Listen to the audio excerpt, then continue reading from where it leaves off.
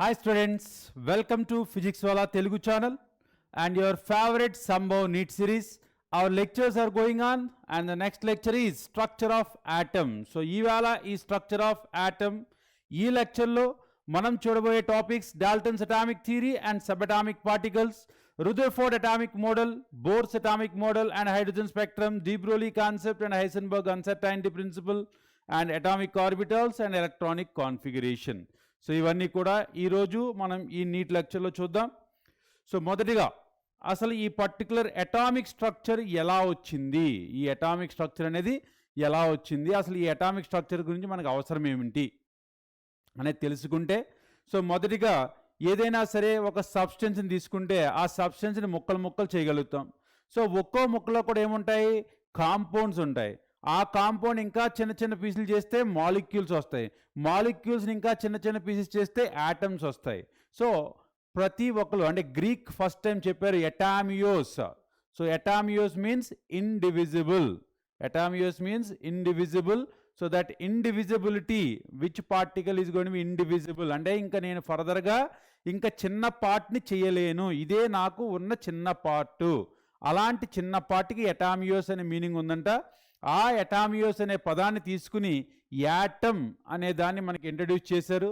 So అదే మనకి atomic స్ట్రక్చర్లో కూడా చెప్పుకుంటుంది. So atomos means indivisible. So the particle which can't able to further divided then that is going to be called as atom. So ఆ రకంగా atom అనే ఒక పదాన్ని తీసుకొచ్చారు first time Greek scientist. So ఈ పర్టికులర్ యాటమ్ ఎలా ఉంటుంది, so ఈ యాటమ్ గురించి మనం తెలుసుకోవాలి ఫర్దర్గా. ఈ యాటమ్ లోపలే ఉంటుంది, లేదా ఈ యాటమ్ అనేది ఎలా బిహేవ్ చేస్తుంది, ఇవన్నీ తెలియడం కోసం మన సైంటిస్టులు అందరూ కూడా వర్కౌట్ చేశారు. అందులో first time Dalton's atomic model, the first theory ఎవరు చెప్పారు, డాల్టన్. అంటే ఈ యాటమ్ గురించి మనకి అర్థం కావడం కోసం ఫస్ట్ టైం థియరీ కనిపెట్టింది ఎవరు అంటే Dalton's atomic theory. So what Dalton said, matter is made up of indivisible particles known as atoms. అంటే ప్రతి సబ్స్టెన్సు కూడా, అంటే ఏ సబ్స్టెన్స్ అయినా చెక్క తీసుకోండి, బుక్ తీసుకోండి, లేదంటే ఈ నేచర్లో మనం చూసేటటువంటి ఏ సబ్స్టెన్స్ అయినా సరే, ఏ పర్టికులర్ మ్యాటర్ అయినా సరే, ఒక బాటిల్ అవ్వండి, ఒక బుక్ అవ్వండి, కంప్యూటర్ అవ్వండి, ఈ బోర్డు అవనివ్వండి, ఈ పెన్ అవనివ్వండి, ఈ షర్ట్ అవనివ్వండి, ఏ పర్టికులర్ మ్యాటర్ తీసుకున్నా సరే ఆ మ్యాటర్ అనేది ఫైనల్గా ఒక ఇండివిజిబుల్ పార్టికల్ వల్ల మాత్రమే తయారు చేయబడింది. ఆ ఇండివిజిబుల్ పార్టికల్ ఏదైతే ఉంటుందో ఆ ఇండివిజిబుల్ పార్టికల్నే మనం యాటమ్ అని పిలిచాడు ఫస్ట్ టైం డాల్టన్ అటామిక్ థియరీలో. So all atoms of a given element have identical properties including atomic mass and atomic size. Atomic mass, atomic size ఇవన్నీ కూడా మనకి ఐడెంటికల్గానే ఉంటాయి. అంటే ఏదైనా ఒక మ్యాటర్లో ఉన్నటువంటి అన్ని యాటమ్స్ కూడా, ఇప్పుడు షర్ట్ ఉంది, ఈ షర్ట్ అనేది ఏ యాటమ్స్తో తయారు చేయబడిందో ఆ యాటమ్స్ అన్నీ కూడా ఒకే రకమైనటువంటి అటామిక్ సైజ్ని, ఒకే రకమైనటువంటి అటామిక్ మాస్ని కలిగి ఉంటాయి, అన్నీ కూడా ఐడెంటికల్ అనేది డాల్టన్ అటామిక్ థియరీలో పాస్టులేట్ చెప్పాడు. Next, atoms of different elements have different properties. ఇప్పుడు షర్ట్లో ఉన్నటువంటి యాటమ్స్కి, ఈ పెన్నులో ఉన్నటువంటి యాటమ్స్కి వేరు ప్రాపర్టీస్ ఉండొచ్చు, కానీ ఈ షర్ట్లో ఉన్న అన్ని యాటమ్స్ కూడా ఒకే రకమైన ప్రాపర్టీని కలిగి ఉంటాయి. వెరాజ్ ఈ పెన్నులో ఉన్నటువంటి యాటమ్స్ అన్నీ కూడా ఒకే రకమైన ప్రాపర్టీ కలిగి ఉంటాయి, కానీ ఈ పెన్నులో ఉన్నటువంటి యాటమ్స్, ఈ షర్ట్లో ఉన్న యాటమ్స్ తీసుకుంటే రెండు వేరు ప్రాపర్టీస్ కలిగి ఉంటాయి. సో అది atoms of different elements have different properties అని చెప్పాడు. తర్వాత compounds are formed when atoms of different elements combine in a fixed ratio by mass. ఎప్పుడైనా రెండు రకాల ఎలిమెంట్లు కలాలి అనుకుంటే అవి ఎప్పుడు కూడా ఫిక్స్డ్ మాస్ తోటే కలుస్తాయి తప్పితే ముక్కలుగా ఎప్పుడు కలవవు. సో ఎందుకంటే మనకి లా ఆఫ్ కెమికల్ కాంబినేషన్స్లో ఏదైతే ఉన్నాయో అవన్నీ కూడా దీంట్లోనే మనకి తెలుస్తుంది. So chemical reaction involves reorganisation of atoms and these atoms are neither created not destroyed during the chemical reactions. అంటే H2 + O2 gives rise to H2O అనుకుందాం మనం.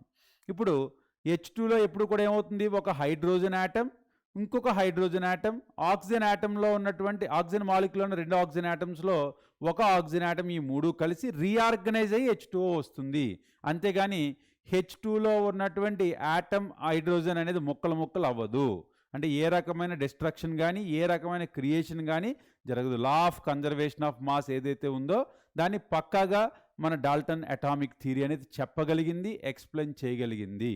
So that is the speciality of Dalton's atomic theory. Dalton's atomic theory ప్రకారం మనకి ఏవైతే ఇప్పుడు law of conservation of mass H2 + O2 gives rise to H2O, ఇందులో ఏమవుతుంది, hydrogen atom, ఒక hydrogen atom, ఒక ఆక్సిజన్ యాటమ్. అంటే హైడ్రోజన్ మాలిక్యూల్లో ఉన్న 2 హైడ్రోజన్ యాటమ్స్, ఆక్సిజన్ మాలిక్యూల్లో ఉన్నటువంటి ఒక ఆక్సిజన్ యాటమ్, ఈ మూడు కలిసి రీఆర్గనైజ్ అయ్యి మళ్ళీ H2O అనే వాటర్ మాలిక్యూల్ కింద బిహేవ్ చేస్తుంది. సో అదే ఈ 2 పాయింట్స్లో మనకు చెప్తుంది. ఫిక్స్డ్ మాస్లో మాత్రమే యాటమ్స్ కంబైన్ అవి, ఆ యాటమ్స్ మళ్ళీ ఆర్గనైజ్ అవడం ద్వారా మనకి కొత్త మ్యాటర్ కింద అవి బిహేవ్ చేయడం మొదలు పెడతాయి అనేది ఇక్కడ డాల్టన్స్ అటామిక్ థియరీలో మనకు చెప్పుకుంటున్నటువంటి information. Now limitations of Dalton's atomic theory. So ఈ డాల్టన్ అటామిక్ థియరీలో ప్రాబ్లమ్స్ ఏమున్నాయి? Theory could not explain the law of chemical combinations, అంటే మల్టిపుల్ ప్రపోర్షన్స్, మనకి సమ్ బేసిక్ కాన్సెప్ట్ కెమిస్ట్రీలో చెప్పుకున్నాం. Law of reciprocal proportion, law of constant proportion, law of multiple proportions, ఇవన్నీ కూడా మనకి ఈ డాల్టన్స్ థియరీ అనేది ఎక్స్ప్లెయిన్ చేయలేకపోయింది. ఎందుకంటే యాటమ్స్ అనేవి ఎప్పుడూ కూడా డివిజిబుల్ కానప్పుడు ఈ రకమైనటువంటి మల్టిపుల్ ప్రపోర్షన్స్ ఇవన్నీ కూడా ఎలా ఫామ్ అవుతాయి అనేవి could not able to explain. Many experimental results could not be explain by theory. For example when glass are ebonite rod, ఇక్కడ మనకి ఎలక్ట్రోమాగ్నెటిజం అంటే ఏదైనా ఒక సబ్స్టెన్స్ని ఒక వూల్ మీద కానీ, ఇక్కడ ఏం చేస్తున్నాం మనం, గ్లాస్ కానీ ఎబోనైట్ తీసుకుని సిల్క్ మీద మనం ఇలా బాగా రబ్ చేసామనుకోండి, అప్పుడు ఎలక్ట్రిసిటీ అనేది జనరేట్ అవుతుంది. అంటే అక్కడ మళ్ళీ ఒక పేపర్స్ తీసుకెళ్ళి చెప్తే పేపర్ స్ట్రిప్స్ అనేవి దాంతో అట్రాక్ట్ అవుతున్నాయి. అంటే ఇలా మనం రబ్బింగ్ చేయడం ద్వారా అక్కడ ఎలక్ట్రిసిటీ క్రియేట్ అయ్యి ఆ ఎలక్ట్రిసిటీ వల్ల ఇంకొక అంటే వేరొక చార్జ్డ్ పార్టికల్స్ ఏదైనా పెడితే అవి అట్రాక్ట్ అవుతున్నాయి. అది ఎలాగా అంటే యాటమ్స్ అనేవి డివిజిబుల్ కానప్పుడు, అవి న్యూట్రల్ అయినప్పుడు అలాంటి న్యూట్రల్ యాటమ్స్ అనేవి ఈ ఎలక్ట్రిసిటీని ఎలా ప్రొడ్యూస్ చేయగలుగుతున్నాయి అనే ఇన్ఫర్మేషన్ని మన డాల్టన్ ఎక్స్ప్లెయిన్ చేయలేకపోయాడు. Also many sub atomic particles were discovered later like electron, proton, neutron, ఇవన్నీ కూడా మనకు తెలుసు. ఇప్పుడు ఈ పర్టికులర్ ఈ ఎలక్ట్రాన్, ప్రోటాన్, న్యూట్రాన్స్ అనేవి ఉంటే యాటమే మన అల్టిమేట్ పార్టికల్ అయితే, ఇప్పుడు ఈ పర్టికులర్ యాటంలో ఉన్నటువంటి ఎలక్ట్రాన్, ప్రోటాన్, న్యూట్రాన్ ఎక్కడి నుంచి వచ్చినాయి? సో ఇవన్నీ కూడా మనకి డాల్టన్ అటామిక్ మోడల్లో ప్రాబ్లమ్స్. కాబట్టి పర్టికులర్గా ఏమేమి సబ్ అటామిక్ పార్టికల్స్ ఉన్నాయి మనకి? Electron, proton, neutron. సో మనకి ఈ మూడు బాగా ఇంపార్టెంట్. ఇంకా పాజిట్రాన్స్, నెగట్రాన్స్ చాలా ఉన్నాయి, కానీ మనకి సబ్ అటామిక్ పార్టికల్స్ అంటే బాగా గుర్తొచ్చేవి ఏంటి? Electron, proton, neutron. ఈ మూడుటికి కూడా ఏ రకంగా డిస్కవరీ చేశారో అది చిన్న ఇన్ఫర్మేషన్ ఉంది మనకి. సో ఆ ఇన్ఫర్మేషన్ కొంచెం క్విక్గా చేసుకుని అప్పుడు మిగిలినటువంటి ఇన్ఫర్మేషన్ ఏదైతే మనకి మెయిన్ ఇంపార్టెంటో దానికి వెళ్దాం.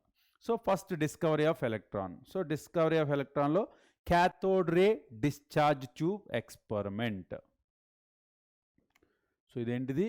Cathode ray discharge tube experiment. So ఈ క్యాథోడ్ రే డిశ్చార్జ్ ట్యూబ్ ఎక్స్పెరిమెంట్లో మనకి ఏమి ఇన్ఫర్మేషన్ ఉంది, ఏం చెప్పగలుగుతాం ఇక్కడ? ఇప్పుడు ఇక్కడ డిశ్చార్జ్ ట్యూబ్ ఉంది, ఇది డిశ్చార్జ్ ట్యూబ్. సో ఇక్కడ మీకు అర్థం కావడం కోసం ఇంతకుముందు సిఆర్టీ మానిటర్స్ అంటే కంప్యూటర్లో ఇంతకుముందు, ఇప్పుడంటే ఫ్లాట్లన్నీ వచ్చేసినాయి ఎల్సీడీలు, ఎల్ఈడీలు, కానీ ఇంతకుముందు ఏముండేది? ఇంత పెద్ద బాక్స్ గుర్తుందా? ఇంతకుముందు మన టీవీలు కూడా ఇప్పుడంటే ఫ్లాట్లు ఎల్సీడీలు, ఎల్ఈడీలు వచ్చినాయి, కానీ ఇంతకుముందు కూడా చాలా పెద్ద టీవీలు ఉండేవి. లేదంటే మానిటర్లు కూడా మీరు చూసినట్లయితే కనుక కొంచెం పెద్ద మానిటర్లు ఉండేవి. వాటిని CRT monitor. CRT means cathode ray discharge tube monitor, అంటే లోపల జరిగేది అదనమాట. సో ఇప్పుడు అదే దాన్ని మీరు దృష్టిలో పెట్టుకుని ఇప్పుడు క్యాథోడ్ రే అంటే ఇది ఒక ట్యూబు, గ్లాస్ ట్యూబు. ఈ గ్లాస్ ట్యూబ్లో మనం లో ప్రెజర్ మెయింటైన్ చేస్తున్నాం. ఈ లో ప్రెజర్ మెయింటైన్ చేసి హై ఎలక్ట్రిక్ డిశ్చార్జ్ పంపిస్తున్నాం. హై ఎలక్ట్రిక్ డిశ్చార్జ్ చూడండి, హై వోల్టేజ్ 10,000 volts పంపిస్తున్నాం మనం. అలాంటి 10,000 volts పంపిస్తున్నప్పుడు అక్కడ ఉన్నటువంటి 2 ఎలక్ట్రోడ్స్, ఒక ఎలక్ట్రోడ్ ఏమో యానోడ్, ఒక ఎలక్ట్రోడ్ ఏమో క్యాథోడ్. ఏది క్యాథోడ్, ఏది యానోడ్ అలాంటి ఇంతకుముందు చెప్పుకున్నా. So anode is positively charge ఉన్నావు, క్యాథోడ్ ఈజ్ నెగిటివ్లీ ఛార్జ్ ఉన్నావు. ఇలాగ ఒక ఎక్స్పెరిమెంట్ చేసినప్పుడు at very low pressure and we are going to be having the vacuum is created now. So 10,000 volts is applied now. So when 10,000 volts applied, ఏం జరుగుతుంది ఇక్కడ? కొన్ని race అనేవి cathode నుంచి యానోడ్కి ట్రావెల్ చేయడం జరుగుతుంది. ఇది మన కంటికి ఏం కనిపించదు, కానీ ఇక్కడ మనం రాసేము ఇలా ట్రావెల్ చేస్తుందని. ఇది ఎలా కనిపెట్టాము అంటే, మనం ఇక్కడ యానోడ్ మీద గ్రీన్ కలర్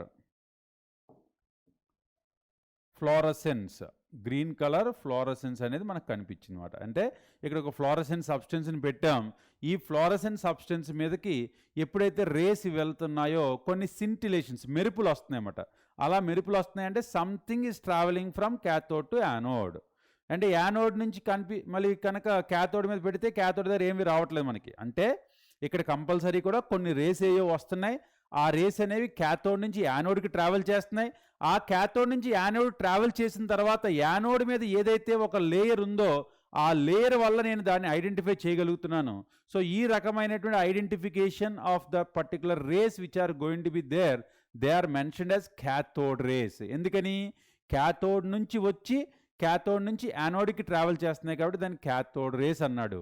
అలాగే ఈ పర్టికులర్ క్యాథోడ్ రేస్ అనేవి ఏవైతే ఉన్నాయో అవన్నీ కూడా యానోడ్ వైపుకి వెళ్తున్నాయి. అంటే దే ఆర్ నెగిటివ్లీ ఛార్జ్డ్. ఈ క్యాథోడ్ రేస్ అన్నీ కూడా నెగిటివ్లీ ఛార్జ్డ్. అలాంటి నెగిటివ్లీ ఛార్జ్డ్ రేస్ ఏవో వెళ్తున్నాయి.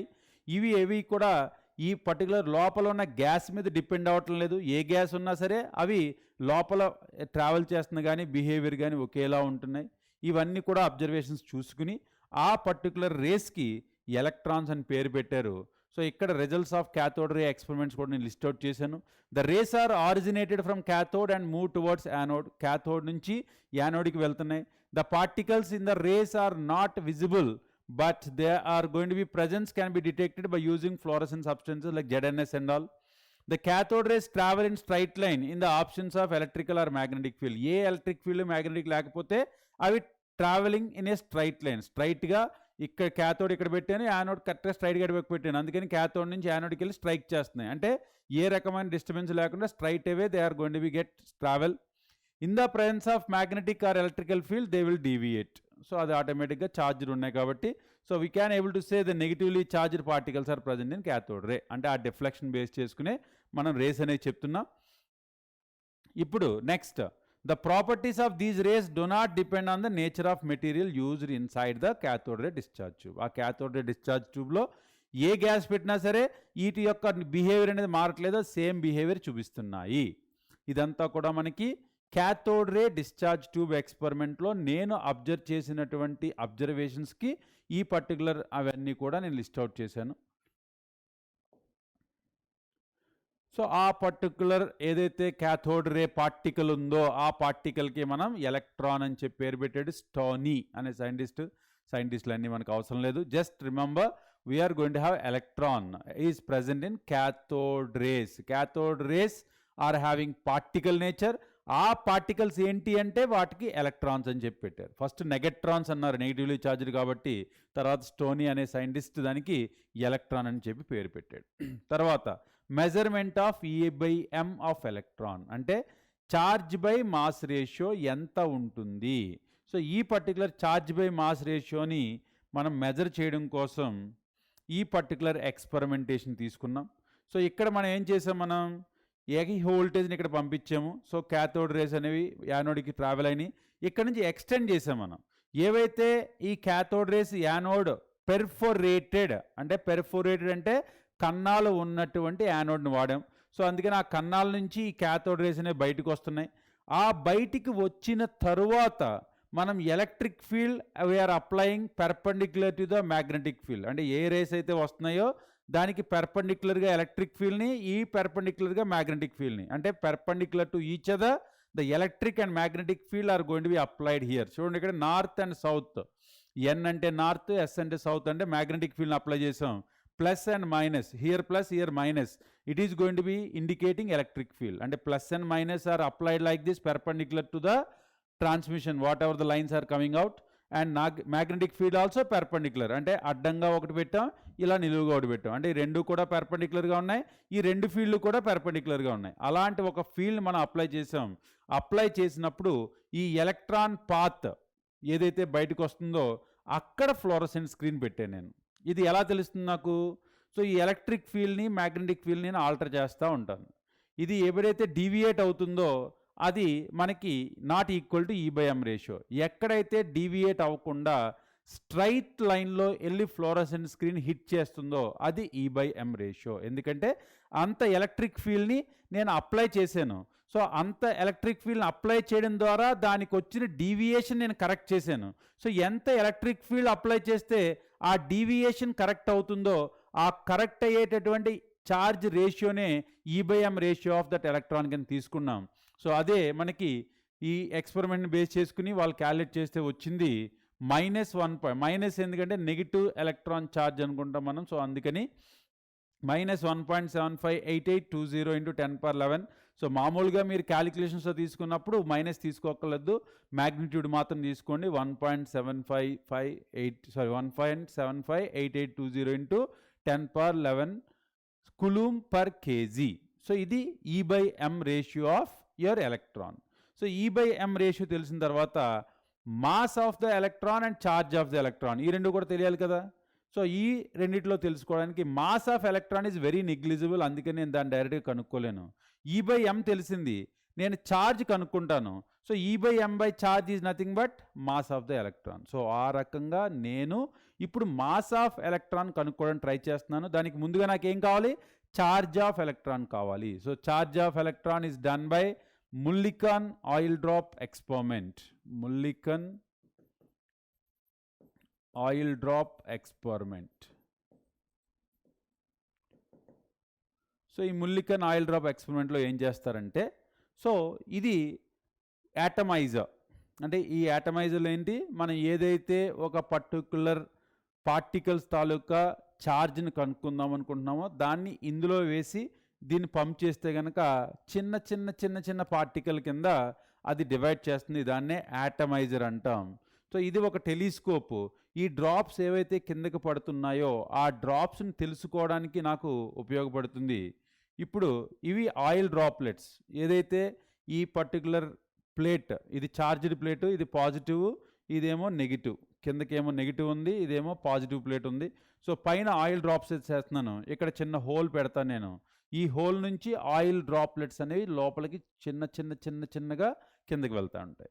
ఆ కిందకి వెళ్తున్నప్పుడు నేను ఏం చేస్తున్నాను, ఎక్స్రేస్ తోటి ఈ పర్టికులర్ ఏదైతే మనకి లోపల ఉన్నాయో గ్యాస్ని దాన్ని నేను బొంబాట్ చేస్తున్నాను. అంటే ఈ ఎక్స్రేస్ని ఉపయోగించి బొంబాట్ చేస్తున్నాను. ఏమవుతుంది అప్పుడు? ఆ లోపల ఉన్న గ్యాస్ అయనైజ్ అవుతుంది. అయనైజ్ అయినప్పుడు ఏమవుతుంది, మనకి నెగిటివ్లీ ఛార్జ్డ్ క్యాథోడ్ రే పార్టికల్స్ వస్తాయి. ఆ క్యాథోడ్ రే పార్టికల్స్ యొక్క ఛార్జ్ అనేది ఈ ఆయిల్ డ్రాప్స్ మీద పడుతుంది అన్నమాట. అంటే ఇప్పుడు అంతా ఏం చేశాను నేను, ఇప్పుడు నేను ఒక ఆయిల్ డ్రాప్లను తీసుకుని పైన ఆయిల్ వేసాను. సో దాంట్లో లోపల ఉన్నటువంటి హోల్ ద్వారా drop by drop gravitation force వల్ల కిందకి వస్తూ ఉంటుంది. ఇప్పుడు నేనేం చేశాను, ఆ లోపల ఏదైతే గ్యాస్ ఉందో ఆ గ్యాస్ని నేను ఎక్స్రేస్ని ఉపయోగించి అయనైజ్ చేశాను. అయనైజ్ చేసినప్పుడు ఏమవుతుంది, ఇవన్నీ కూడా మనకి ఛార్జ్ తెచ్చుకుంటాయి ఎలక్ట్రాన్స్ని వదిలేసి, అంటే క్యాథోడ్ రేస్ని డిస్ట్రిబ్యూట్ చేసుకుని. ఈ ఛార్జ్ అంతా కూడా ఏమవుతుంది, ఒక ఆయిల్ డ్రాప్ మీద అక్యూములేట్ అవుతుంది. ఇప్పుడు ఈ నెగిటివ్ పాజిటివ్, అంతేకాదు ఇది పాజిటివ్ ఇది నెగిటివ్. ఇప్పుడు ఏమవుతుంది, కిందేమో నెగిటివ్ పెట్టాను, పైనేమో పాజిటివ్ పెట్టాను. సో ఈ ఎలక్ట్రోస్టాటిక్ ఫోర్స్ ఆఫ్ అట్రాక్షన్ ఉంటుంది కదా కంపల్సరీ ఆయిల్ డ్రాప్ మీద, ఏదర్ పాజిటివ్ ఆర్ నెగిటివ్. ఇది క్యాథోడ్ రే కాబట్టి నెగిటివ్ ఛార్జ్ ఉంది. So negative charge is attracted by positive. But gravitation force, viscosity force ఇవన్నీ కూడా యాక్టింగ్ డౌన్. ఎందుకంటే విస్కాసిటీ కూడా కిందకి తీసుకెళ్తుంది, గ్రావిటేషన్ ఫోర్స్ కూడా కిందకి తీసుకెళ్తుంది. సో ఈ టెలిస్కోప్లో నేను ఇప్పుడు దాన్ని అబ్జర్వ్ చేస్తాను. ఎందుకంటే ఈ పాజిటివ్ నెగిటివ్ యొక్క ఎలక్ట్రోడ్స్ ఏదైతే ఉన్నాయో ఆ ఛార్జ్ని కంట్రోల్ చేయడం ద్వారా ఈ మూమెంట్ ఆఫ్ పార్టికల్ నేను కంట్రోల్ చేస్తాను, అంతే కదా. దాని మీద కొంచెం ఎక్కువ నెగిటివ్ ఛార్జ్ ఉందనుకోండి, అప్పుడు పాజిటివ్ ఛార్జ్ అనేది త్వరగా అట్రాక్ట్ చేసుకుంటుంది, అప్పుడు నేను తగ్గిస్తాను. సో అప్పుడు అట్రాక్షన్ తగ్గుతుంది. అంటే ఈ నెగిటివ్ ఎలక్ట్రోడ్ని పాజిటివ్ ఎలక్ట్రోడ్ యొక్క పొటెన్షియల్ వాల్యూస్ నేను మారుస్తూ ఉంటే ఆ ఆయిల్ డ్రాప్ యొక్క మూమెంట్ అనేది మారుతూ ఉంటుంది. సో ఆ పర్టికులర్ మూమెంట్ని నేను టెలిస్కోప్ ద్వారా అబ్జర్వ్ చేస్తాను. ఆ అబ్జర్వ్ చేసిన దాని ప్రకారం ప్రతి ఒక్క ఆయిల్ డ్రాప్ మీద ఉండేటటువంటి ఛార్జ్ని నేను క్యాలిక్యులేట్ చేస్తాను. ప్రతి ఆయిల్ డ్రాప్ మీద ఎంత ఛార్జ్ అక్యుములేట్ అయింది, ఎక్వైర్ అయిందో నేను క్యాలిక్యులేట్ చేసుకుంటాను. ఈ క్యాలిక్యులేషన్ తర్వాత నాకు E/m వాల్యూ ఆఫ్ ఎలక్ట్రాన్ నాకు తెలుసు -1.755880. దీని ప్రకారం నా ఛార్జ్ తెలిసింది -1.6022. ఎందుకంటే Q is equal to NE, అంతే కదా. ఇప్పుడు నేను ఛార్జ్ ఏదైతే ఉందో ఇది మల్టిపుల్ ఆఫ్ 1, 2, 3, 4, అప్పుడు నాకు ఈ ఛార్జ్ తెలుస్తుంది, అంతే కదా. Q is equal to NE, E is equal to Q/N. అంటే ఎన్ని number of cathode ray particles దాని మీద రావడం వల్ల ఆ ఛార్జ్ వచ్చిందో compulsory N is whole number. It can be a multiple of least number. So that least number multiple what we are going to get is taken as charge of that electron. Q is equal to NE. The Q is charge acquired by oil droplet, which is equal to multiple of the charge of that electron. So that can be 1 or 2 or 3 or 4. So that's why I will take smallest multiple of that particular Q that is taken as a charge of that particular particle what we have taken in that Mulliken oil drop experiment. ఆ oil drop ఎక్స్పెరిమెంట్లో ఏదైతే charge నేను తెలుసుకోవాలనుకుంటున్నానో ఆ charge least multiple ఏదైతే దాన్ని నేను charge కింద తీసుకుంటాను. So అదే Q is equal to NE, E is equal to Q/N. అర్థమైందా? సో దాని ప్రకారం నేను ఛార్జ్ని క్యాలిక్యులేట్ చేశాను. So the charge is going to B negative charge -1.6022 into 10⁻19 by ME. It is going to be -1.758820 into 10⁻11 Coulomb/kg.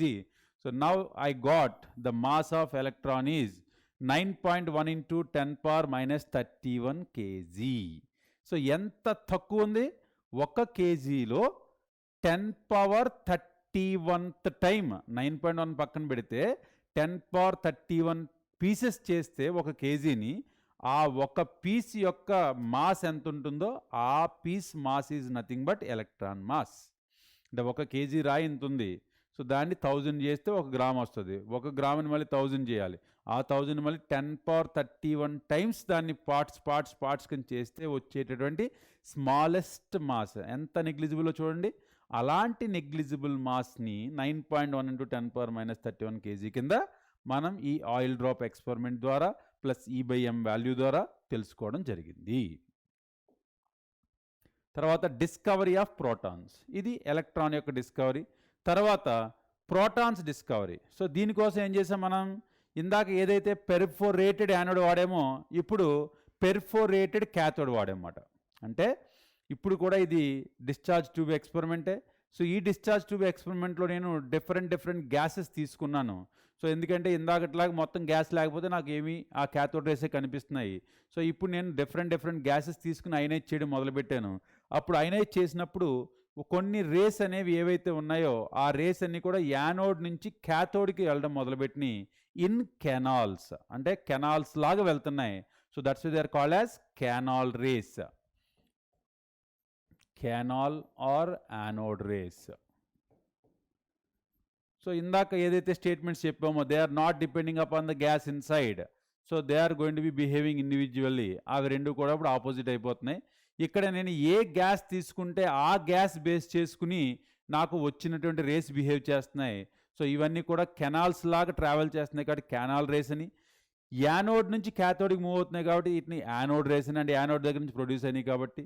So anode నుంచి produce అయ్యి క్యాథోడ్కి వెళ్తున్నాయంటే అది compulsory positively charged కాబట్టి ఆ పాజిటివ్లీ ఛార్జ్డ్ రేస్ని మనం ప్రోటాన్స్ అని చెప్పి పేర్లు పెట్టుకున్నాం. సో ఆ ప్రోటాన్ అనేది కంపల్సరీ మనకు దేని మీద డిపెండ్ అవుతుంది? ఏదైతే మనం గ్యాస్ తీసుకున్నామో ఆ గ్యాస్ని బట్టి వాటి యొక్క మూమెంట్ అంతా కూడా మారుతూ ఉంటుంది. So the simplest one is given by your H+.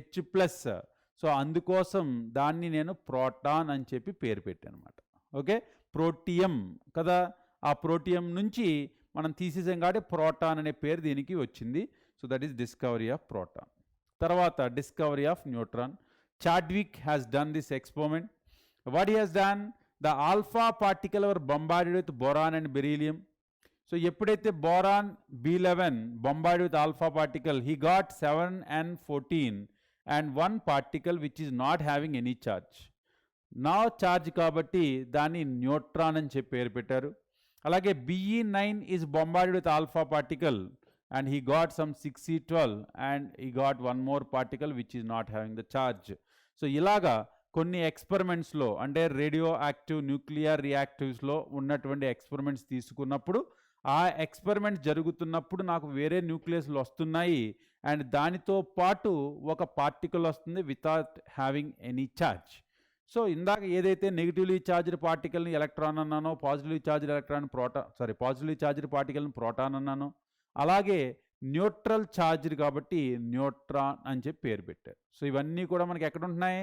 యాటంలో ఉంటున్నాయి. ఇప్పటి వరకు మనం ఏం చెప్పుకున్నాం? డాల్టన్ ప్రకారం atoms are the ultimate particles. Atoms are the ultimate particles. అవే చిన్నవి, వాటికంటే చిన్న పార్టికల్స్ లేవు. కానీ ఇప్పుడు మనం ఏం చెప్తున్నాం? We are going to have something other than the atom, the sub atomic particles. Sub atomic particles ఏమేమి ఉన్నాయి మనకి? ప్రోటాన్ ఉంది, ఎలక్ట్రాన్ ఉంది, న్యూట్రాన్ ఉంది. ఈ మూడు కూడా మనకు ఉన్నాయి. సో ఈ మూడింటిని కూడా మనం ఇక్కడ అబ్జర్వ్ చేసాం. వీటి యొక్క క్యారెక్టరిస్టిక్స్ ఫీచర్స్ ఏదైతే ఉందో కంపారిజన్ ఇక్కడ నేను లిస్ట్ అవుట్ చేశాను, ఒకసారి మీరు అందరూ కూడా అబ్జర్వ్ చేసుకోండి. Electron represented as -1 E0 and proton represented as H11 or P11, neutron represented as 0 N1. So తర్వాత మాస్ ఏఎంఈస్లో కనుక 0.00055, whereas for proton 1.0073, whereas neutron 1.008. అంటే compared to proton, so neutron is going to be a bit more mass we can able to observe here. Okay, that's what you can see in gram. 9.1 into 10 power minus 28 gram, 1.672 into 10 power minus 24 gram, 1.674 into 10 power minus 24 gram, just small 0.002. And units of charge is going to be -1 for electron, +1 for proton, 0 for neutron. And coulombs lo ganaka value తీసుకుంటే 1.6 into 10 power minus 19 negative charge is present on electron, and the same time plus 1.6 into 10 power minus 19, ఎందుకంటే charge సేమే కాకపోతే వాటి యొక్క sign తేడా, అవి positively charged, ఇది negatively charged. So ఆ రకంగా ఈ క్యారెక్టరిస్టిక్స్ అన్ని కూడా మనం అబ్జర్వ్ చేయొచ్చు. Now the ratio of specific charge అంటే E/m. So E/m of electron to that of hydrogen ion. So electron కి హైడ్రోజన్ అయాన్కి అంటున్నాడు. సో ఎలక్ట్రాన్కి ఎంత చెప్పుకుంటున్నాం మనం? హైడ్రోజన్ అయాన్కి ఎంత చెప్పుకుంటున్నాం? హైడ్రోజన్ అయాన్ అంటే H+ and electron. So electrons E/m by protons E/m. So ఈ వాల్యూస్ తీసుకుంటే కనుక మనం ఇందాక ఆల్రెడీ చెప్పుకున్నటువంటి E/m value of electron is equal to, so how much it is going to B 1.75 10^11 coulomb/kg, and this is going to be having 9.57 into 10^7 coulomb/kg. అంటే ఒక proton యొక్క E/m value తీసుకుంటే 9.57 into 10^7, whereas ఎలక్ట్రాన్ యొక్క తీసుకుంటే 1.7 into 11 coulomb/kg. ఇప్పుడు ఈ రెండిటికి value మనం కనుక అబ్జర్వ్ చేసినట్లయితే ఎంత వస్తుంది?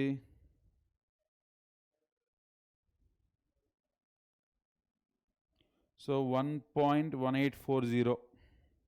So 1840 is to 1. సో ఈ రకంగా మనం E/m రేషియోని తీసుకుంటే కనుక ఈ పర్టికులర్ రేషియోలు ఇలా వస్తాయి. సో ఓవరాల్గా మనం కనుక E/m రేషియో తీసుకుంటే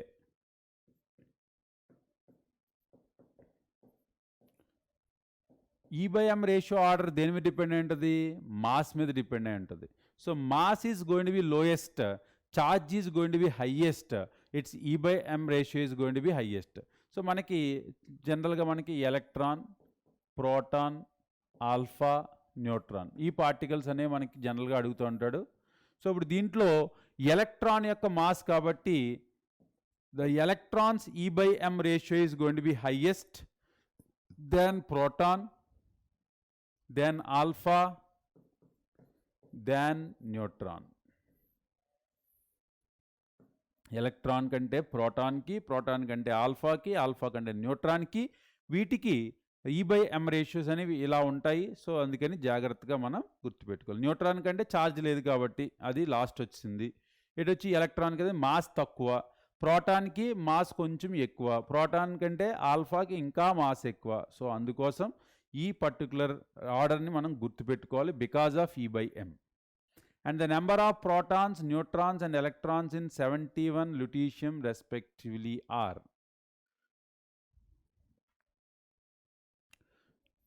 సో ఇది ఇంకా మనం చెప్పుకోవాలి. Z is equal to protons or electrons. This A is equal to proton plus neutrons. So ఇప్పుడు దీంట్లో 71 ప్రోటాన్స్ ఉన్నాయి, 71 ఎలక్ట్రాన్స్ ఉన్నాయి. సో వాళ్ళు అడుగుతున్న ఆర్డర్ ఏంటి? Protons, neutrons, electrons. 71 71, first 71 last 71 ఒకే ఆప్షన్లో ఉంది, అందుకని ఆన్సర్ ఇది. And 175 minus 71 is nothing but 104.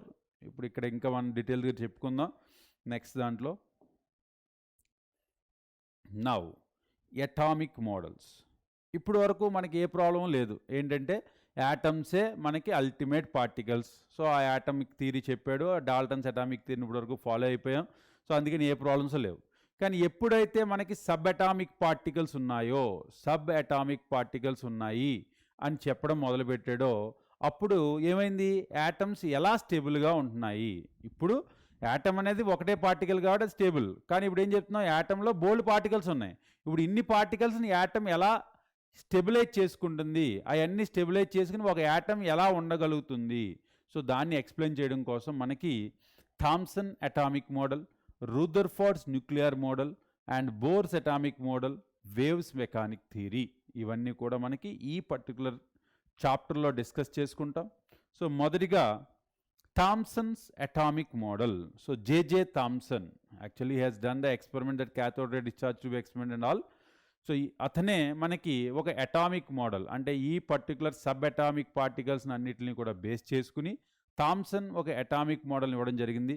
So according to this model an atom is a spherical in shape. Atom అనేది ఒక స్పెరికల్ షేప్లో ఉంటుంది. And the positive charge is uniformly distributed in the spear. అంటే ఆ స్పియర్లో అది డిస్ట్రిబ్యూట్ అయిపోయి ఉంటుంది. సో ఇది వాటర్ మెలన్ మోడల్ అంటాం. మీ అందరికీ వాటర్ మెలన్ తెలుసు కదా, పుచ్చకాయ. సో ఈ వాటర్ మెలన్ అంతా కూడా ఎలా ఉంటుంది? రెడ్ కలర్ సబ్స్టెన్స్ ఉంటుంది. రెడ్ కలర్ సబ్స్టెన్స్లో మనకి నల్లని గింజలు అంటే సీడ్స్ ఉంటాయి. అదే రకంగా ఇతను కూడా చెప్పాడు, అంటే మనకి positive charge of your entire atom ఏదైతే ఇందాక చెప్పుకున్నామో, ప్రోటాన్స్ అన్నీ కూడా పాజిటివ్ ఛార్జ్ ఉంటాయి కదా. ఈ పాజిటివ్ ఛార్జ్ అంతా కూడా ఆ రెడ్ మెటీరియల్ ఎలా అయితే ఉందో ఆ రెడ్ మెటీరియల్ మాదిరి యాటమ్ మొత్తం అంతా కూడా పాజిటివ్ ఛార్జ్ డిస్ట్రిబ్యూట్ అయిపోయి ఉంటుంది. ఇప్పుడు ఈ ఎలక్ట్రాన్స్ అవి ఎలా అయితే సీడ్స్ అక్కడక్కడ ఉండిపోతాయో అక్కడక్కడ ఉండి న్యూట్రాలిటీ అంటే ఆ పాజిటివ్ ఛార్జ్ని అంతా కూడా ఈ నెగిటివ్లీ ఛార్జ్డ్ ఎలక్ట్రాన్స్ ఎలా అయితే మనకి ఇంకోటి ప్లమ్ పుడింగ్ మోడల్, ప్లమ్ మీద ఎలా అయితే పుడింగ్స్ ఉంటాయి ఆ రకంగా, లేదంటే వాటర్ మెలన్లో సీడ్స్ లాగా ఎలక్ట్రాన్స్ అన్నీ ఉంటాయి. సో అందుకోసం దీన్ని వాటర్ మెలన్ మోడల్ అదే చెప్తున్నాడు ఇక్కడ. The positive charge is uniformly distributed in the spear. ఆ పుచ్చకాయలు ఎలా అయితే డిస్ట్రిబ్యూట్ అయిందో యూనిఫామ్గా అలా డిస్ట్రిబ్యూట్ అవుతుంది. The electrons are embedded it in such a way as to give most stable electrostatic arrangement. అంటే ఎక్కడెక్కడ ఉంటే అది స్టెబిలిటీని కలగజేస్తుందో ఆ రకంగా స్టేబుల్గా ఉండే రకంగా ఈ ఎలక్ట్రాన్స్ అన్నీ కూడా అందులో పొదగబడతాయి. ఎంబెడెడ్ అంటే పెట్టబడిని. తర్వాత this model is also known as watermelon model or plum pudding model. And this model assume that mass of atom uniformly distributed. ఎలా అయితే ఆ పుచ్చకాయ మొత్తం రెడ్ మెటీరియల్ ఉంటుందో అలాగే యాటమ్స్ అన్నీ కూడా మాస్ అంతా కూడా యూనిఫామ్గా డిస్ట్రిబ్యూట్ అయిపోయి ఉంటుంది అనేది థామ్సన్ అటామిక్ మోడల్లో మెయిన్ ఫీచర్. సో అన్ని పర్టికులర్ మాస్ అంతా కూడా ఒకే చోట ఉండకుండా త్రూ అవుట్ ద యాటమ్ ఇది డిస్ట్రిబ్యూట్ చేయబడి ఉంటుంది. So that is what we are going to be getting Thomson's atomic model. So this model can successfully explain overall neutrality of an atom. So అన్ని atoms కూడా న్యూట్రల్ అంటున్నాం కదా. So ఎంత positive ఉంటుందో అంత నెగిటివ్ ఉంటుంది కాబట్టి రెండు కూడా మనకి బ్యాలెన్స్ అయిపోయి న్యూట్రల్గా ఉంటున్నాయి అనేది మాత్రం సక్సెస్ఫుల్గా ఎక్స్ప్లెయిన్ చేయగలిగింది. కానీ ఇప్పుడు ఇది మాట, ఈ రకంగా రెడ్ మెటీరియల్ ఏదైతే చెప్పానో అలాగ ఉంటుంది. పాజిటివ్ ఛార్జ్ అంతా కూడా, నెగిటివ్లీ ఛార్జ్ ఏమో ఎంబెడెడ్ అయ్యి మధ్యలో ఎలక్ట్రాన్స్ ఉంటాయి. సో ఈ రకంగా ఉండడం వలన మనం plum pudding model or watermelon model అంటాం. కానీ ఈ మోడల్ అనేది disproved by the concept of whatever we gun experiments. తర్వాత మనకి ఏవైతే ఎక్స్పెరిమెంట్స్, కొన్ని రేడియో యాక్టివ్ ఎక్స్పెరిమెంట్స్ కానీ, లేదంటే రుదర్ఫోర్డ్ ఆల్ఫా రే స్కాటరింగ్ ఎక్స్పెరిమెంట్ కానీ, ఇవన్నీ కూడా ఎలా వస్తాయి అనే దాన్ని ఎక్స్ప్లెయిన్ చేయలేకపోయింది జేజే థామ్సన్ మోడల్. అందుకోసం దీన్ని ruled out. We're not going to be only electrical neutrality, అది కూడా అంత పెర్ఫెక్ట్ కాదు, కొంతవరకు ఎక్స్ప్లెయిన్ చేయగలిగింది. సో ఫస్ట్ ఇప్పుడు మనం డిస్కవరీ ఆఫ్ రేడియో యాక్టివిటీ, అంటే రేడియో యాక్టివిటీ కనుక మనం తీసుకుంటే alpha particles, beta particles, gamma particles. అంటే ఏదైనా ఒక సబ్స్టెన్స్ తీసుకున్నప్పుడు దానంతట అదే, ఎందుకంటే ఇప్పటివరకు ఏం చెప్తున్నాం మనం, సబ్స్టెన్స్ అన్ని స్టేబుల్ అంటున్నాం. కానీ ఇప్పుడు ఇక్కడ ఏం చెప్తుంది, దానంతట అదే కొన్ని రేడియేషన్స్ని ఎమిట్ చేయడం ద్వారా ఒక సబ్స్టెన్స్ మరొక సబ్స్టెన్స్ కింద కన్వర్ట్ అయిపోతుంది, మాడిఫై అయిపోతుంది. సో దాన్నే మనం రేడియో యాక్టివ్ సబ్స్టెన్స్ అని, ఈ పర్టికులర్ ఫినామినాని రేడియో యాక్టివిటీ అని పిలుస్తాం. సో మనకి ఏంటంటే ఇక్కడ ఒక సబ్స్టెన్స్ అనేది కంటిన్యూస్గా ఆల్ఫా బీటా గామా రేస్ని అన్నింటినీ కూడా ఎవాల్వ్ చేసుకుని, ఆ పర్టికులర్ ఆల్ఫా బీటా గామా రేస్ని ఎవాల్వ్ చేయడం ద్వారా ఒక సబ్స్టెన్స్ ఇంకొక సబ్స్టెన్స్ కింద మారిపోతుంది. ఆ మారిపోతే ఏదైతే ప్రాపర్టీ ఉందో ఆ continuously giving particles is going to be called as radioactivity.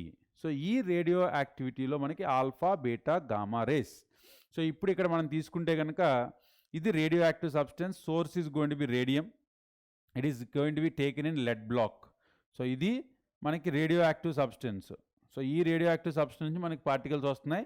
So ఇది లెడ్ బ్లాక్లో ఉంచాం, ఎందుకంటే మనకి ఫర్దర్గా ఎఫెక్ట్ అవ్వకుండా. ఇప్పుడు ఈ వచ్చినటువంటి రేస్ ఏవైతే ఉన్నాయో, ఫస్ట్ కొన్ని రేస్ వాళ్ళు అబ్జర్వ్ చేశారు, it's going to B deflected towards positive plate. ఏవైతే పాజిటివ్ ప్లేట్కి వచ్చినాయో వాటిని ఆల్ఫా రేస్ అని, ఏవైతే నెగిటివ్ ప్లేట్కి వచ్చినాయి, నెగిటివ్ ప్లేట్కి వచ్చినాయి ఆల్ఫా రేస్, ఎందుకంటే వాటి ఛార్జ్ అనేది. సో మొదటిగా వాళ్ళు అబ్జర్వ్ చేసింది negative plate which are going to be alpha particles, and negative we are going to be getting the positive plate, they are named it as beta rays, and the gamma rays are not going to have any deflection, straight away they are going to be, they are nothing but neutral. So ivanni kuda manaki radioactive substances. So the positively charged particles, alpha particles, which are going to be represented as 2He4, He plus nucleus కింద తీసుకుంటాం మనం దీన్ని. ఏ రకమైనటువంటి electrons లేకుండా only protons మాత్రమే ఉంటాయి, అవి positively charged, so that's why they will be moving toward the negative electrode. అదే సెకండ్ టైప్ ఆఫ్ పార్టికల్స్ ఏంటివి, beta particles, compare to be very small mass as compare to alpha particles, but they are deflected toward the positive electrode, so that's why they are going to be hang the negative charge అని చెప్పి తెలుసుకుంటాం. తర్వాత third type of radiations followed by alpha or beta emission was neutral radiation, they are not deflecting in electric field and they named as gamma rays. ఈ రకంగా మనకి alpha beta gamma race అనేవి ప్రతి ఒక్క సబ్స్టెన్స్ నుంచి కూడా మనకి పైకి వస్తున్నాయి. ఆ పైకి వస్తున్నటువంటి ఏవైతే ఈ రేస్ ఉన్నాయో ఆ రేస్ని ఈ పర్టికులర్ జేజే థామ్సన్ మోడల్లో ఎందుకు ఆ రేస్ వస్తున్నాయి స్టేబుల్గా ఉన్నప్పుడు అనేది ఎక్స్ప్లెయిన్ చేయలేకపోయింది. తర్వాత రుదర్ఫోర్డ్ ఆల్ఫా రే స్కాటరింగ్ ఎక్స్పెరిమెంట్, ఇది మరొక ఎక్స్పెరిమెంట్ డన్ బై రుదర్ఫోర్డ్ సైంటిస్ట్. ఈ వచ్చినటువంటి ఇన్ఫర్మేషన్ కూడా మనకు జేజే థామ్సన్ ఎక్స్ప్లెయిన్ చేయలేకపోయాడు. అసలు ఏంటి ఈ ఆల్ఫా రే స్కాటరింగ్ ఎక్స్పెరిమెంట్ ఇప్పుడు చూద్దాం మనం. సో ఈ ఆల్ఫా రే స్కాటరింగ్ ఎక్స్పెరిమెంట్లో సో మొదటిగా రేడియో యాక్టివ్ సోర్స్, ఆబ్వియస్గా రేడియమే తీసుకుంటారు.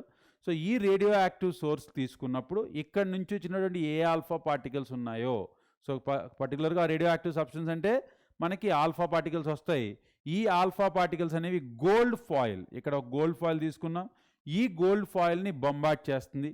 ఈ గోల్డ్ ఫాయిల్ని బొంబార్డ్ చేసినప్పుడు ఏమేమి అబ్జర్వేషన్స్ చేశాడు, ఏమేమి అబ్జర్వ్ చేశాడంటే స్ట్రైట్గా, అంటే ఏ మాత్రము డిఫ్లెక్ట్ అవ్వకుండా mostly they are going to be straightly they are going through the gold foil, అంటే ఆ గోల్డ్ ఫాయిల్ నుంచి straight away they will be going to be. Why gold foil?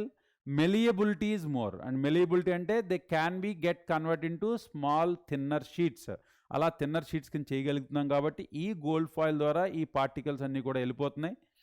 కొన్ని మాత్రం డిఫ్లెక్ట్ అవుతున్నాయి. 1 in 20,000 ఈజ్ రిఫ్లెక్టింగ్ బ్యాక్. అంటే 3 observation చేశాడు, అవి already list చేశాను నేను ఇక్కడ.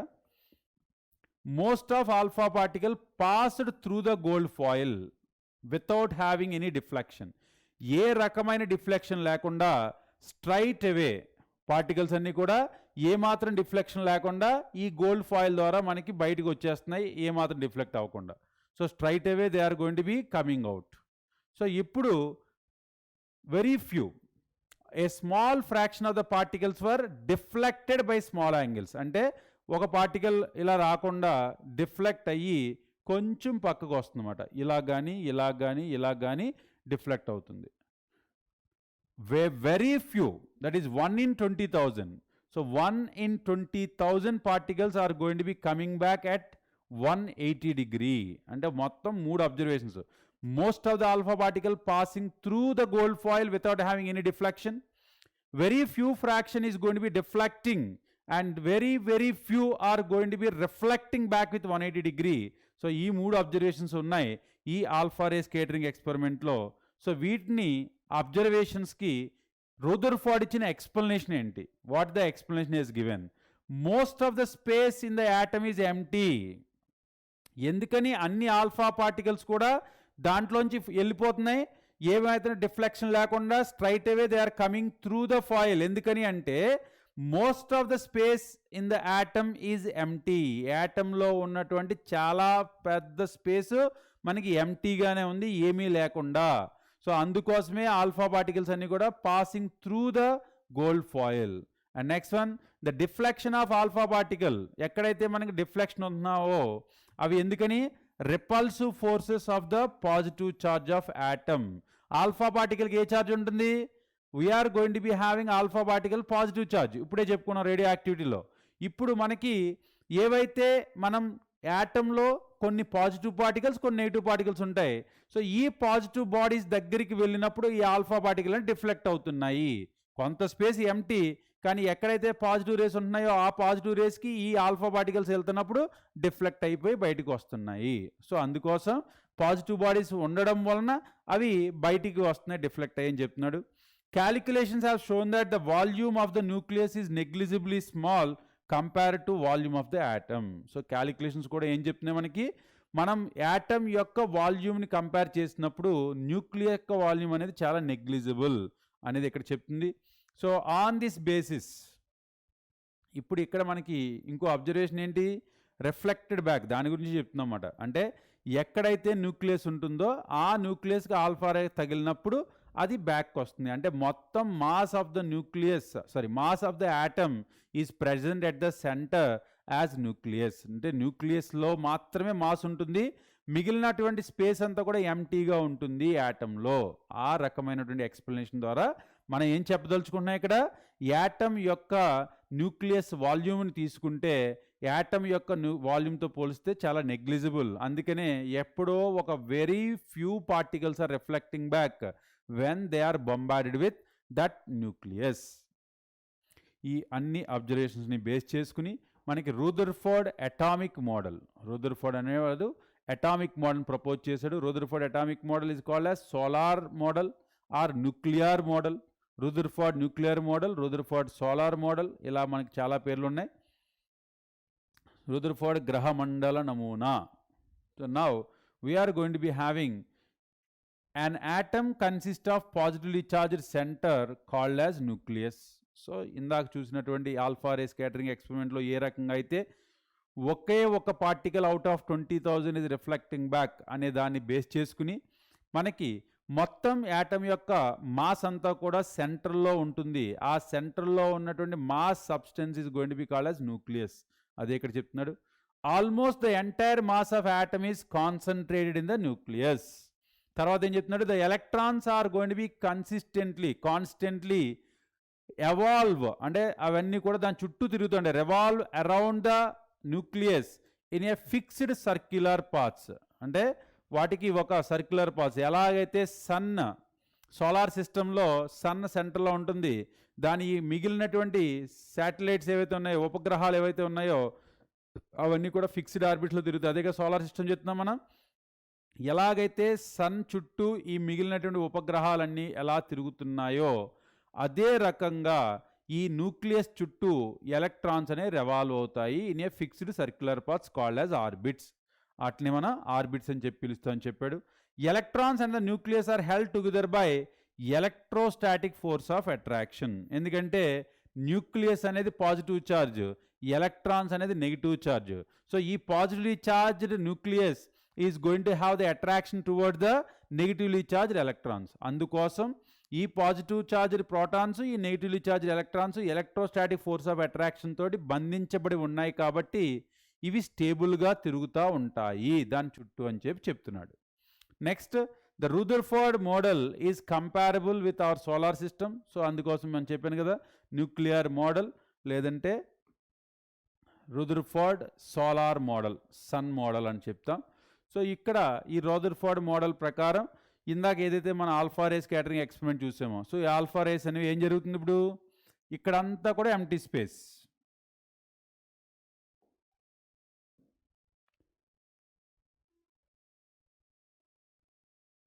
సో ఇది ఒక్కటే న్యూక్లియస్ మనకి. సో మిగిలిన స్పేస్ అంతా కూడా ఎంటీగానే ఉంది. సో అందుకని ఆల్ఫా రేస్ ఇక్కడ ఎంటీ స్పేస్లో ఎక్కడైతే వస్తున్నాయో ఆ ఎంటీ స్పేస్లు అన్నింటిలోని కూడా మనకి స్ట్రైట్ అవే బయటకు వచ్చేసినాయి. సో అందుకోసం most of the space is empty.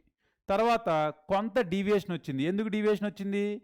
ఎక్కడైతే ఈ న్యూక్లియస్కి దగ్గరగా వెళ్తుందో రే అప్పుడు డిఫ్లెక్ట్ అయిందన్నమాట. ఎందుకంటే పాజిటివ్ పాజిటివ్. ఎప్పుడైతే ఒక రే డైరెక్ట్గా న్యూక్లియస్కి వెళ్ళిందో అది మళ్ళీ బ్యాక్ వచ్చేస్తుంది. అర్థమైందా? Most of the spaces empty, అందుకని అన్ని పాస్ బయటకు వచ్చేసినాయి. ఎక్కడో చోట మనకి దగ్గరగా వెళ్ళినప్పుడు డిఫ్లెక్ట్ అయ్యి బయటకు వచ్చింది. డైరెక్ట్గా వెళ్ళి న్యూక్లియస్ని బొంబార్డ్ చేసినప్పుడు ఆ రే అనేది బ్యాక్ వచ్చేసింది. సో ఈ రకంగా మనం 3 అబ్జర్వేషన్స్ అనేవి ఈ పర్టికులర్ దానికి చెప్పొచ్చు.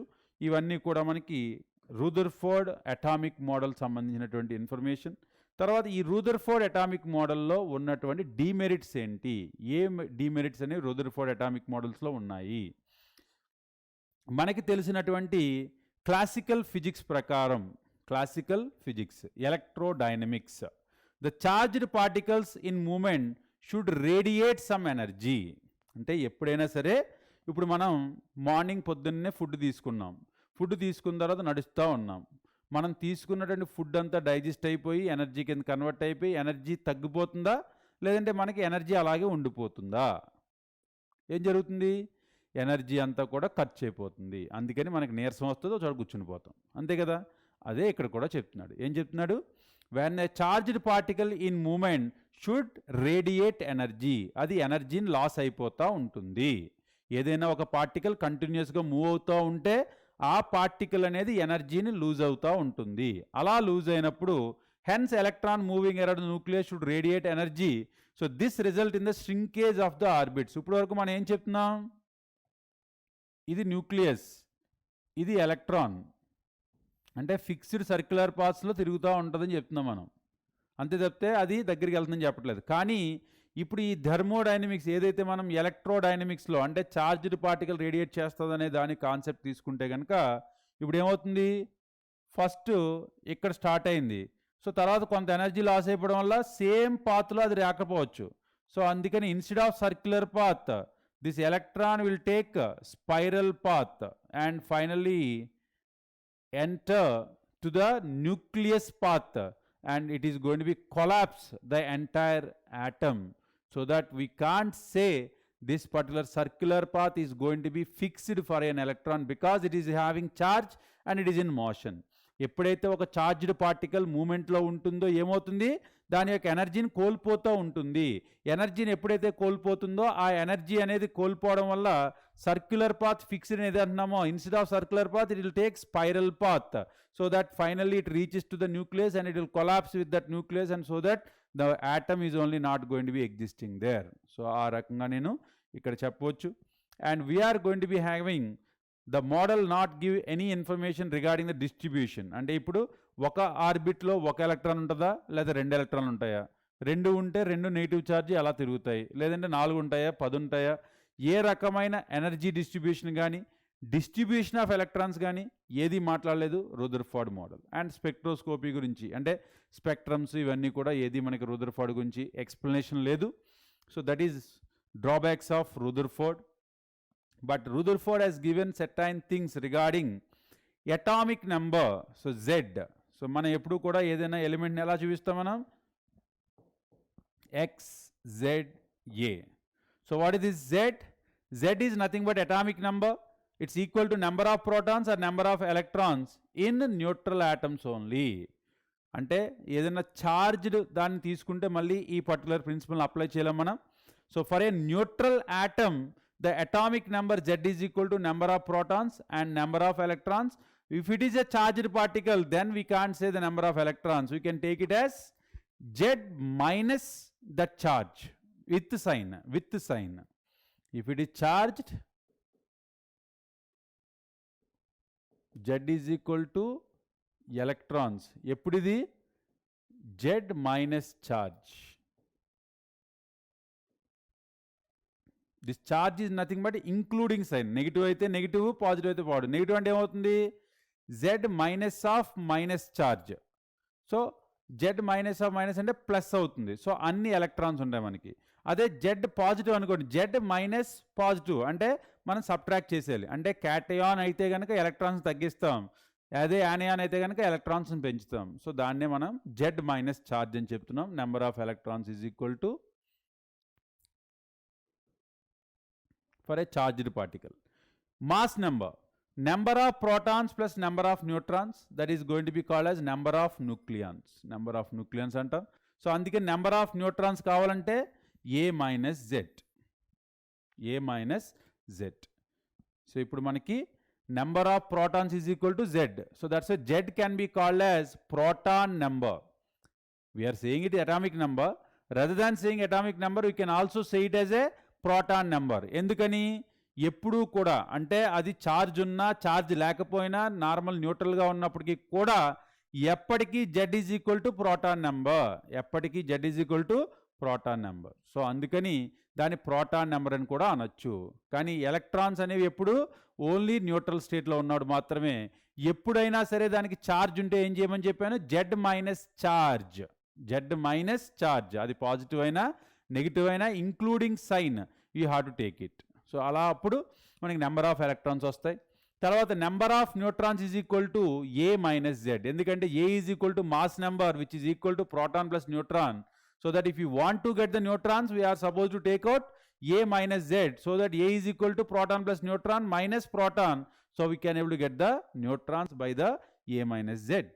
సో ఈ రకంగా మనం దీన్ని చేయొచ్చు. So now we can go for some definitions what we are going to be getting usually in exams. Isotopes. What are isotopes? What are isotopes? They are going to have same same Z number, but they differ in mass number. So ఏ యాటమ్ని తీసుకున్నప్పుడు ఒకే atomic నెంబర్ని కలిగి different mass numbers ఉంటాయో అటువంటి వాటిని isotopes అని చెప్పి పిలుస్తాం. So that is what we are going to be having, isotopes. The examples are given here: 6C12, 6C13, 6C14. ఈ అన్నిటికీ కూడా common atomic number 6, but they are going to have different mass numbers 12, 13, 14. ఈ రకంగా మనకి different mass numbers ఉన్నటువంటి ఒకే యాటమ్కి సంబంధించినటువంటి substances ఏవైతే ఉంటాయో వాటిని ఐసోటోప్స్ అని పిలుస్తాం. So all isotopes are going to be having what they differed. Protons are same, electrons are same, but they differ in neutrons. ఎందుకంటే ఏ మైనస్ జెడ్ అనేది మారుతూ ఉంటుంది. Hydrogen H11, deuterium H12, tritium H13. ఇవి hydrogen isotopes, ఇవి carbon isotopes. ఇవన్నీ కూడా similar chemical properties. ఎందుకంటే chemical properties usually responsible by an electron. ఎలక్ట్రాన్ల వలన మనకి కెమికల్ ప్రాపర్టీస్ ఉంటాయి. సో అందుకోసం ఇవన్నీ కూడా ఎలక్ట్రాన్స్ నెంబర్లో మార్పు లేదు, ప్రోటాన్ నెంబర్లో మార్పు లేదు. Only they are having the difference in their neutrons number. So neutrons are not responsible for the chemical properties. So all isotopes are showing the similar chemical property, but neutrons are responsible for mass.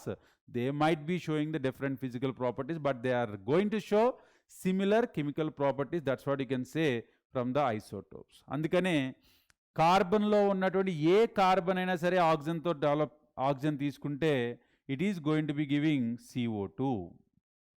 A carbon isotope తీసుకున్నా సరే అది ఆక్సిజన్తో react అయ్యి మనకి carbon dioxide ఇస్తుంది. So that's what the proof we're having all isotopes will show similar chemical properties. Next one, isobars. So now isobars are having similar mass number. చూడండి ఇక్కడ అన్నీ కూడా 40 40 40నే ఉన్నాయి. But they are going to have different Z.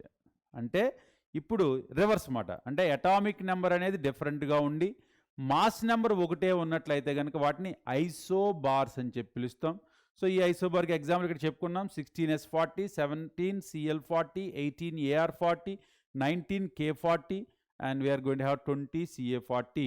They are going to have different chemical properties. Isotopes ఏదైతే ఇందా చెప్పుకున్నామో similar chemical properties because of same number of electrons they are going to be showing, but here they are not going to have same number of electrons. They are sulfur, chlorine, argon. అందుకని వీటికి different chemical properties ఉంటాయి. They are going to be called as isobars. Next one, isotones. So ఇందాక same atomic number అయిపోయింది, తర్వాత same mass number అయిపోయింది. ఇప్పుడు same number of neutrons, అంటే atomic number mass number రెండు వేరువేరుగా ఉన్నప్పటికీ they are going to have isotones will have the same value of A - Z, that is nothing but neutrons. అంటే వాటికి న్యూట్రాన్స్ నెంబర్ అనేది సేమ్గా ఉంటుంది. సో అందుకని వాటిని మనం ఐసోటోన్స్ అంటాం. So 12 - 5 7, 13 - 6 7, both of them are having 7 neutrons. 37 - 17, 38 - 20, it's going to be having 20 neutrons. Here also we are going to have 20 neutrons. అంటే వీటి యొక్క నెంబర్ ఆఫ్ న్యూట్రాన్స్ సేమ్ ఉన్నాయి కాబట్టి వీటిని మనం ఐసోటోన్స్ అని చెప్పి పిలుస్తాము. Now you can see some examples of this particular question. Calculate the number of electrons, protons and neutrons in one Zn+2 ion. So Zn+2 ion anta Zn is going to be 30 and it is going to have 65. All ఇచ్చిన నెంబర్లే నేను రాశాను. Z is 30, A is 65. So what you can able to say, Z is equal to protons. So it's 30, no doubt in it. Now electrons నేను ఏం చెప్పుకున్నాను, if it is a charged one, Z minus charge. ఇప్పుడు Z value ఎంత 30, minus charge ఎంత +2. So +2 అంటే +2నే అవుతుంది కాబట్టి 28 electrons, 30 protons. నా న్యూట్రాన్స్ ఎలా వస్తుంది, A - Z. So A - Z అంటే 65 - 30 which is equal to 35 neutrons. అంటే 30 protons, 28 electrons and we are going to have 35 neutrons. ఓకేనా. సో ఈ రకంగా క్యాలిక్యులేషన్ చేయొచ్చు మనం. తర్వాత an element with mass number 81 contains 31.7% more neutrons as compared to protons. Assign the atomic symbol. So ఇప్పుడు మనకి రివర్స్లో అడుగుతున్నారు question.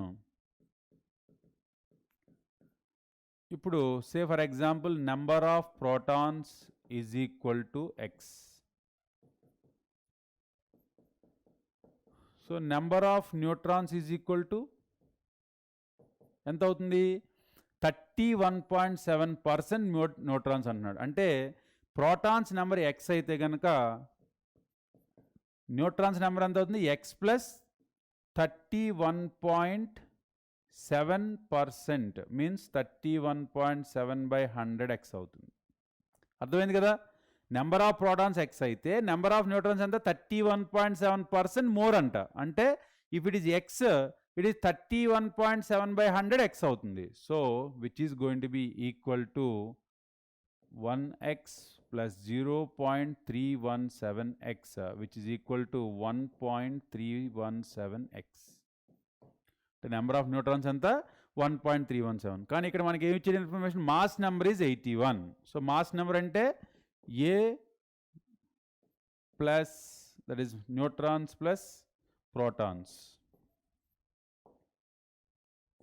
P plus N is equal to 81. So now P is nothing but X, N is nothing but 1.317x is equal to 81. So now this is going to be 2.317x is equal to 81. X is equal to 81.317. So now this value is going to be comes around some 35 approximately. So I can write now the X is equal to nothing but proton, which is nothing but Z.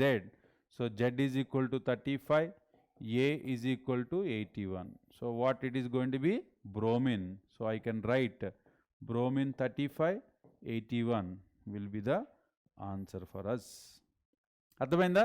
So number of protons, number of electrons, number of neutrons ఇవన్నీ కూడా మనకి క్యాలిక్యులేషన్లో ఈ రకంగా relation తీసుకుని calculate చేయొచ్చు.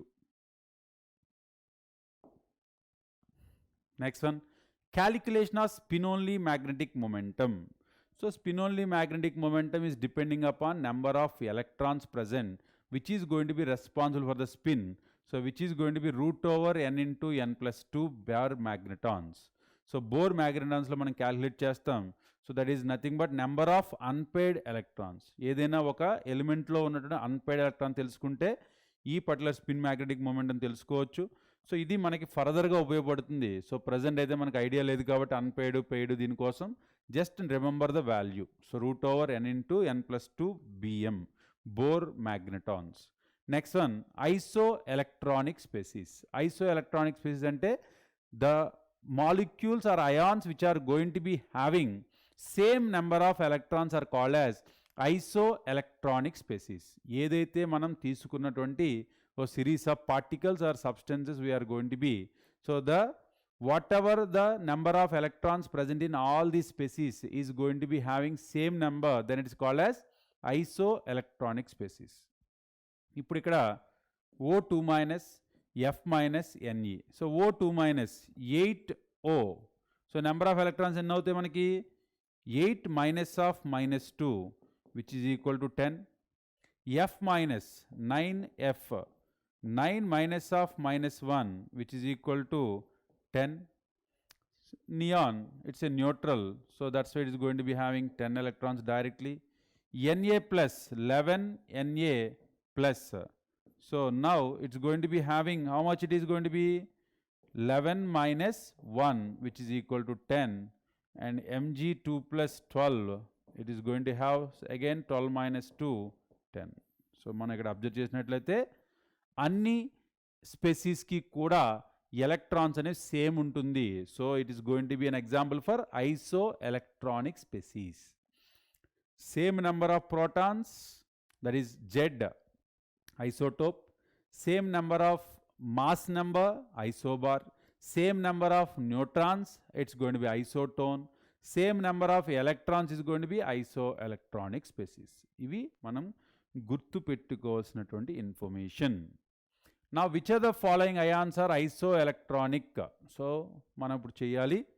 Na plus ఇప్పుడే చేసాం కదా 10 ఎలక్ట్రాన్స్. K ప్లస్ అంటే 19K plus. So which is going to B equal to 19 minus 1, 18 electrons. Mg2 plus already calculate చేశాను, నేను వేయట్లేదు, 10 electrons. Ca2 plus it's going to be having 20 minus 2 which is having 18 electrons. S2 minus, which is going to be having 16 minus of minus 2 which is going to be 18 electrons. Argon 18 electrons right away. Neon 10 electrons. Chlorine, so it's going to be 17 minus of minus 1.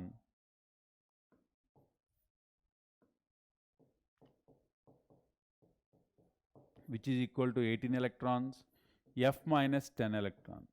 So which are going to be having isoelectronic species now?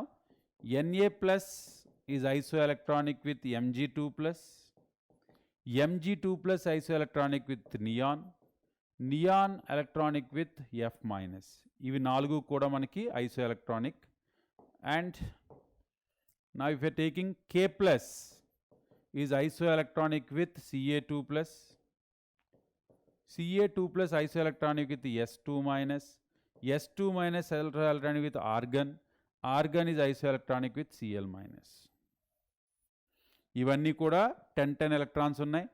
ఇవన్నీ కూడా మనకి 20 electrons ఉన్నాయి. So అందుకోసం ఇవన్నిటిని కూడా మనం ఐసో electronic species అని చెప్పి పిలవచ్చు. మనకి 2014లో క్వశ్చన్ అడిగాడు. Be2 plus is isoelectronic with which of the following ions? Be2 plus, Be4 2 plus. So 4 minus 2, it's going to be having 2 electrons. So ఇక్కడ మనకి ఉన్న దాంట్లో దేనికి 2 ఎలక్ట్రాన్స్ ఉన్నాయి. H plus will have 0 electrons.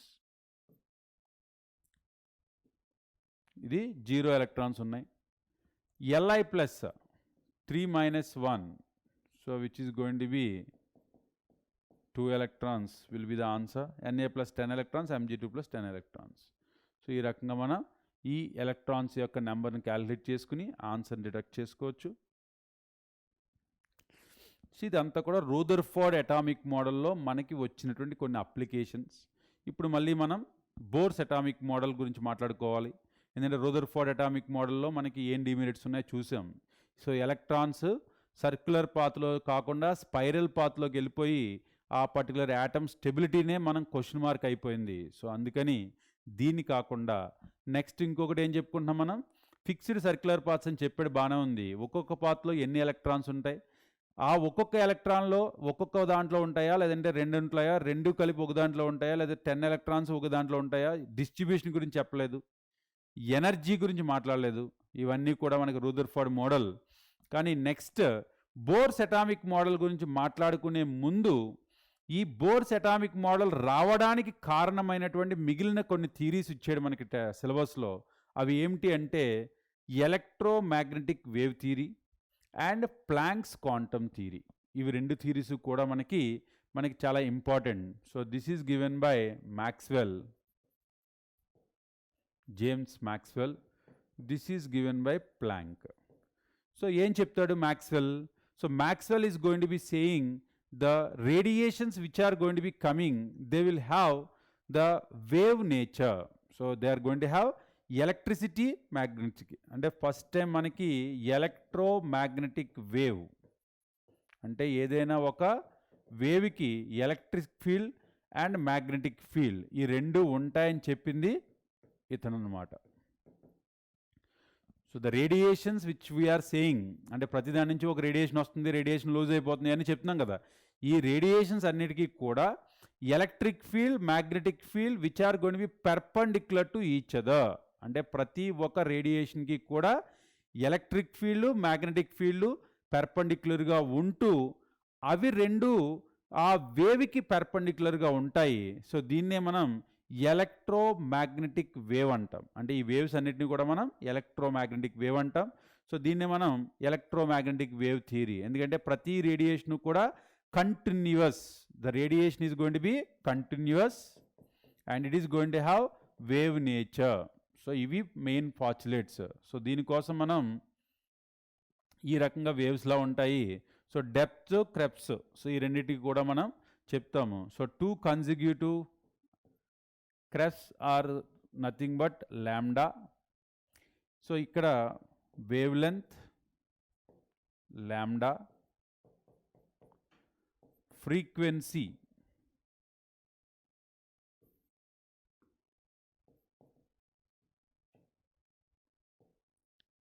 New.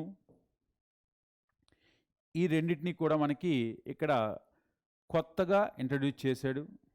Intensity, not intensity, amplitude.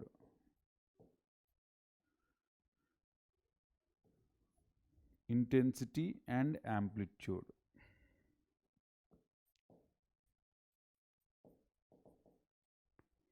ఈ పదాలన్నింటినీ కూడా ఇక్కడ introduce చేశాడు. What is wave length? Every radiation is going to be having certain length they can able to travel, it's going to be called as wavelength. అంటే ప్రతి వేవ్కి కూడా కొంత length ఉన్నది. ఏంటది లెంత్? సో రెండు కన్సిక్యూటివ్, అంటే వీటిని క్రెస్ట్, డెప్త్స్ అంటాం. సో ఈ రెండింటికి కన్సిక్యూటివ్కి రెండింటికి డిస్టెన్స్ని లాంబ్డా అంటాం, లేదా దీనికి డిస్టెన్స్ని లాంబ్డా అంటాం. సో అందుకని ఒక పర్టికులర్ వేవ్ లెంత్ అనేది కంపల్సరీ ఉంటుంది. ఫ్రీక్వెన్సీ అంటే ఒక పర్టికులర్ టైం, అంటే ఒక సెకండ్ టైం తీసుకున్నాం. ఈ సెకండ్ టైంలో ఎన్ని వేవ్స్ దాని నుంచి వెళ్ళిపోతున్నాయి, ఆ పర్టికులర్ పాయింట్ నుంచి ఎన్ని వేవ్స్ ఒక సెకండ్లో వెళ్తున్నాయి, that is nothing but cycle per second are it's going to be called as per second, it's going to B hedge. So ఈ రకంగా మనం ఫ్రీక్వెన్సీ చెప్తాం. Intensity is nothing but the brightness of the light. Amplitude, so this is going to be the height or depth, whatever you are going to be taking, it's going to be called as amplitude. So ఇవన్నీ కూడా మనకి చెప్పాడు. So magnetic wave theory ప్రకారం. So దీంట్లో ఇచ్చిన relation C is equal to nu lambda, nu is equal to C by lambda. C is nothing but light velocity. So ఈ light velocity ప్రకారం మనకి C is equal to nu lambda, nu is equal to C by lambda. ఈ particular దాన్ని తీసుకోవచ్చు. 1 by lambda is equal to nu bar. So we can able to say new is equal to C new bar. So ఈ wave number, ఇంకొక పేరు wave number, అంటే 1 centimetre డిస్టెన్స్లో ఎన్ని waves ఉంటాయి అనేది వేవ్ నెంబర్ అవుతుందన్నమాట. అంటే 1 సెకండ్లో ఎన్ని వేవ్స్ మూవ్ అవుతాయో అది ఫ్రీక్వెన్సీ, అదే 1 సెంటీమీటర్ డిస్టెన్స్లో ఎన్ని వేవ్స్ ఉంటాయో అది చెప్పేది వేవ్ నెంబర్. సో ఆ రకంగా ఈ పర్టికులర్ టర్మ్స్ అన్నీ కూడా మనకి ఎలక్ట్రోమాగ్నెటిక్ వేవ్ థియరీ ప్రకారం ఉంది. మెయిన్గా ఇతను ఏం చెప్తున్నాడు, continuous the radiation which are it is coming, it is associated with electric field, magnetic field, that's it is called as electromagnetic wave, and this electromagnetic wave is always going to be travel in a continuous fashion. So ఎందుకని ఈ particular phenomenon ప్రకారం we can able to explain interference and diffraction. ఇవన్నీ కూడా మనం ఈ particular electromagnetic wave theory ద్వారా మనం explain చేయొచ్చు. కానీ we can't able to explain photo electric effect, we can't able to explain whatever we're going to be having the heat capacity, spectra, ఇవన్నీ కూడా మనం దీని నుంచి చెప్పలేము. సో అందుకోసం సో దానికి Planck's quantum theory.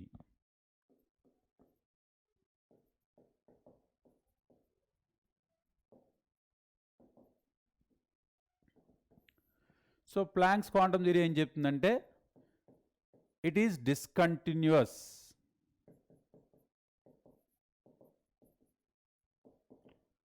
So whatever the radiations are coming they are discontinuous. అవి కంటిన్యూస్గా ఉండవు, అవి డిస్కంటిన్యూస్ మేనర్లో ఉంటాయి. They are travel in the form of packets, energy packets called as quantum. అంటే ప్రతి ఒక్క రేడియేషను కూడా ఒక కంటిన్యూస్ మేనర్లో కాకుండా డిస్కంటిన్యూస్గా పార్టికల్గా ఉంటాయి, ప్యాకెట్స్ కింద వెళ్తూ ఉంటాయి. Each packet is called as quantum. So అది మనకి చెప్పాడు.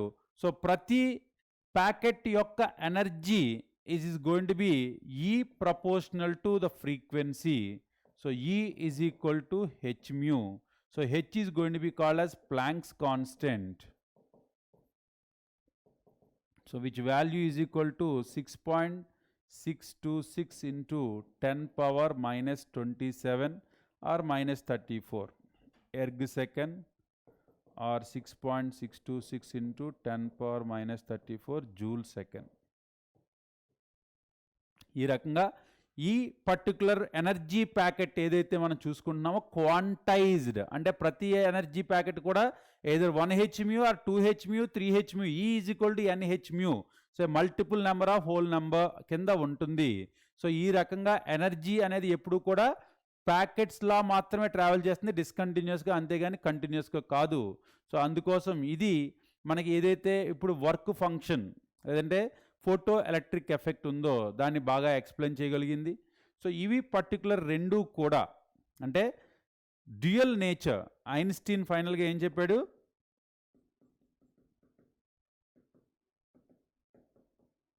Proposed dual nature for electromagnetic wave.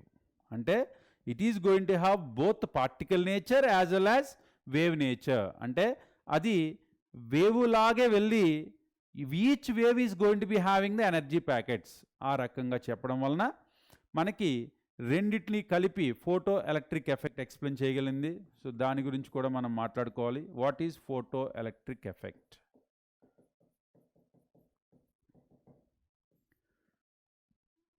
So this is the substance. Now when light falls with h mu, the same light is going to be comes out when an electron is going to be ejected. So when a light falls on any surface of the metal, now that wave can able to be ejecting one electron out from the surface of the metal. That is going to be called as photoelectric effect. Photo light అనేది ఒక metal మీద పడడం ద్వారా electron తీసుకుపోతుంది. So photo electric effect. So photo electric effect అంటే light can able to bring out the electron from the surface of the metal. That's what is called as photoelectric effect. ఈ particular photoelectric effect అనేది dual nature ద్వారా మాత్రమే explain చేయగలుగుతాం, ఏదో ఒక దాని ద్వారా ఎక్స్ప్లెయిన్ చేయలేం. సో ఏదైతే మనం లైట్ పడుతుందో సో దీన్ని ఇన్సిడెంట్ లైట్ అంటాం. ఏదైతే లైట్ బయటకు వస్తుందో దీన్ని ట్రాన్స్మిటెడ్ లైట్ అంటాం. ఈ పర్టికులర్ ఇన్సిడెంట్ లైట్ ఈ ఎలక్ట్రాన్ తీసుకురావాలి అంటే కనుక it should have some threshold frequency. So that's what you're going to be having energy is equal to what are you are going to be having work function plus ke. అంటే ఈ energy ఏదైతే నేను ఆ particular metal మీద వేసానో అది కొంత work చేసి ఆ ఎలక్ట్రాన్ బయటికి తీసుకొస్తుంది.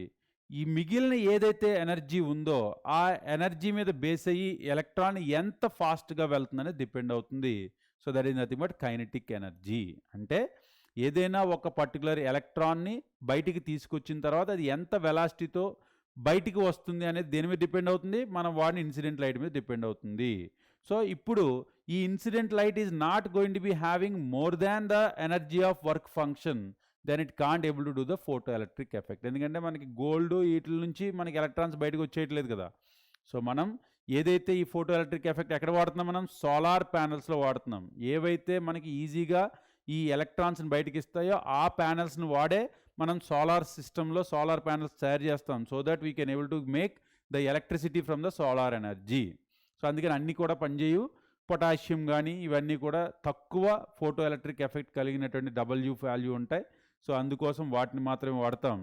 సో ఈ is equal to H mu, W is equal to h mu naught, ke is equal to half mv square.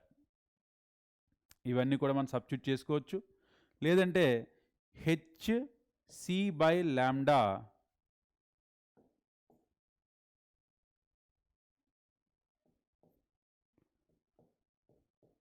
H C by lambda not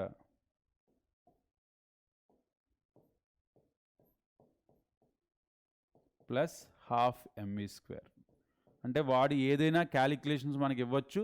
ఆ అన్ని క్యాలిక్యులేషన్స్ని కూడా మనం వీటిని బేస్ చేసుకుని మనం క్యాలిక్యులేషన్స్ చేయొచ్చు. ఈ is equal to h c by lambda కాబట్టి ఈ రిలేషన్ బేస్ చేసుకుని మనం ఈ పర్టికులర్ క్యాలిక్యులేషన్ అన్నీ కూడా చేయొచ్చు. సో ఆడు వెలాసిటీ అడిగినప్పుడు కూడా మనం చేయొచ్చు. సో ఏదైనా సరే క్యాలిక్యులేషన్స్ అన్నీ కూడా ఈ ఫార్ములాస్ బేస్ చేసుకునే మనకి ఉంటాయి.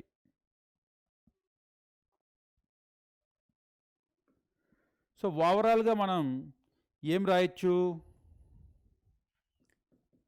E1 by E2 is equal to μ1 by μ2 is equal to λ2 by λ1 is equal to ν⁴1 by ν⁴2. ఏదైనా మనకి క్యాలిక్యులేషన్స్ కావాలంటే ఈ రిలేషన్ ఉపయోగించి మనం క్యాలిక్యులేషన్ అనేది చేయొచ్చు.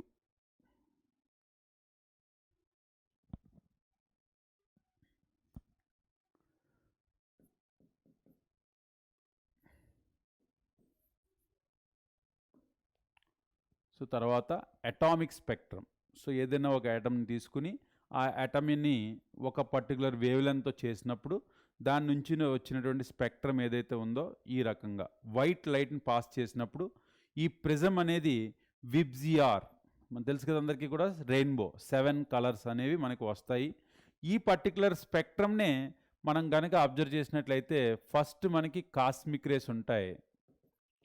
కాస్మిక్ రేస్ తర్వాత మనకి ఉన్నటువంటి గామా రేస్ కానీ లేదంటే యూవీ రేస్ కానీ విజిబుల్ రీజియన్ కానీ యూవీ రీజియన్ కానీ ఇవన్నీ కూడా మనకి తర్వాత ప్లేస్ చేస్తాం. సో తర్వాత గామా రేస్ ఉంటాయి, తర్వాత ఎక్స్రేస్, తర్వాత యూవీ, తర్వాత విజిబుల్, తర్వాత ఐఆర్. ఇది మనకు ఉండేటటువంటి రీజన్. ఇక్కడ మైక్రోవేవ్స్, రేడియో వేవ్స్ కూడా వస్తాయి. సో ఈ పర్టికులర్ రీజియన్ ఏదైతే ఉందో విజిబుల్ రీజియన్, ఈ విజిబుల్ రీజియన్ ఏదైతే ఉందో ఆ విజిబుల్ రీజియన్లోనే మనకి మళ్ళీ ఈ పర్టికులర్ ఏదైతే విబ్జిఆర్ ఉందో ఈ VIBGYOR violet, IndiGo, blue, green, yellow, orange, red ఈ 7 కలర్స్ కూడా కనిపిస్తాయి. ఏదైతే మనకి విజిబుల్ రీజియన్లో ఉందో దాన్ని విజిబుల్ రీజియన్ అని, ఆ విజిబుల్ రీజియన్కి ముందున్నది అంటే వైలెట్కి ముందుంది కాబట్టి అల్ట్రా వైలెట్ ముందున్నది ఎక్స్రేకి ముందున్నది గామా రేస్కి ముందున్నది కాస్మిక్ ఎనర్జీ. ఇవన్నీ కూడా ఎనర్జీ బేస్ చేసుకుని, సో ఈ పక్కన కూడా తీసుకుంటే మైక్రో రేడియో. సో ఇవన్నీ కూడా ఎనర్జీని బేస్ చేసుకుని, అంటే ఎనర్జీ అనేది అలాగా మనకి చూస్తూ ఉంటే రెడ్ వేవ్ లెంత్ అనేది పెరుగుతూ ఉంటుంది, ఎనర్జీ అనేది తగ్గుతూ ఉంటుంది. So that energy of all these are going to be arranged in the spectrum. So wavelength పెరుగుతూ ఉంటుంది, ఎనర్జీ తగ్గుతూ ఉంటుంది. So this is the energy order is going to be greater than, wavelength order అయితే కనుక less than. So ఇదే order cosmic greater than, gamma greater than, x-ray greater than, UV greater than, visible greater than, IR greater than for energy. Versus lambda is going to B cosmic less than, gamma less than, XR less than, UV less than. ఆ రకంగా మనకి ఈ particular order ఏదైతే ఉందో దీన్ని electromagnetic స్పెక్ట్రంలో చూడవచ్చు. ఇది atomic spectrum, we can able to see the lines. So పర్టికులర్గా ఏ లైట్ అయితే మనకు ఉందో ఆ లైన్ని మనకి అబ్జర్వ్ చేసుకుంటుంది, మిగిలిన లైన్స్ మాత్రం ఇస్తుంది. సో ఆ రకంగా మనం అటామిక్ స్పెక్ట్రమ్ చూడొచ్చు. ఈ అటామిక్ స్పెక్ట్రంలో మనకి 2 రకాల డిస్ట్రిబ్యూషన్స్. సో ఈ అటామిక్ స్పెక్ట్రంలో చూడండి, ఇక్కడ we're going to be getting VIBGYOR colours. So red, yellow, green, blue. So స్లిట్లో తీసుకున్నప్పుడు వైట్ లైట్ వేసినప్పుడు మనకి ఏదో కొన్ని కలర్లు మాత్రమే కనిపిస్తున్నాయి. సో ఆ రకంగా line spectrum we can able to get it by atoms. Atoms are going to give line spectrum. So ఈ స్పెక్ట్రంలో కూడా మనకి ఎమిజన్ స్పెక్ట్రమ్, అబ్జార్ప్షన్ స్పెక్ట్రమ్ 2 ఉంటాయి. ఎమిజన్ అంటే మనం ఏ లైట్ని అబ్జర్వ్ చేస్తున్నాం, అంటే ఇక్కడ సబ్స్టెన్స్ ఉంది, ఇప్పటి నుంచి ఇక్కడ వేసాను లైట్ నేను. సో ఇప్పుడు ఈ లైట్ ఏదైతే వేసానో ఇక్కడ నుంచి బయటికి వచ్చింది. సో ఇప్పుడు ఈ లైట్లో మనకి ఎమిజన్ జరిగింది, అబ్జార్ప్షన్ జరిగింది, అంటే కొంత అబ్జార్బ్ జరిగి కొంత ఎమిట్ అయ్యింది. So absorption spectrum, emission spectrum. So emission స్పెక్ట్రంలో ఏం జరుగుతుంది, atoms, ions or molecule absorb energy and reach the higher energy state or emit excited states where they are unstable. ఇప్పుడు ప్రతిదీ కూడా కొంత ఎనర్జీని అబ్జర్వ్ చేసిన తర్వాత ఏమవుతుంది, ఎగ్జైట్ అవుతుంది. ఎగ్జైట్ అయిన తర్వాత ఇప్పుడు ఈ ఎగ్జైట్ అయినటువంటి ఏదైతే ఉందో అది అన్స్టేబుల్, అక్కడ ఎగ్జైట్ అయిపోయి అక్కడ ఉండిపోదు. కంపల్సరీ ఆ తీసుకున్న అబ్జార్బ్ అయిన ఎనర్జీ ఏదైతే ఉందో దాన్ని ఎమిట్ చేసేసి మళ్ళీ దాని గ్రౌండ్ స్టేట్కి వెళ్ళిపోతుంది స్లోగా. ఇప్పుడు ఏదైతే ఈ రేడియేషన్ ఎమిట్ చేస్తుందో ఆ ఎమిట్ చేసినటువంటి రేడియేషన్ తీసుకుని మనం స్పెక్ట్రమ్ తయారు చేస్తే దాన్ని ఎమిజన్ స్పెక్ట్రమ్ అంటాం. ఎమిజన్ స్పెక్ట్రమ్ ఎప్పుడు కూడా ఎలా ఉంటాయి, contains bright lines separated by A dark space. అంటే మనకి ఎమిజన్ తీసుకుంటున్నాం కాబట్టి మనకి లైన్స్ అన్నీ కూడా బ్రైట్గా ఉండి బ్యాక్గ్రౌండ్లో మనకి అంతా కూడా డార్క్గా ఉంటుంది. So that is nothing but emission spectrum. Absorption spectrum అంటే మనం ఏదైతే ఇప్పుడు లైట్ని వేసామో ఈ బయటికి ఒక లైట్ వచ్చింది అంటే ఇప్పుడు ఏమైంది, ఇది అబ్జర్వ్ చేసేసుకున్న తర్వాత ఏదైతే మిగిలిపోయిన లైట్ ఉందో ట్రాన్స్మిటెడ్ లైట్, ఆ ట్రాన్స్మిటెడ్ లైన్ తీసుకుంటే మనకి ఏమవుతుంది, ఇప్పుడు ఇదంతా కూడా అబ్జర్వ్ చేసేసుకుని మిగిలిన దాని మాత్రం బయటకు వచ్చింది. So that we can say it is going to be called as absorption spectrum where we can able to see the dark lines and continuous bright spectrum. అంటే మధ్యలో మనకి డార్క్ లైన్స్ కనిపిస్తూ బ్రైట్ స్పెక్ట్రమ్ బ్యాక్గ్రౌండ్ ఉంటుంది.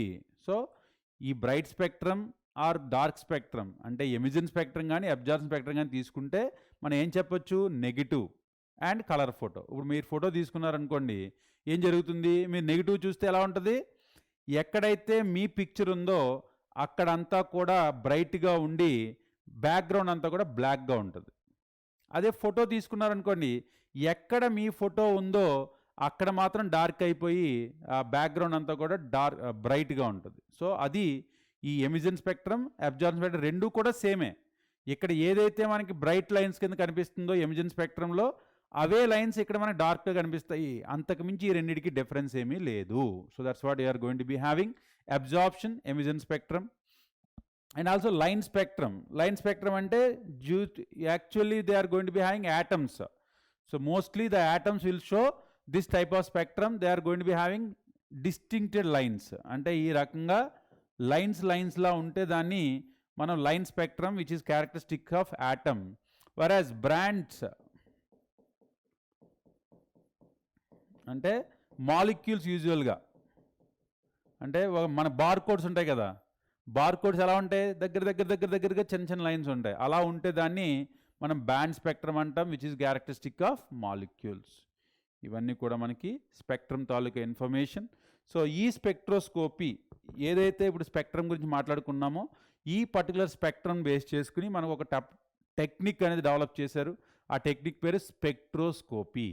ఈ spectroscopy technique ద్వారా మనం చాలా ఎలిమెంట్స్ని కనుక్కున్నాం. Rubidium, caesium, thallium, indium, gallium, scandium. అలాగే helium is going to be discovered in spectroscopic of your sun. అంటే ఈ స్పెక్ట్రోస్కోప్ ద్వారానే కొన్ని యాటమ్స్ని మనం కనుక్కున్నాం. దానికి example rubidium, caesium, thallium, indium, gallium and scandium. ఇవన్నీ కూడా మనం ఈ స్పెక్ట్రోస్కోపీలో మాత్రమే కనుక్కోగలిగాము. సో నెక్స్ట్ హీలియం అనేది సోలార్ సిస్టంలో కనుక్కున్నాం. ఈ పర్టికులర్ హైడ్రోజన్ ఏదైతే ఇప్పుడు మాట్లాడుకోబోతున్నామో, ఇప్పుడు ఈ పర్టికులర్ అటామిక్ స్పెక్ట్రమ్ ఏదైతే చెప్పానో ఇన్ఫర్మేషన్, అదే అటామిక్ స్పెక్ట్రమ్ ఇన్ఫర్మేషన్ అంతా కూడా కొంచెం డీటెయిల్గా హైడ్రోజన్ గ్యాస్ని తీసుకుని మనం స్టడీ చేయడానికి ట్రై చేసాం. సో దాన్నే మనం సపరేట్గా atomic spectrum of hydrogen under heading we are discussing.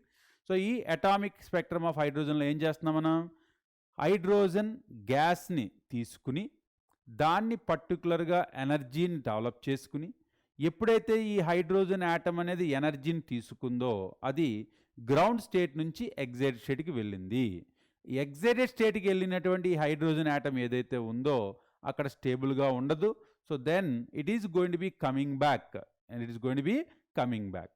So ఆ పర్టికులర్ బ్యాక్ వచ్చే క్రమంలో అది ఎక్కడ వెళుతుంది అంటే అది యూవీ రీజియన్లోకి వెళ్తుందా, విజిబుల్ రీజియన్లోకి వెళ్తుందా, ఐఆర్ రీజియన్లోకి వెళ్తుందా. ఎందుకంటే ఒక యాటమ్ ఎలక్ట్రాన్ ఎనర్జీ అబ్జార్బ్ చేసిన తర్వాత ఆ ఎనర్జీ అబ్జార్బ్ అయింది ఎమిట్ చేసిన తర్వాత దాని గ్రౌండ్ స్టేట్ ఏదైనా కావచ్చు. సో ఏ రీజియన్లో ఆ పర్టికులర్ హైడ్రోజన్ యాటమ్ ల్యాండ్ అవుతుందో దాన్ని బేస్ చేసుకుని మనకి different series of lines are observed in hydrogen atom. Lyman series who discovered the rays are formed in UV region. UV రీజియన్లో వచ్చినటువంటి హైడ్రోజన్ స్పెక్ట్రల్ లైన్స్ని ఇతను కనిపెట్టాడు కాబట్టి ఇది లైమన్ సిరీస్ అన్నాం. Balmer series is going to be in visible region. Visible రీజియన్లో వచ్చినటువంటి లైన్స్ని అబ్జర్వ్ చేశాడు కాబట్టి దీన్ని బామర్ సిరీస్ అన్నాం. So now we're going to be having all Paschen Brackett Pfund. They are going to be having near IR region, far IR region, IR region అంటే దగ్గర IR అంటే near to the red, far to the red and intermediate. ఆ రకంగా మూడు కూడా IR రీజియన్లోనే, కాకపోతే ఒకటేమో నియర్ ఐఆర్, ఒకటేమో ఫార్ ఐఆర్, ఒకటి మిడ్ ఐఆర్. ఈ రకంగా మనం ఈ టోటల్ 5 సిరీస్ అంటే 5 సైంటిస్టులు కనిపెట్టారు కాబట్టి we are going to have 5 series of lines. Lyman, Balmer, Paschen, Brackett, Pfund. ఈ రకమైనటువంటి లైన్స్ అన్నీ కూడా మనం ఇక్కడ అబ్జర్వ్ చేయవచ్చు. ఇవి లైన్స్ మనకి. So Lyman series is going to B observed at 100 nm. అంటే మనకి మామూలుగా 400 to 700 nm is visible reason అని చెప్తాం. సో ఇప్పుడు ఇది బిలో 400 nmలో ఉంది కాబట్టి Lyman series is going to be present in UV region and Balmer is going to be present in visible region which ranges is going to B 400 to 700 nm. So that's why it is going to be Balmer series. And the remaining is IR region. So it's going to have 1000 nm to 10,000 nm. We are going to be calling passion bracket fund are going to be comes under the IR region series we are going to be having.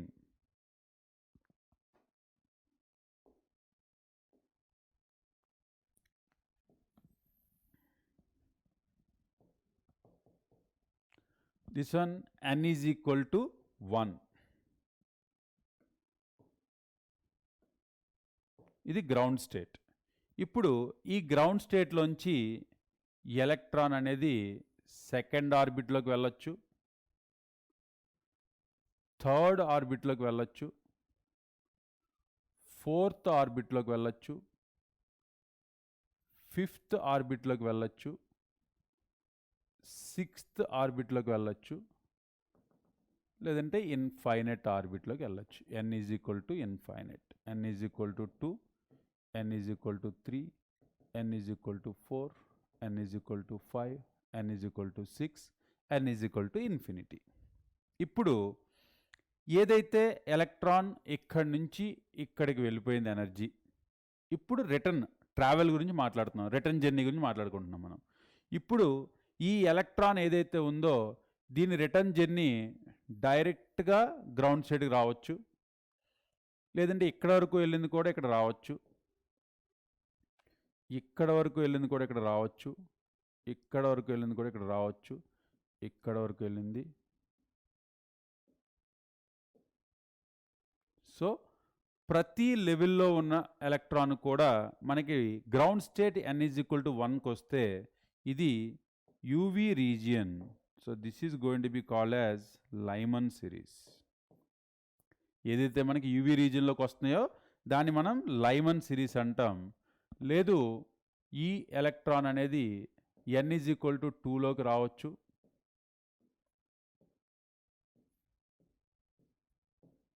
So ఇవన్నీ కూడా మనకి visible రీజియన్లో ఉంటాయి.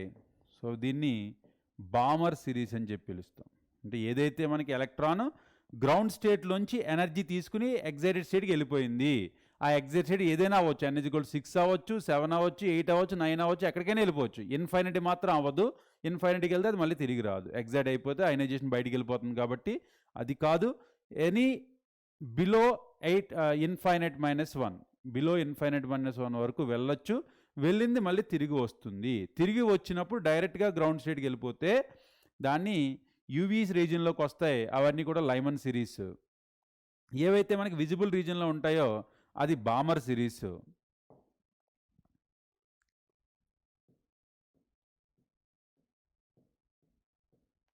ఇవన్నీ కూడా near IR region.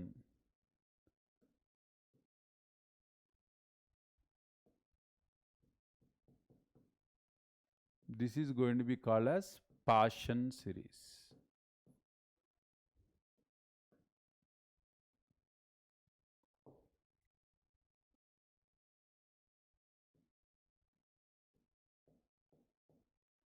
ఇది mid IR.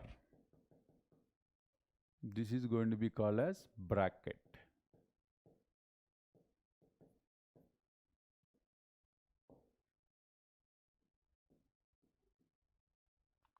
ఇది far IR.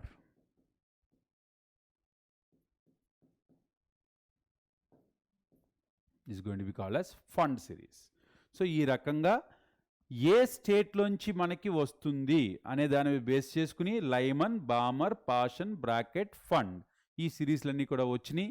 So ఏ రకమైనటువంటి transition జరుగుతుందో ఆ ట్రాన్సిషన్ బేస్ చేసుకుని మనకి ఈ సిరీస్లన్నీ కూడా వచ్చినాయి. పాషన్, బ్రాకెట్, ఫండ్ అన్నీ కూడా IR region, Balmer is going to be visible region, and this is going to be Lyman in UV region. ఈ పర్టికులర్ బామర్ సిరీస్ ఏదైతే ఉందో విజిబుల్ రీజియన్ ఫస్ట్ టైం కనిపెట్టాడు. సో దానికి ఎన్ని వేవ్స్ రావచ్చు 1 సెంటీమీటర్లో, అది వేవ్ నెంబర్ అని చెప్పాను కదా. సో ఆ వేవ్ నెంబర్ని అతను క్యాల్కులేట్ చేశాడు. So this is going to be nu bar is equal to 109677 into 1/2² - 1/n², where n is equal to 3, 4, 5, 6. అంటే 3 నుంచి 4 నుంచి 5 నుంచి 6 నుంచి ఎక్కడి నుంచి అయినా రావచ్చు. So we are going to be getting these many waves in 1 centimeter. So that's what we are going to be getting by Balmer has done for his own only series, Balmer series. కానీ అదే దాన్ని జోహాన్స్ రెడ్బర్గ్ అనే scientist general formula, అంటే ప్రతి సిరీస్కి కూడా applicable అయ్యేటటువంటి ఒక ఫార్ములాని ఇచ్చాడు. So that is nothing but new bar is equal to 109677 into 1 by n1 square minus 1 by n2 square. ఈ particular formula is applicable for ప్రతి సిరీస్. ఎందుకంటే నేను ఆల్రెడీ ఇక్కడ n1 n2 వాల్యూస్ చెప్పాను కదా. So it is n1 is equal to 1 for your Lyman series. n2 can be 1 plus anything. For Balmer series n1 is equal to 2, n2 can be any of them. So here n1 is equal to 3, n2 can be anything. And for bracket series n1 is equal to 4 and that remaining is going to be anything. N is 1 is equal to 5 per fund series. That's what we given. Same thing we are discussing here. Now n1 is equal to 1 and n2 is equal to 2, 3, 4, 5 for Lyman series. Whereas n1 is equal to 2, n2 is equal to 3, 4, 5, 6 for Balmer series. n1 is equal to 3, n2 is equal to 4, 5, 6, 7 for Paschen series. And bracket fund series. ఈ రకంగా మనం వాల్యూస్ని ఇచ్చుకుంటున్నాం. So this 109677 centimetre inverse ఏదైతే ఉందో దాన్ని మనం Rydberg constant చెప్పి పిలుస్తున్నాం. So because of Rydberg has given that equation generalised for everything, that's what we are going to be calling it as Rydberg constant. ఇక్కడ ఇందాక నేను ఏదైతే అటామిక్ స్పెక్ట్రమ్ అక్కడ వేసానో సేమ్ అదే దాన్ని ఇక్కడ వేసుకున్నాం. So Lyman series, Balmer series, Paschen series and Brackett series and Pfund series. So short wavelength we can able to get here and long wavelength we are going to be getting by IR regions. So endukante vaati yokka range we are going to be getting it. Okay, so this is about your atomic spectrum of hydrogen we are going to be having. Now we can able to go for the calculations what you are having. Calculate the energy per quantum of light associated with wavelengths 500 nm, 720 nm. So energy formula for A is equal to hc by lambda. So h is 6.66 into 10 power minus 34 into light velocity 3 into 10 power 8 by lambda 500 nm. So 1 nm is equal to 10 power minus 9 meters. We can able to get the answer now. Calculation. So minus 9, 8. It is going to be 17. So now this 17 and 34. It's going to be 6.6 into 3. It's going to be around something 20 we can say. 20 by 500 into 10 power minus 34 minus 22. So minus 22 it's going to be having 9. So 17. So it's minus 17. Now 0, 0. So 2 by 50. It's going to be around 0.04 into 10 power minus 17. Which is almost equal to 3.4 into 10 power minus 19 నాకు వచ్చింది 3.975. ఎందుకంటే ఇది round figure తీసుకున్నాను కాబట్టి it's going to be 4 into 10 power minus 19. So 3.975 into 10 power minus 19 joules. Coming to the 720, same formula. E is equal to 6.6 into 10 power minus 34 into 3 into 10 power 10 power 8 by 720 into 10 power minus 9. So calculate చేస్తే ఆటోమేటిక్గా value అదే వస్తుంది. So 20 into 10 power minus 17, 720. So this 2, it is going to be get gone. Now it's going to be coming around same thing, 2.76 approximately we are going to be getting it.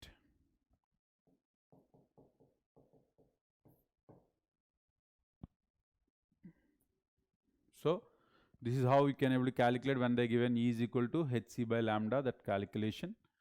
Now the next one, a bulb emits light of wavelength 3800 angstrom units.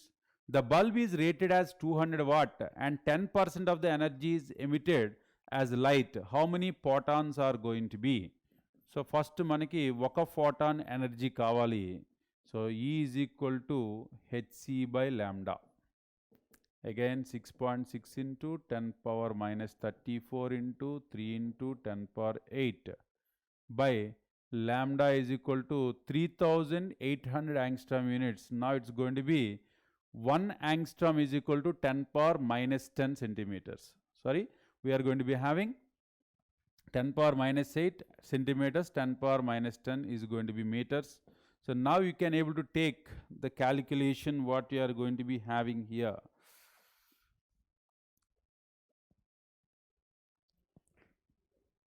Calculator తో చేసేద్దాం మనం.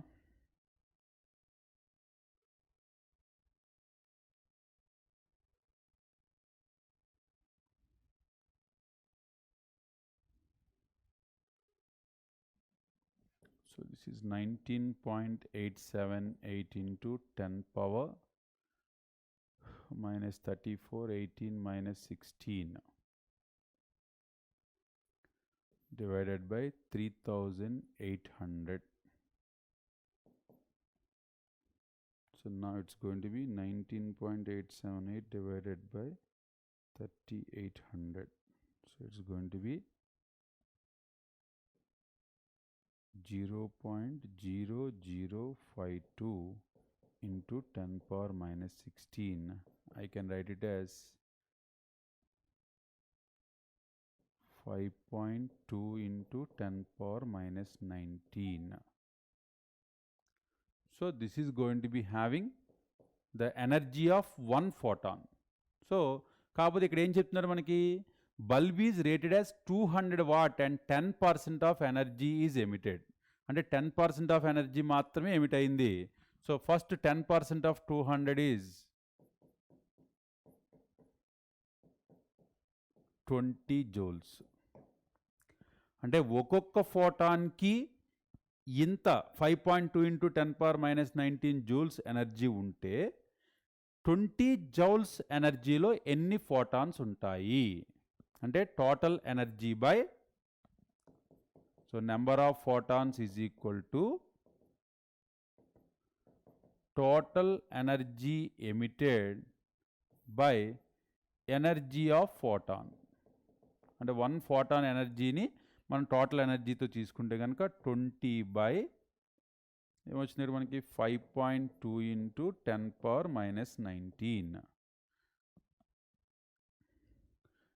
ఇప్పుడు ఇది అప్రాక్సిమేట్గా 3 times into 10 power 19 అంటే 3.82 into 10 power 19 photons అనేవి ఆ particular దాంట్లో ఉన్నాయి. ఓకేనా? క్యాలిక్యులేషన్ ఫస్ట్ ఒక ఫోటాన్ యొక్క ఎనర్జీని క్యాలిక్యులేట్ చేసాం. ఆ ఎనర్జీ వచ్చిన తర్వాత మనకు వచ్చినటువంటి ఎనర్జీ 200 వాట్ బల్బే, కానీ 200 వాట్ బల్బులో ఎంత ఎనర్జీని అది ఎమిట్ చేస్తుంది, ఓన్లీ 10% మాత్రమే ఎమిట్ చేస్తుంది. 10% ఆఫ్ 200 is 20 జౌల్స్ మాత్రమే. అంటే 20 జౌల్స్ ఎనర్జీలో ఒక ఫోటాన్ ఎనర్జీ అనేది 5.2 into 10 power minus 19 జౌల్స్ అయితే కనుక 20 జౌల్స్లో ఎన్ని ఫోటాన్స్ ఉంటాయి. So total energy divided by the energy of each photon is nothing but the total number of photons. So that's what we are going to be having, 3 into 10 power 19. So exact calculation 3.82 into 10 power 19, you will get it. Now the next one we are going to be having, the work function of a metal is 5.2 volts. To emit a photoelectron of 0 velocity from the surface of the metal, what should be the wavelength of the incident radiation? So ikkada work function ki manaki 5.2 electron volts ichchadu. So ఈ particular electron volts తీసుకున్నప్పుడు మనకి energy ఎలా వస్తుంది అంటే ఆ వచ్చినటువంటి wave length కావాలంట. So ఆ వేవ్ లెంత్ కావాల్సి వచ్చినప్పుడు క్యాలిక్యులేషన్ ఎలా చేయాలి, మనకు తెలిసిన నార్మల్ ఫార్ములానే is equal to h c by ల్యాండాలోనే తీసుకుంటాం మనం.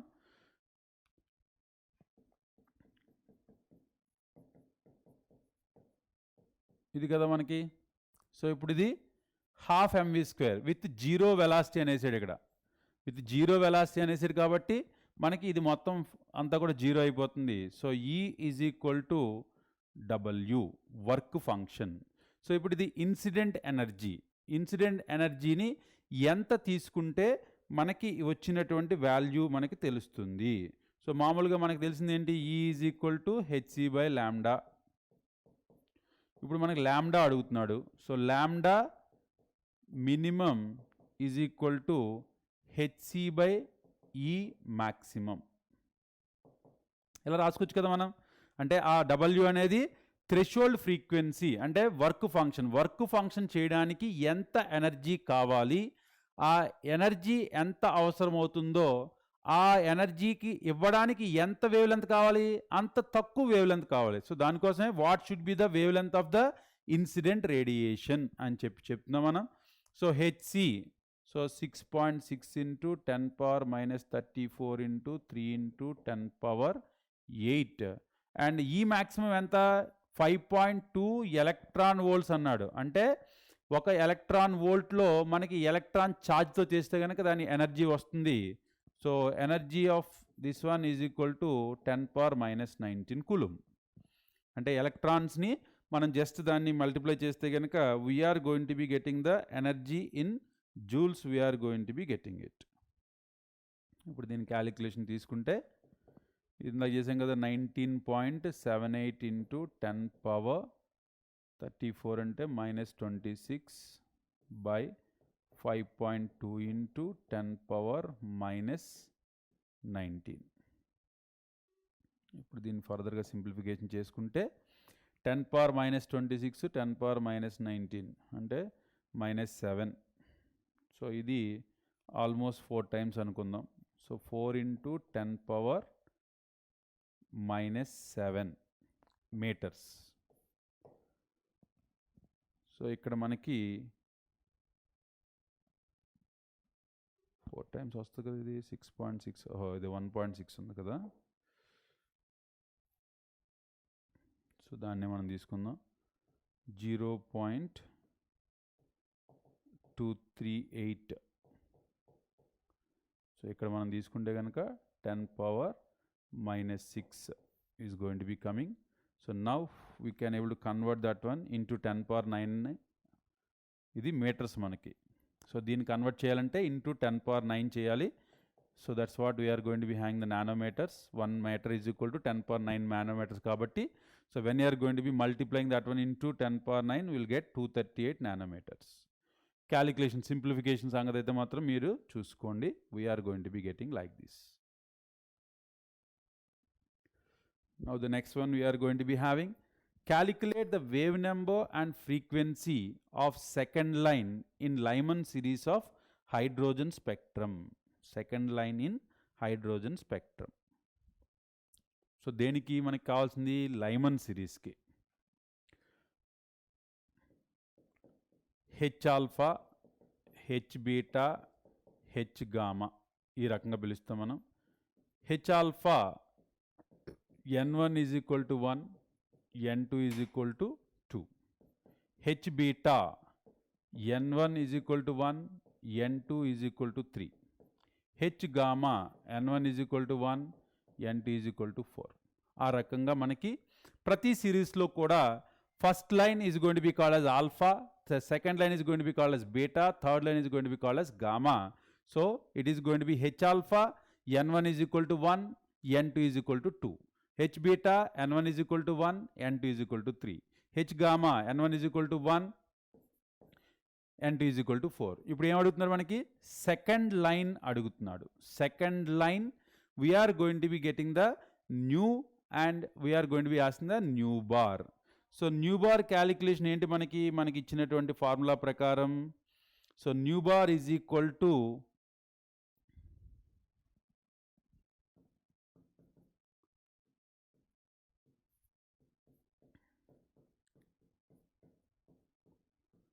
r into n1 square minus, r into 1 by n1 square minus 1 by n2 square. R value is 109677 into 1 by n1 square. Beta line kabatti 1 by 1 minus 1 by n2 square. It's going to be 3 square. So we are going to be getting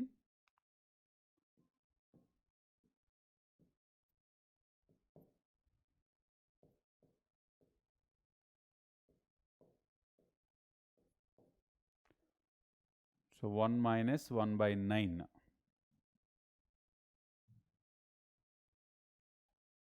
So it's going to be 9 minus 1 by 9. So it's going to be 8 by 9. So that's what the value we are going to be getting it.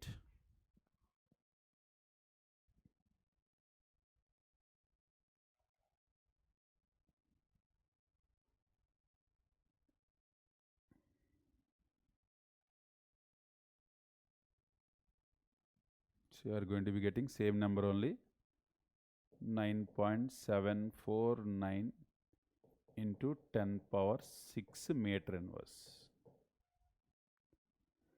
So we are going to be getting there centimeter inverse. So then we are going to be converting into meter inverse. So that will be getting 9.749. Value what I got here, it is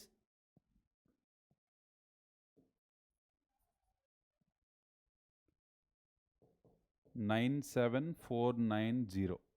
ఇది నాకు వచ్చిన value. ఇదేంటిది? Centimetre inverse. కానీ మనకు రాయాల్సింది ఏంటి? Metre ఇన్వర్స్లో రాయాలి. సో అందుకోసం we are going to be converting 9.749 into 10 power 6 metre inverse అవుతుంది. ఎందుకంటే 2 పెరుగుతుంది కాబట్టి ఆటోమేటిక్గా సరిపోతుంది. So now the frequency we are suppose to calculate. So nu bar తెలిసిన తర్వాత ఫ్రీక్వెన్సీని ఎలా క్యాలిక్యులేట్ చేస్తాం మనం? Nu is equal to c into z square. So అందుకని మనకి జస్ట్ ఉన్న రిలేషన్ ఏదైతే ఉందో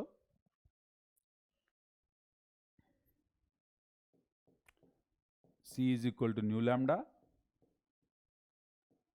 new is equal to c by lambda. So c nu bar. So nu is equal to c nu bar. So వచ్చినటువంటి వాల్యూని into 3 into 10 power 8 just మనం nu is equal to 9.749 into 10 power 6 into 3 into 10 power 8 multiply చేస్తే మనకి ఈ number వచ్చేస్తుంది. 2.9 into 10 power 15. అంతే, simple. So we're going to be having the values everything, the ఫార్ములాలకి మనం తెలిస్తే ఆటోమేటిక్గా మనం ఇచ్చినటువంటి ఇన్ఫర్మేషన్ ప్రకారం ఆన్సర్స్ వచ్చేస్తాయి.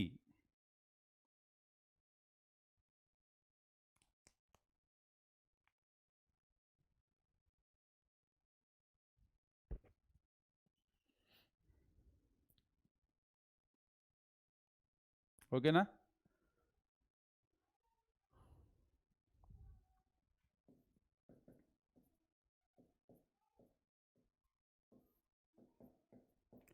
లేదు డైరెక్ట్గా ఫార్ములా కావాలి నాకు ఫ్రీక్వెన్సీకి అంటే 3 ఇంటూ 10 పవర్ 8 ఇంటూ 109677.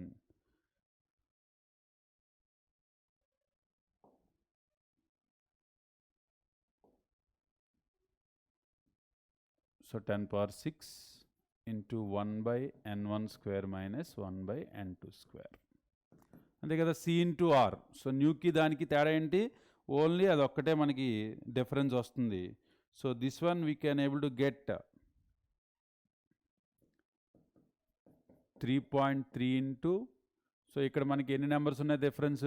ఇక్కడేమో 1 2 3 4 5 6. It's going to be having 10 power 6. So it's going to be having 12 into 1/n1 square minus 1/n2 square. లేదంటే దీన్ని మనం 10 పవర్ 15 అంటే ఇక్కడ మీటర్స్లో రాసుకుంటే కనుక 3.3 ఇంటూ 10 పవర్ 15 అలా కూడా మనం క్యాలిక్యులేట్ చేసుకోవచ్చు. We are going to be getting the frequency directly.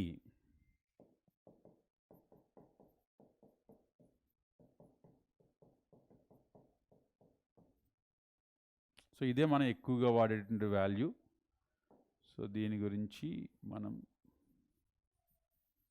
తీసేయండి. So 3.3 into 10 power 15 into 1/n1 square minus 1/n2 square which is going to be giving us frequency directly. So తర్వాత calculate the wave number and wave length of the limiting line of Paschen series. Limiting line అంటే ఏంటి? So ఇందాక ఎలా అయితే H alpha H beta చెప్పుకున్నామో మనకిప్పుడు H limiting of series అంటే limit of series. So దీనికి మనం ఎలా చెప్తాం మనం? So n1 is equal to 1, n2 is equal to infinity. అంటే ఇది లైమన్ తీసుకుంటే ఇందాక ఆల్రెడీ చెప్పుకున్నాం H alpha H beta H gamma. H alpha is equal to n1 is equal to 1, n2 is equal to 2, n2 is equal to 3, n2 is equal to 4, H alpha H beta H gamma. అలాగే మనం limit series తీసుకుంటే కనుక n1 is equal to 1, n2 is equal to infinity for Lyman series. కానీ ఇక్కడ ఏం కనుక్కోమంటున్నాడు? Calculate the wave number and wave length of the limiting line of Paschen series అంటున్నాడు. So Paschen series, so Paschen n1 ఏంటి మనకి? Lyman, Balmer, Paschen, Brackett, Pfund. So n1 is equal to 3, n2 is equal to infinity. n2 is equal to infinity for the Paschen series.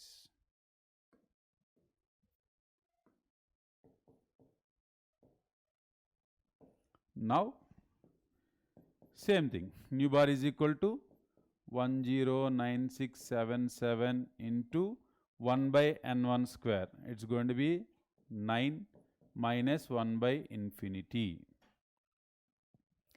Whereas nu is equal to 3.3 into 10 power 15 into 1 by n1 square. డైరెక్ట్గా రాసేద్దాం ఇక్కడ కూడా మళ్ళీ నాకు calculation. 9 minus 1 by infinity. So ఈ calculation మీరు చేసుకోండి. So ఆబ్వియస్గా ఈ నెంబరే వస్తుంది, నేను రాసేయట్లేదు ఇక్కడ. సో జస్ట్ డైరెక్ట్గా మార్క్ చేస్తున్నాను ఇక్కడ. It's 821 nm will get here 121.85. You can calculate, you will get the answer into 10 power 6 meter inverse. Okay, so just you can calculate. I am moving on to the next one. So many calculations are there. Next one, calculate the difference in wavelength of limiting line in Lyman series and the limiting line in bracket series. So limiting line ఇప్పుడే కదా మాట్లాడుకున్నాం మనం. So ఏదైతే మనకి new bar ఇందాక మాట్లాడుకున్నామో ఇప్పుడు wave length గురించి మాట్లాడుకుంటున్నాం, lambda. So lambda is equal to, so mu bar is equal to 1 by lambda, 1 by lambda is equal to r. So ఆ రకంగా మనం ఈ లిమిటింగ్ లైన్స్ని మనం తీసుకోవచ్చు. So limiting line in Lyman series ఇందాకే చెప్పాను ఆల్రెడీ నేను. H limit is going to B n1 is equal to 1, n2 is equal to infinity. ఇది లైమన్ సిరీస్లో. H limit in case of bracket series, Paschen bracket. So n1 is equal to 4, n2 is equal to infinity in case of bracket. So ఇప్పుడు మనం wave లెంత్ని calculate చేసుకుని ఆ wave లెంత్కి తాలూకా డిఫరెన్స్ని మనం కనుక్కోవాలి. So the difference is going to be having how much. So అది మనం ఇక్కడ తెలుసుకోవాల్సినటువంటి ఇన్ఫర్మేషన్. సో మనం ఏం రాయొచ్చు ఇప్పుడు? మనం 1 by lambda is equal to 10. ఈ క్యాలిక్యులేషన్ ఎందుకు? ఆరే డైరెక్ట్గా రాసేద్దాం మనం. r into 1 by n1 square, 1 minus 1 by infinity. So ఇది H limit for Lyman series. Whereas for bracket series, 1 by lambda is equal to r into 1 by 4 square minus 1 by infinity. So now what they want? The difference between these two. So ఇక్కడ నేను lambda Lyman series L అంటాను, lambda bracket series B అంటాను. So now I want to get the difference between these two. So this one I can able to write it as 1 minus 0, it's going to be r, and this is going to be having r by 16. Now reciprocal I will take it. So now lambda L is equal to 1 by r, lambda B is equal to 16 by r. Now I want to get lambda L minus lambda b. అంతే కదా అడిగింది, Lyman series and the limiting line in bracket series. So now it's going to be lambda L minus lambda b, which is equal to 1 by r minus 16 by r. Now it is going to be taking r value and it is going to be coming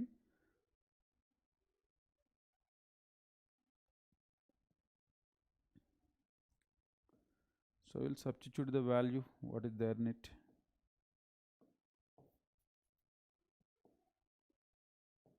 1/109677 minus 16/109677. So there we are going to be getting the centimeter value, and then we are going to be converting the nanometers. We will be getting the value of this particular one.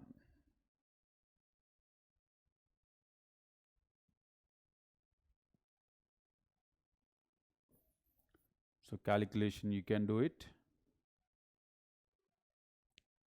So that's about your atomic spectrum and hydrogen series we are going to be having. Now the next one, Bohr's model of atom. So ఈ particular అన్ని కాన్సెప్ట్ని base చేసుకుని Niels bore అనే scientist తన యొక్క atomic మోడల్ని ఇచ్చాడు. ఇక్కడ మెయిన్గా ఇతని అడ్వాంటేజ్ ఏంటి అంటే స్టేషనరీ ఆర్బిట్స్. ఏదైతే మనకి problematic in Rutherford spiral pathway, so that is restricted by seeing the stationary energy levels. Stationary energy levels అంటే అర్థం ఏంటి?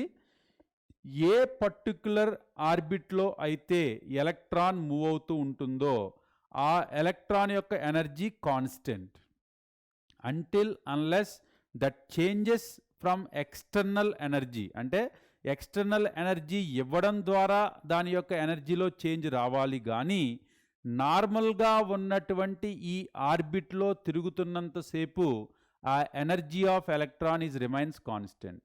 Energy of electron remains constant. That is going to be called as stationary orbit. The orbits which are going to be present in atoms are going to be stationary. అది మనకి bores atomic model చెప్తుంది. So bores atomic model ప్రకారం ఏం చెప్తున్నాడు? So ఏవైతే మనకి electrons తిరుగుతున్నాయో ఆ electrons అన్నీ కూడా ఎక్కడ తిరుగుతున్నాయి? Orbits which are stationary. Orbit stationary అంటే అర్థం ఏంటి? ఏ ఆర్బిట్లో తిరుగుతున్నంతసేపు ఎనర్జీ అనేది మారదో, కాన్స్టెంట్గా ఉంటుందో ఆ ఎనర్జీ లెవెల్స్ని stationary energy levels or stationary orbits అంటాం. సో ఈ స్టేషనరీ ఆర్బిట్స్లో electrons can move only in the orbits and not between the orbits. అంటే ఆర్బిట్కి మధ్యలో తిరగదు, ఓన్లీ ఆర్బిట్లో మాత్రమే తిరుగుతుంది. సో దట్ నెంబర్ రిప్రజెంటింగ్ 1 2 3 అంటే న్యూక్లియస్ నుంచి 1 2 3 4 5 6 7. So first orbit, second orbit, third orbit, లేదంటే KLMN KLMNO ఆ రకంగా ఆర్బిట్స్కి నెంబర్స్ కానీ పేర్స్ లెటర్స్ కానీ చెప్పాడు. సో ఈ లెటర్స్లో ఎలక్ట్రాన్స్ అనేది మూవ్ అవుతూ ఉంటుంది. So that we are going to be getting that KLMNO is going to be the representation of orbits we are going to be having, or 1 2 3 4 7 is going to be having the numbers. Bohr's atomic model lo unnatundi important postulates emti? The atom consists of a positively charged center called as nuclei, and the electrons revolve around the nucleus in a circular fixed path of definite radius and energy known as orbits are stationary state or allowed energy states. అంటే ఏదైతే bore atomic మోడల్లో మనం చెప్తున్నటువంటి stationery orbits అంటే electrons అనేవి ఒక fixed circular paths which are not going to lose any energy, they are called as stationary orbits. ఈ stationery ఆర్బిట్స్లో మనకి ఎలక్ట్రాన్స్ అనేవి రివాల్వ్ అవుతూ ఉంటాయి. ఆ స్టేషనరీ స్టేట్స్ ఆర్ ఆర్బిట్స్ అని చెప్పి పిలుస్తాం. Only the orbits are allowed for which the angular momentum MVR is equal to NH/2π. అంటే ఈ పర్టికులర్ ఆర్బిట్లో ఏ ఎలక్ట్రాన్ మూవ్ అవ్వగలుగుతుంది, ఏ ఎలక్ట్రాన్ మూవ్ అవ్వగలుగుతుంది అంటే MVR is equal to NH/2π. అంటే యాంగులర్ మొమెంటమ్, అంటే ఒక ఎలక్ట్రాన్ ఏదైనా సర్క్యులర్ పాత్లో తిరగడానికి ఉండేటటువంటి మొమెంటమ్ని యాంగులర్ మొమెంటమ్ అంటాం. అటువంటి angular momentum MVR is equal to multiple of h/2π, fraction of h/2π, the whole number multiples. A orbit n is equal to 1 అయితే 1h/2π, 2 అయితే 2h/2π, 3 అయితే 3h/2π. ఎప్పుడైతే ఆ ఎలక్ట్రాన్కి NH/2π యాంగులర్ మొమెంటం ఉంటుందో అప్పుడు మాత్రమే ఆ ఎలక్ట్రాన్ అనేది ఆ ఆర్బిట్లో రివాల్వ్ అవుతుంది, లేదంటే ఆ ఎలక్ట్రాన్ అనేది ఆ ఆర్బిట్లో రివాల్వ్ అవ్వదు. సో దానికోసం మల్టిపుల్ ఆఫ్ h/2πలో యాంగులర్ మొమెంటం ఉన్నప్పుడు మాత్రమే ఆ ఎలక్ట్రాన్ అనేది ఆ ఫిక్స్డ్ ఆర్బిట్లో రివాల్వ్ అవుతుంది, లేకపోతే రివాల్వ్ అవ్వదు. As long as the electron revolves in the same orbit there is no gain or loss of energy. అందుకోసమే దీన్ని మనం స్టేషనరీ ఆర్బిట్ అని చెప్పి పిలుస్తున్నాము. So we are going to be having next one, the electron gain or loss energy when it moves from one stationary orbit to the other. ఎప్పుడైతే అది ఒక stationery orbit నుంచి ఇంకొక స్టేషనరీ ఆర్బిట్కి మూవ్ అవుతుందో అప్పుడు energy loss or gain is taking place. అంటే ఎప్పుడైతే మనం ఎనర్జీ ఇచ్చామో అది ఇంకొక ఆర్బిట్లోకి వెళ్ళొచ్చు, అప్పుడు గెయిన్ అవుతుంది. ఆ గెయిన్ అయిన ఎనర్జీ స్టేబుల్ కాదు కాబట్టి మళ్ళీ లూజ్ అయిపోయి మళ్ళీ కింద ఆర్బిట్కి రావచ్చు, అప్పుడు మాత్రమే ఎనర్జీ చేంజ్ జరుగుతుంది. Until unless it is not changing its orbit position, the energy remains constant always for an electron revolving in a fixed orbit. First ఆర్బిట్లో తిరుగుతున్న అన్ని ఎలక్ట్రాన్కి కూడా ఒకే ఎనర్జీ ఉంటాయి, సెకండ్ ఆర్బిట్లో తిరుగుతున్న అన్ని ఎలక్ట్రాన్స్ కూడా ఒకే ఎనర్జీ ఉంటుంది. అది ఈ పర్టికులర్ పాస్టులేట్ యొక్క meaning. So this is what we are going to be having. The frequency of emitted radiation or absorbed radiation will depend on the energy of two stationary orbits between. So nu is equal to delta E by h which is nothing but E2 minus E1 by h. అంటే అది ఎంత energy difference ఉంది ఎలా తెలుస్తుంది?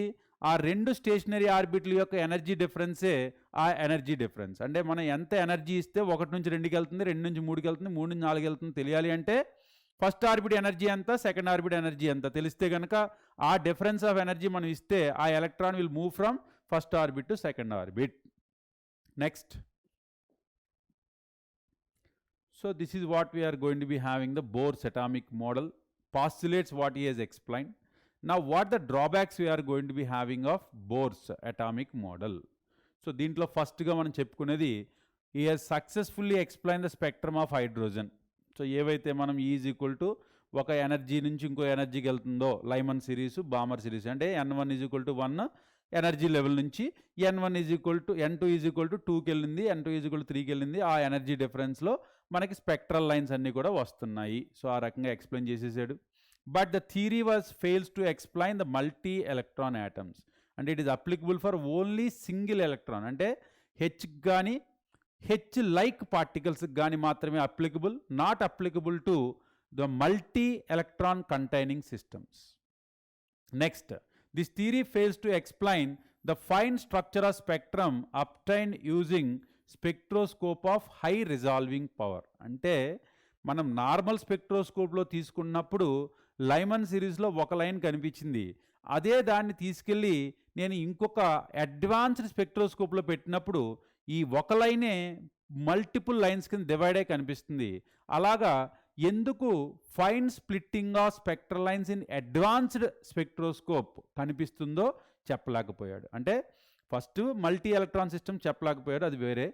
ఇప్పుడు ఏం చెప్తున్నా నేను, ఆ సింగిల్ స్పెక్ట్రల్ లైన్ ఏదైతే నాకు నార్మల్ స్పెక్ట్రోస్కోప్లో కనిపించిందో అదే single spectral line can be get finely divided into more spectral lines under advanced spectroscope. అంటే ఇంకొంచెం అడ్వాన్స్డ్ స్పెక్ట్రోస్కోప్లో చూసినట్లయితే ఆ సింగిల్ లైనే మళ్ళీ మల్టిపుల్ లైన్స్ కింద కన్వర్ట్ అయిపోతుంది, డివైడ్ అయిపోతుంది.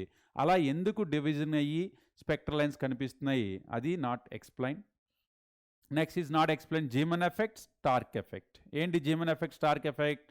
The same atom under external magnetic field I can get still more splitting of spectral lines, or the same atom I can kept in electric field, still more splitting of spectral lines taking place. The splitting of spectral lines further in electric field called as Stark effect, in magnetic field called as Zeeman effect. ఈ రెండు ఎఫెక్ట్లని కూడా ఈ particular theory అనేది చెప్పలేకపోయింది Bohr's atomic model. Then it violates Heisenberg uncertainty principle, అంటే ఈ తర్వాత తెలిసినటువంటి హైసెన్బర్గ్ అన్సర్టెనిటీ ప్రిన్సిపల్ని. తర్వాత this theory does not explain the ability of atoms to form molecules. ఎలాగ యాటమ్స్ అనేవి మాలిక్యూల్స్ని ఫామ్ చేస్తాయో ఈ బోర్స్ మోడల్ అనేది ఎక్స్ప్లెయిన్ చేయలేకపోయింది. ఈ బోర్స్ మోడల్ డ్రాబ్యాక్స్ చెప్పుకున్నాం, కానీ మనకి ఎగ్జామ్ వైజ్ ఎక్కువగా క్వశ్చన్లు వచ్చేది bores atomic model, explanation for the hydrogen spectrum, ఈ రెండు కాన్సెప్ట్ల నుంచి వస్తున్నాయి. కాబట్టి బోర్స్ మోడల్లో ఇంపార్టెంట్ ఫీచర్స్ ఏమేమి ఉన్నాయి ఒక్కొక్కటి మనం చూద్దాం. The stability of atom. So మనకి ఇతను స్టెబిలిటీ ఆఫ్ యాటమ్ గురించి ఎక్స్ప్లెయిన్ చేశాడు. ఎలా ఎక్స్ప్లెయిన్ చేశాడు? As long as the electrons are moving in stationary orbits they will never lose, they will never gain, so that's why they are stable. అంటే అది ఏదైనా energy తీసుకున్నా ఎనర్జీ లాస్ అయినా problem వస్తుంది, కానీ until unless the surrounding is same the stability of atom no problem. అది అతను చెప్పినటువంటిది. ఎనర్జీ ఆఫ్ ఎలక్ట్రాన్, ఈ ఎనర్జీ ఆఫ్ ఎలక్ట్రాన్ కోసం ఇతను చాలా క్యాలిక్యులేషన్స్ చేశాడు. ఆ క్యాలిక్యులేషన్స్ అన్ని చేసి ప్రతి ఆర్బిట్కి ఎనర్జీని ఇచ్చాడు అతను. సో అంత క్వాంటిటేటివ్గా మనకి ప్రతి ఆర్బిట్ యొక్క ఎనర్జీ క్యాలిక్యులేషన్ ఇచ్చాడు. So the energy calculation what he has done is going to be this much one. We can't able to remember the easy ones will be having. So E n is equal to 2 pi square z square me power 4 into k square by n square h square. So ఇంత complicated దాన్ని simplify చేయడానికి ఏం చెప్తున్నాం మనం? The kinetic energy of electron is equal to kz e square by 2r. Potential energy is equal to kz e square by r. So where k is equal to 1 by 4 pi epsilon. So this is going to be in SI system. In CGS system it's going to be 1 only. So no issue only. Now the energy of equation is simplified finally into En. ఈ మొత్తం అంతా కూడా calculate చేశారు. 2 pi square me power 4 k square by h square అనే calculation చేసి 2.18 into 10 power minus 18. So z square by n square అంటే z అనేది atomic number, n అనేది దాని యొక్క ఆర్బిట్ నెంబర్. ఏ ఆర్బిట్కి మనం తీసుకుంటాం, ఏ యాటమ్కి మనం తీసుకుంటాం, ఆ రెండే డిఫరెన్షియేట్ అవుతాయి. మిగిలినవన్నీ కూడా సేమ్ ఉంటాయి. -2.18 into 10 power minus 18 joules into z square by n square will be the formula for any orbit. Nth orbit energy calculation is given by this formula. So ఈ రెండింటిని బేస్ చేసి మనం ఏం చెప్పొచ్చు? The potential energy and kinetic energy is related as kinetic energy is going to be half of potential energy. Kinetic energy is going to be half of potential energy. So ఏ particular ఆర్బిట్లో తీసుకున్నా సరే the potential ఎనర్జీని తీసుకుని kinetic ఎనర్జీని తీసుకుంటే కనుక kinetic energy is always going to be half of your potential energy. తర్వాత for hydrogen atom, so the En is equal to -2.1 into 10 power minus 18 1 by n square. ఎందుకంటే హైడ్రోజన్ యాటమ్ యొక్క atomic number 1 కాబట్టి అది ఏమీ పెద్ద role ఉండదు. So n square మీద depend అయి ఉంటుంది. So E1 is nothing but 1 square. So same value 2.18 into 10 power minus 18. E2 by 4, so it is going to comes -5.45. E3 it's going to be -2.14 into 10 power minus 19 joules. ఆ రకంగా మనకి ప్రతి orbit యొక్క ఎనర్జీని కూడా calculate చేయడానికి bore atomic model చాలా బాగా ఉపయోగపడింది. సో ఇక్కడ ఏదైతే మనం నెగిటివ్ ఎనర్జీ అని రాస్తున్నామో, ఏంటి ఆ నెగిటివ్ ఎనర్జీ? సో అసలు ఎనర్జీ నెగిటివ్ ఉంటుందా? నీకు ఎనర్జీ ఎంత అంటే అయితే పాజిటివ్ చెప్తావు, లేదంటే నా దగ్గర ఎనర్జీ లేదు 0 అని చెప్తావు. అంతేగాని నాకు నెగిటివ్ ఎనర్జీ, ఎంత ఎనర్జీ నెగిటివ్ ఉందని చెప్తామా? Energy is always going to be positive. కానీ మన ఎనర్జీ ఆఫ్ ఎలక్ట్రాన్ మనం తీసుకుంటే ఎలా ఉంది value? -2.18 into 10 power minus 18, -5.45 into 10 power minus 19, -2.14 into 10 power minus 19. మనం నెగిటివ్ వాల్యూస్ చెప్తున్నాం. ఏంటి నెగిటివ్ వాల్యూకి అర్థం ఏంటంటే మనం ఎలక్ట్రాన్ని ఏం చేస్తున్నాము? ఒక ఇన్ఫైనైట్ ఆర్బిట్ దగ్గర ఊహించుకోండి. ఒక ఎలక్ట్రాన్ని మన ఇన్ఫైనైట్ ఆర్బిట్ దగ్గర ఊహించుకుంటే దాని యొక్క ఎనర్జీ ఆఫ్ ఎలక్ట్రాన్ ఈజ్ 0. అంటే nth ఆర్బిట్లో your electron energy is taken as 0.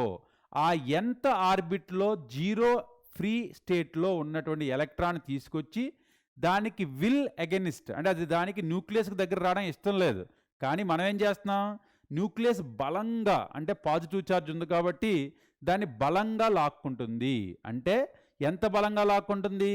0 energy ఉన్నటువంటి ఎలక్ట్రాన్ని ఇన్ఫైనైట్ ఆర్బిట్ నుంచి తీసుకుని దాని దగ్గరగా పెట్టుకునేంతలా లాక్కుంటుంది అన్నమాట. అంటే దాని విల్కి వ్యతిరేకంగా ఈ న్యూక్లియస్ అనేది లాక్కుంటుంది కాబట్టి the energy of electron is always termed as negative. Negative energy అంటే దాని అర్థం నెగిటివ్ అని కాదు. సో నెగిటివ్ ఎనర్జీ అంటే ఏం చెప్తున్నాం మనం? The energy of electron at free state, అంటే in infinite orbit is taken as 0.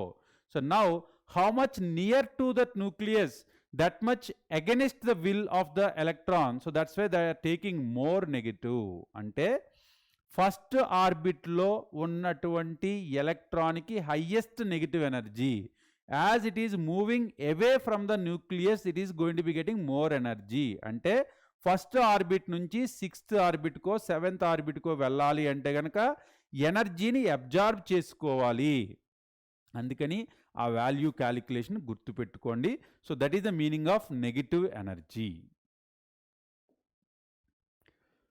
Now radius of bore orbit. So ఇందాక మనం చూసింది ఎనర్జీ. సో ఇప్పుడు మనం చూస్తుంది రేడియస్. రేడియస్ కూడా ఇతను క్యాలిక్యులేట్ చేశాడు. n²h²/4π² mze² into k. And this is also simplified. It's going to be Rn is equal to a0 into n². n²/z is for all. For hydrogen it is going to be a² into n². So దాని calculation కూడా అయింది. 0.529 angstrom units, that a0 value. So it's going to be 0.529 for the first orbit. It is 2.116 for the second orbit, 4.761 for the third orbit. So ఈ రకంగా calculations అన్నీ కూడా మనకి radius కూడా అన్నీ క్యాలిక్యులేట్ చేసి పెట్టాడు. తర్వాత extra information, even velocity also calculated. v is equal to 2πe²k/h into z/n. This calculation also is done 2.19 into 10⁶ into 1/n or z/n meter second inverse. So ఇది మనకి వెలాసిటీకి సంబంధించినటువంటి క్యాలిక్యులేషన్. ఈ క్యాలిక్యులేషన్స్ అన్నింటినీ కూడా మనం గుర్తుపెట్టుకోవాలి. గుర్తుపెట్టుకుని క్యాలిక్యులేషన్స్ చేయాలి. So v1 is equal to 2.1 into 10⁶. అంటే ఫస్ట్ ఆర్బిట్లో వెలాసిటీ ఎంత? 2.19 into 10⁶. సెకండ్ దాంట్లో 1.05. థర్డ్ దాంట్లో 7.3. అంటే వెలాసిటీ తగ్గిపోతుంది. ఎలక్ట్రాన్ అనేది దూరంగా వెళ్ళి కూడా వెలాసిటీ తగ్గిపోతుంది. That's what you can able to get it from the values what you are going to be getting there. Now what we can able to give conclusion for all our calculations for hydrogen or hydrogen like particles, అంటే single electron containing hydrogen like particles కానీ hydrogen కానీ E n ఏ orbit అయినా సరే energy అడిగినట్లయితే కనుక E n is equal to -2.18 into 10⁻18 into z²/n² joules. Rn is equal to a0 into n²/z meters. And Vn is equal to 2.19 into 10⁶ into z/n. So it is ఈ values గుర్తుపెట్టుకోవాలి. a0 అంటే 0.529 angstrom units or 52.9 picometer. So ఏదో calculation తీసుకోండి. So -2.18 into 10⁻18 z²/n². This is going to B n²/z. This is going to B z/n. So ఈ రకమైనటువంటి 3 calculations తీసుకుని మనకి ఏదైనా సరే వాల్యూ కావాల్సి వచ్చినప్పుడు దాన్ని క్యాలిక్యులేట్ చేయవచ్చు.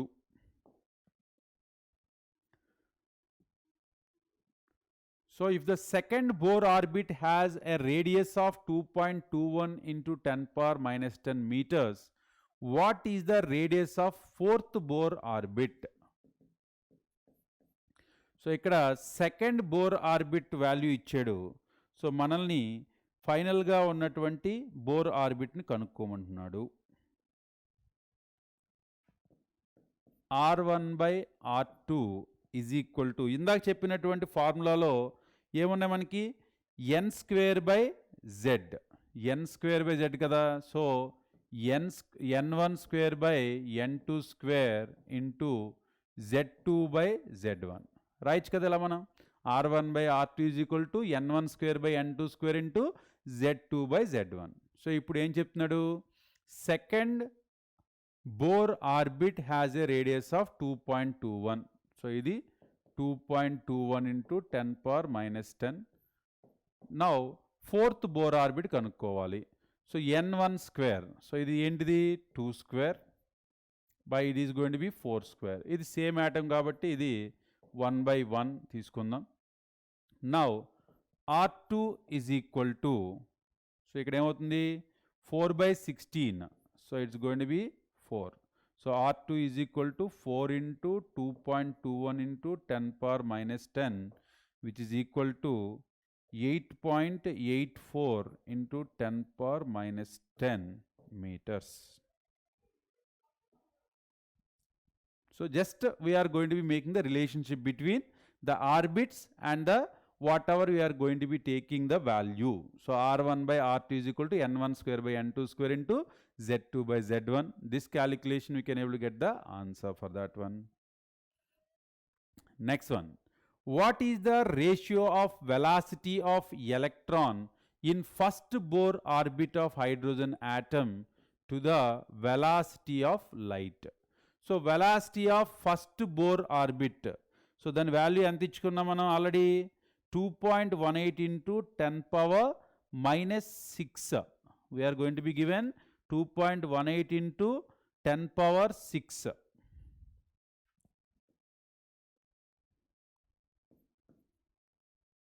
First Bohr orbit kada V1 2.18 into 10 power 6 meter per second. So light velocity c is equal to 3 into 10 power 8 meter per second. So ఇప్పుడు దానికి క్యాలిక్యులేషన్ ఏం కావాలి, hydrogen atom to velocity of light. So V1 by c is equal to 2.18 into 10 power 6 by 3 into 10 power 8. Calculate చేసి చూసుకోండి, value వస్తుంది. నేను డైరెక్ట్గా value వేసేస్తున్నాను, 7.26 into 10 power minus 3.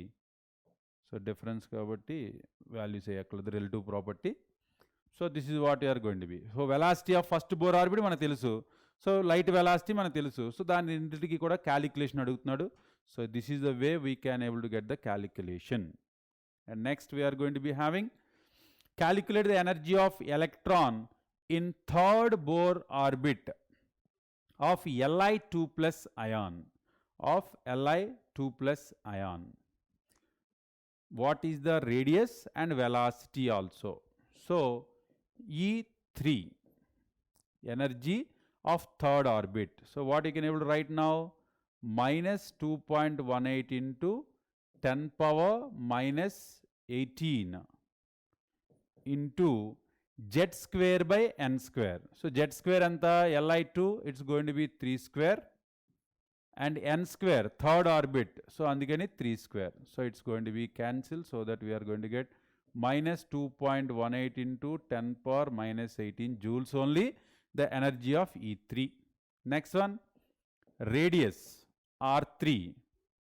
So we are going to be taking R3 value 0.529 into 10 power minus 10 into n square by z.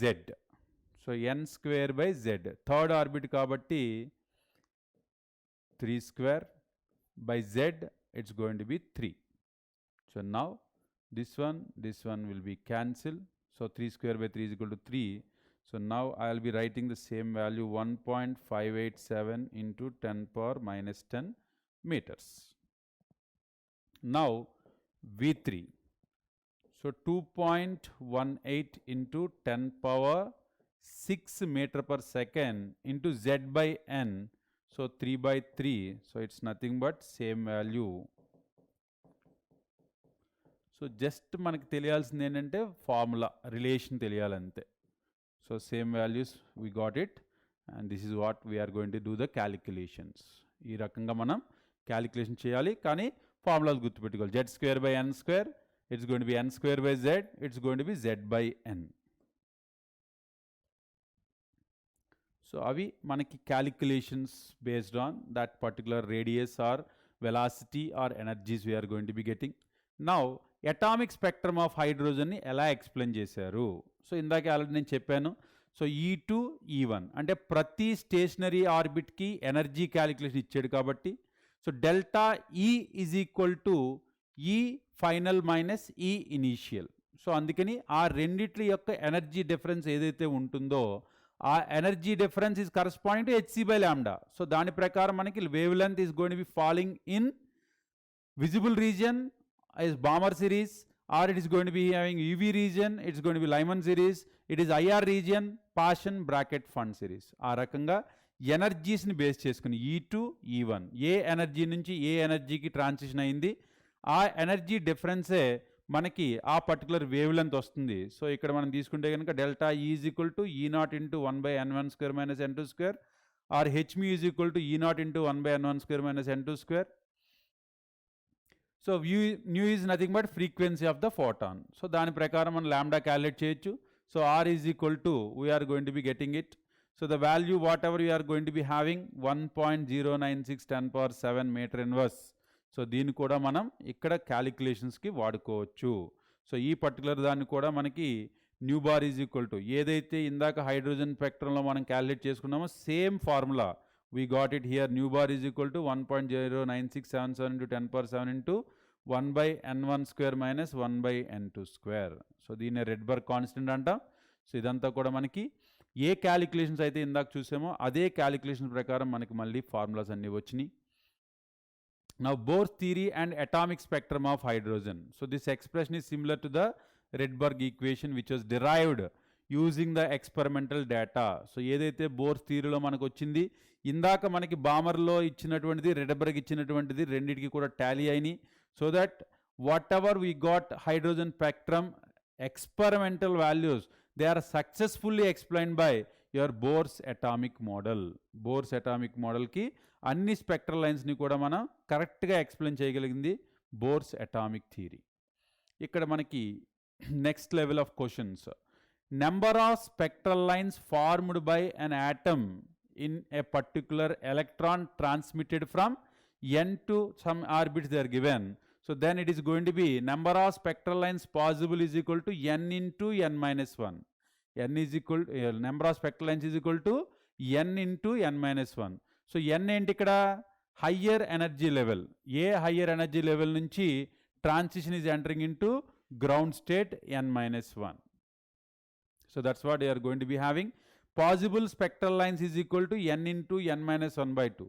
అలా కాకుండా మనకి only electron undergo transition from higher energy level to lower energy level, then the number of spectral lines is given by, so now it's going to be n2 minus n1 into n2 minus n1 plus 1 by 2. So this is the number of spectral lines we are going to be getting from a particular spectrum. Hydrogen spectrum లో వచ్చినటువంటి spectral lines calculations ఈ రకంగా చేయవచ్చు. So ఫస్ట్ది దేనికోసం అది higher level నుంచి ground లెవెల్కి, లేదు number of spectral lines for any transition.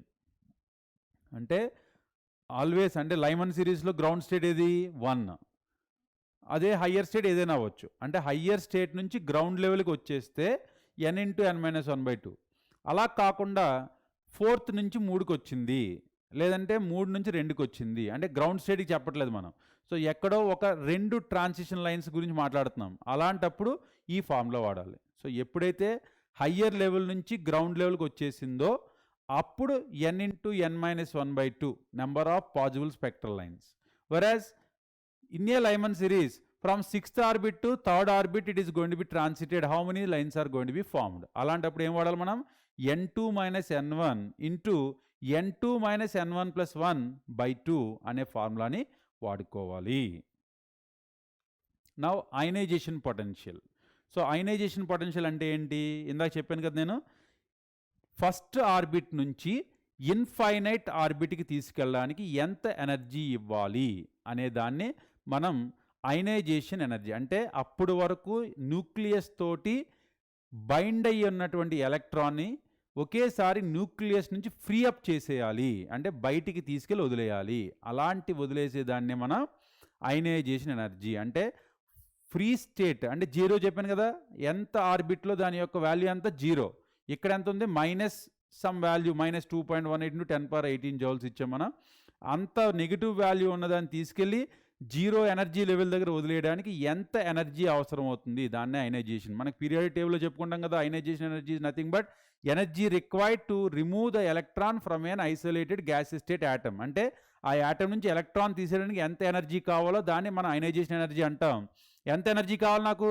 First level నుంచి తీసుకెళ్ళి మనం లాస్ట్ ఉన్నటువంటి లెవెల్ పెట్టేయాలి. ఇన్ఫైనైట్ ఆర్బిట్లోకి తీసుకెళ్ళడానికి ఎంత ఎనర్జీ కావాలో దాన్నే మనం అయనైజేషన్ ఎనర్జీ అని చెప్పి పిలుస్తాం. So for a hydrogen atom, the ionization energy calculated, we are going to be having like this the calculation. Now delta E is equal to 2.18 into 10 power minus 18 into 1/n1 square minus 1/n2 square. So n2 square ఏంటి? Infinity. అంటే infinite ఆర్బిట్లోకి తీసుకెళ్ళాలి మనం. అప్పుడు 2.18 into 10⁻18 into 1. So that's why the ionization energy for a particular orbit, it's positive now. So earlier we given negative. అంటే ఎంత energy ఇవ్వాలి మనం? Positive sign. అంటే 2.18 into 10⁻18 జౌల్స్ ఎనర్జీ కనుక ఎలక్ట్రాన్కి ఇస్తే అప్పుడు ఆ ఎలక్ట్రాన్ అనేది ఇన్ఫైనైట్ ఆర్బిట్కి వెళ్ళిపోతుంది. దాన్నే మనం అయనైజేషన్ అని చెప్పి పిలుస్తాం. సో ఇప్పుడు ionisation energy is equal to 2.18 into 10⁻18 joule per atom. So that's what they taken per mole, 6.02 into 10⁻23, which is nothing but 1.312 into 10⁻6 joule per mole. That is nothing but 1312 kilojoule per mole.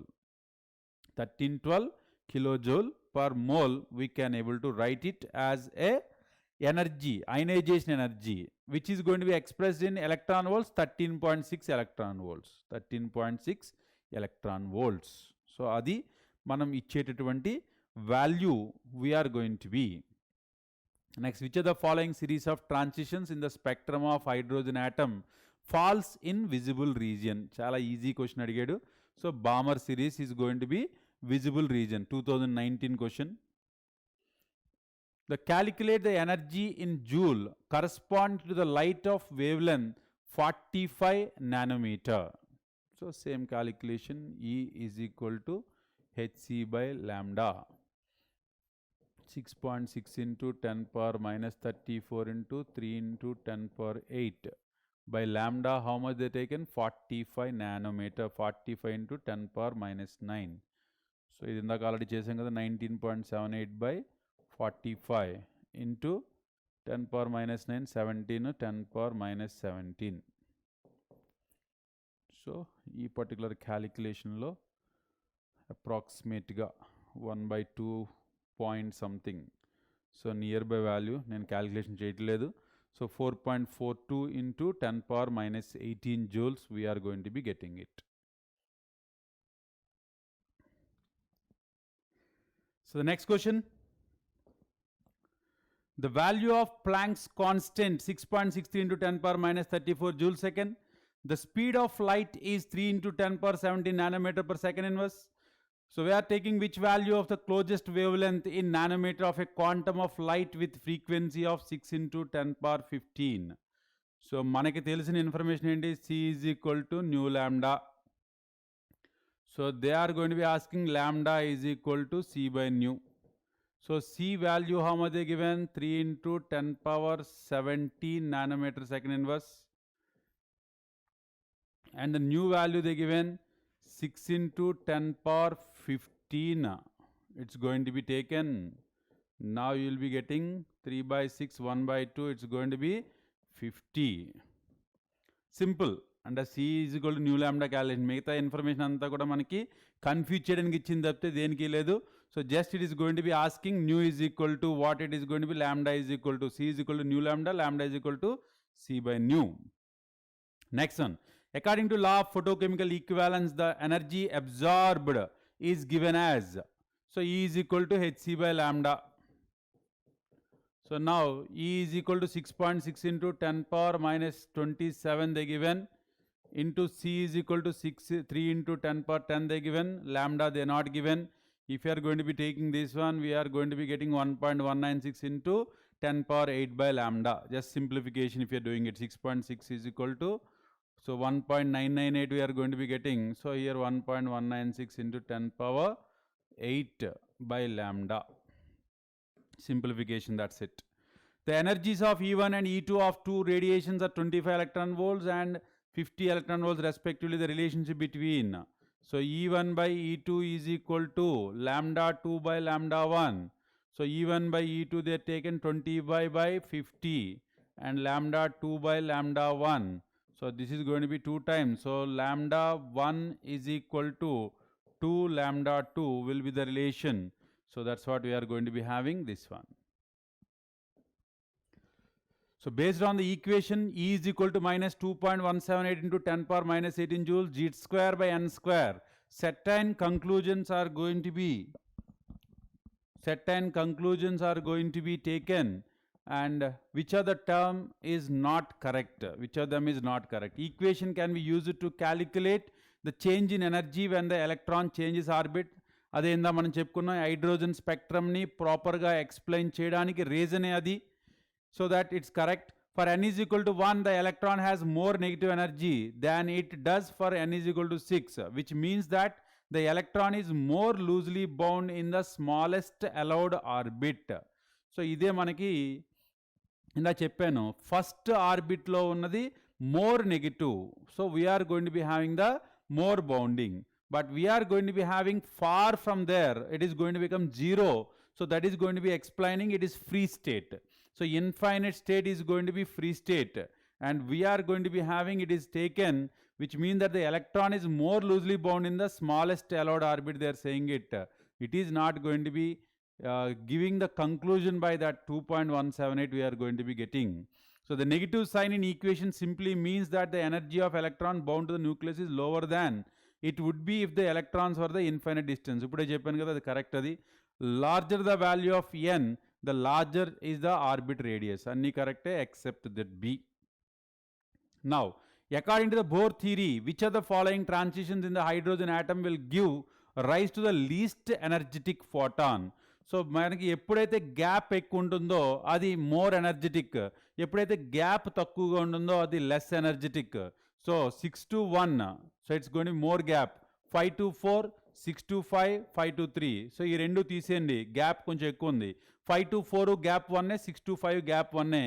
కాకపోతే energy of 6 is going to be having chances are there less. So that's we can go for 6 to 5 than 5 to 4. Just imagination calculation, logical calculation. 5 to 4తో తీసుకున్నా 6 to 5తో తీసుకుంటే energy difference ఎక్కడ ఎక్కువ ఉంటుంది? 5 to 4లో ఎక్కువ ఉంటుంది, 6 to 5లో తక్కువ ఉంటుంది. So that's what least energetic one. So one more term we are having stopping potential. So what is stopping potential? It is the minimum potential that must be applied to stop the photo electrons. అంటే ఏదైతే మనం photo electrons అనేవి వస్తున్నాయో అటువంటి photo electrons రాకుండా నేను ఆపేయడం కోసం ఎంత పొటెన్షియల్ అప్లై చేయాలి? So that is going to be called as stopping potential. So the stopping potential is EV is equal to h mu minus h mu naught. So that we are going to be getting this E, we know 1.62 into 10 power minus 19. So into V is equal to h into mu minus mu naught. So ఎంత అయితే కనుక stopping potential కావాలో so దీన్ని బట్టి మనం calculate చేసుకోవచ్చు. Now the next one we are going to be having, what is the frequency and wavelength of a photon emitted during the electron transition from n is equal to 6 to n is equal to 2 in an hydrogen atom? ఇందాక చేసుకున్న calculations already, మళ్ళీ ఇంకోసారి చేద్దాం. So nu is equal to R nu bar is equal to so r into 1 by n1 square minus 1 by n2 square. So ఇది already ఇంతకుముందు చెప్పుకున్నదే, which is nothing but nu bar is equal to 1 by lambda. So now, so R value, it's going to be 109677 into 1 by n1 square. So 1 by 6 square minus 1 by 2 square. So this is going to be 109677 into 1 by 36 minus 1 by 4. If you are going to simplify this one, 109677 into, so 36 we are going to be getting, one time we will be having this one. So 36 and 4 we can able to take.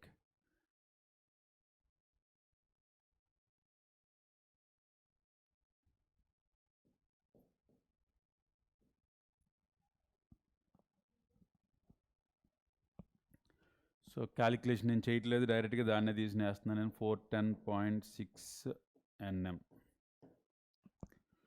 So frequency nu is equal to, so ఏం చెప్పాను నేను, 3.33 into 10 power 15 into 1 by n1 square minus 1 by n2 square. So 3.3 into 10 power 15 into 1 by 6 square minus 1 by 2 square. So మీరు calculate చేస్తే దీనికి 67.3 into 10 power 14 second inverse. Just substitute చేసుకోండి. So ఇంకా చాలా చేయాల్సినవి ఉన్నాయి కాబట్టి నేను జస్ట్ సింప్లిఫికేషన్ వరకు నేను డైరెక్ట్గా వేస్తున్నాను. మీరు క్యాలిక్యులేట్ చేయండి, మీకు ఖచ్చితంగా అది ఆన్సర్ వస్తుంది. Okay. Next calculate the maximum number of spectral lines. So దీనికి ఫార్ములా ఏం చెప్పుకున్నాం, n ఇంటూ n-1/2. సో 6 నుంచి డైరెక్ట్గా గ్రౌండ్ లెవెల్కి వెళ్ళిపోయింది కాబట్టి 6 into 6-1/2. So 6 into 5/2 which is equal to 15. So 15 spectral lines. When it is taken higher energy level to directly the lower energy level, the formula you can able to apply. Now here they taken n is equal to 8 to n is equal to 4. అంటే ground level చెప్పట్లేదు మనకి. So then formula is equal to n2 minus n1 into n2 minus n1 plus 1 by 2. So this is the formula we are going to have. n2 is 8 minus 4 into 8 minus 4 plus 1 by 2. So which is going to be 20 by 2, which comes 10 will be the answer. So higher energy level నుంచి ground లెవెల్కి వెళ్ళిపోతే n into n-1. అదే రెండు levels ఇస్తే కనుక, రెండు transition states ఇస్తే కనుక n2 minus n1 into n2 minus n1 plus 1 by 2 will be the formula. So this is about your hydrogen spectrum and Bohr's atomic model. The next model is going to be having, the concepts are based on de Broglie concept. So what de Broglie concept says, it is going to be saying the electron is going to have both particle nature as well as wave nature. ఇందాక ఏం చెప్పుకున్నాం, electromagnetic వేవ్కి రెండు nature's ఉన్నాయని చెప్పుకుంటున్నాం. ఇప్పుడు de Broglie ఏం చెప్తున్నాడు, ప్రతి పార్టికల్కి కూడా కొంత వేవ్ ఉంటుంది. అంటే ఎలక్ట్రాన్ అనేది ఒక పార్టికలే, కానీ ఆ పార్టికల్ కూడా ఎంతో కొంత వేవ్ని ఫామ్ చేస్తుంది అనేది de Broglie చెప్తున్నటువంటి concept. So the de Broglie says every particle is going to have both particle nature and wave nature. So that even though it is going to be a particle, that can also form a small wave. So that's what the de Broglie is saying. So he is saying like the wavelength formed by that particular one is equal to lambda is equal to h by mv, h by p. Now this lambda is indicating wave nature, this momentum p is indicating the particle nature. అందుకని ఆ రెండింటిని కలిపి lambda is equal to h by p అనే రిలేషన్ని మనకి de Broglie కాన్సెప్ట్లో చెప్పాడు. Here m is mass of the particle, v is velocity of the particle, and p is momentum of the particle. So the momentum of the particle is going to be decides. So the wavelength of the particular substance, it is going to be having both particle nature as well as wave nature. So అందుకోసం చెప్పాడు. కానీ ఈ particular wave theory ఏదైతే చెప్పాడో, ఇది size of the particular, the mass of the particle is supposed to be having lowest, then only you can able to get the significant wavelength. So అలా కాకుండా mass ఎక్కువ ఉంటే కనుక ఆ particular దానికి వేవ్ లెంత్ని మనం కనుక్కోలేము, ఆ వేవ్ చాలా తక్కువగా ఉంటుంది. సో ఈ పర్టికులర్ దాన్ని మనకి క్రికెట్లో బాగా ఎక్స్ప్లెయిన్ చేయొచ్చు. ఎలాగా, క్రికెట్ బాల్ ఉంది. సో క్రికెట్ బాల్ని ఒకరు స్ట్రైక్ చేశారు. స్ట్రైక్ చేసినప్పుడు మనకి బౌండరీకి వెళ్ళింది. సో బౌండరీకి వెళ్ళడం మనం చూడగలవా? ఇక్కడ కొట్టడం చూస్తాం, తర్వాత మళ్ళీ అక్కడికి వెళ్ళి పడడం చూస్తాం. సో అంతేగాని ఇక్కడి నుంచి ఇక్కడికి కూడా ట్రెజెక్టరీ. కానీ తర్వాత మనకి ఏదైతే లైవ్ అంటే తర్వాత ఇస్తారు కదా మనకి లైవ్ షో, ఆ లైవ్ షోలో మనకి చూపిస్తాడు, అంటే ట్రెజెక్టరీ ఇలా వెళ్ళింది అని చూపిస్తాడు. సో అంటే మనకి కంటికి కనిపించదు, కానీ దాని ట్రెజెక్టరీ ఇలా ఉంటుంది అనేది మాత్రం మనం ఇమాజిన్ చేసుకోవచ్చు. అటువంటి వాటిలో కూడా వేవ్ ఉంటుంది, కానీ ఆ వేవ్ మనకు కనిపించదు.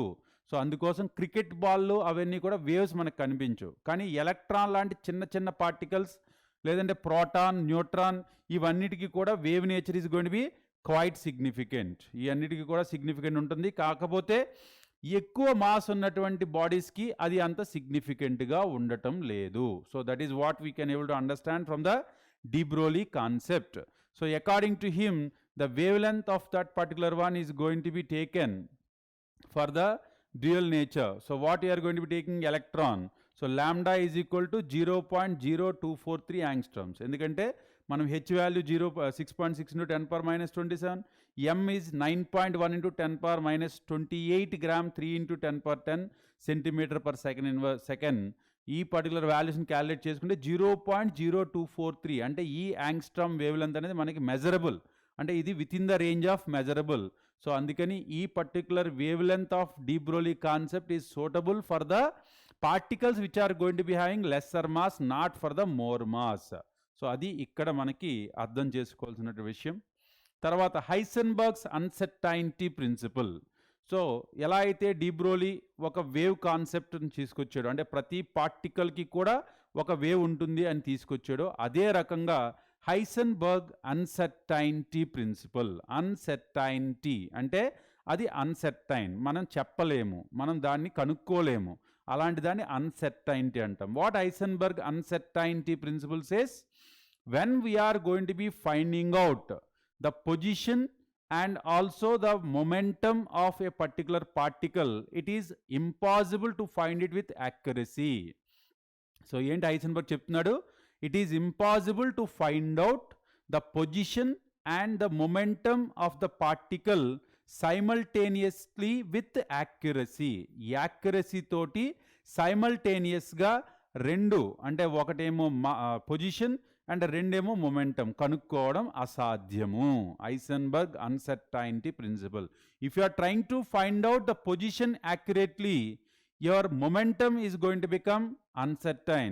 If you are trying to find out your momentum with accuracy, your position is becoming uncertain. So ఆ రకంగా uncertainty principle is explained by Heisenberg. So ఇది కూడా మనకి ఒక position delta X, mathematically we can say delta x is uncertainty in position, delta p is uncertainty in momentum. So delta x into delta p is greater than or equal to h by 4 pi. This is mathematically we are going to be expressing, whereas delta p can be written as m into delta v, because mass is not going to be uncertain, only velocity is going to be uncertain. So finally you can write delta x into delta v greater than or equal to h by 4 pi m will be the mathematical expression for uncertainty principle. Delta x is uncertain in position, delta v is uncertain in velocity, h is Planck's constant, m is mass of that one. This is also going to be applicable, the mass when it is going to be lowest. It is not applicable for when the mass is going to be more. So 50 grams అలా ఉంటే మనం చెప్పలేం. Electron, proton, న్యూట్రాన్కి మాత్రమే చెప్పగలుగుతాం, ఎందుకంటే వాటి యొక్క uncertainty సిగ్నిఫికెంట్గా ఉంటుంది. ఈ మాస్ ఎక్కువగా ఉన్నటువంటి బాడీస్కి అన్సర్టైనిటీ అనేది అన్న సిగ్నిఫికెంట్గా ఉండదు.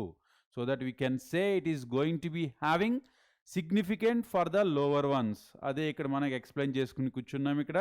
సో మనకి క్యాలిక్యులేషన్స్ కూడా మనకి అబ్జర్వ్ చేస్తే we can't able to get it. See, for a particle of 1 mg, we are going to be having 5.27 into 10 power minus 29. So when it is taking for the subatomic particle like electron, it's 5.79 into 10 power minus 5. This 10 power minus 29, we can't able to get those values. Minus 5, it is going to be getting the significant. అంటే మనకి బాగా తక్కువగా ఉంటే మనం కనుక్కోలేం, కొంత తక్కువగా ఉంటే కనుక్కోగలుగుతాం. So that we can able to prove it with 1 mg. 1 milligram ఉన్నటువంటి బాడీకి కూడా మన అన్సర్టైనిటీని కనుక్కోలేము. whereas for electron, proton, neutron, we can find out this uncertainty because it is going to be in a measurable range. Measurable రేంజ్లో ఇది ఉన్నది కాబట్టి మనం కనుక్కోగలుగుతాం, లేకపోతే దీన్ని కనుక్కోలేము. So that's what we can able to get it from this uncertainty principle. Now if the position of electron is determined, uncertainty of 10 power minus 7 meters, అంటే పొజిషన్ గురించి మాట్లాడుకుంటున్నాం మనం. our delta v, uncertainty in velocity is going to be 579. it's going to be measurable. it's going to be measurable. So ఆ రకంగా మనం uncertainty principles గురించి మాట్లాడుకోవచ్చు. So now we can able to go for the questions which are given. In hydrogen atom, the de Broglie wavelength of a particular electron is given. In the second Bohr orbit, they are asking the wavelength. So manaki unnatvanti formula enti, the wavelength in an orbit, lambda is equal to 2 pi r naught.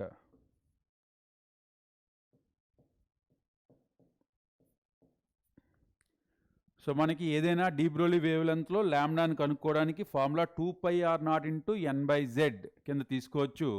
ఇప్పుడు ఇక్కడ ఏం చెప్తున్నాడు, మనకి de Broglie wavelength in hydrogen atom కనుక్కోమంటున్నాడు. So 2 into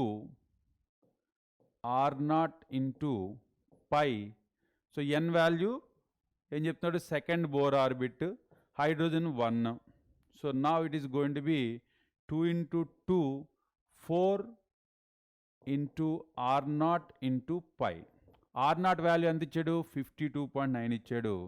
so 4 into 52.9 into pi which is equal to 211.6 pi. So 211.6 ఇచ్చాడు, 211.6 పై ఇచ్చాడు. So మనం చాలా జాగ్రత్తగా చూసుకోవాలి ఇలాంటి దానిలోనే.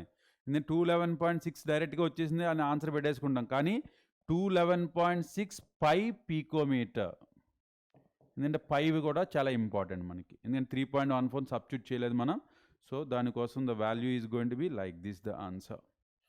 Next one, a 0.66 kg ball is moving with a speed of 100 meter per second. The associated wavelength will be, direct formula, delta is equal to h by mv. So h is equal to 6.6 into 10 power minus 34.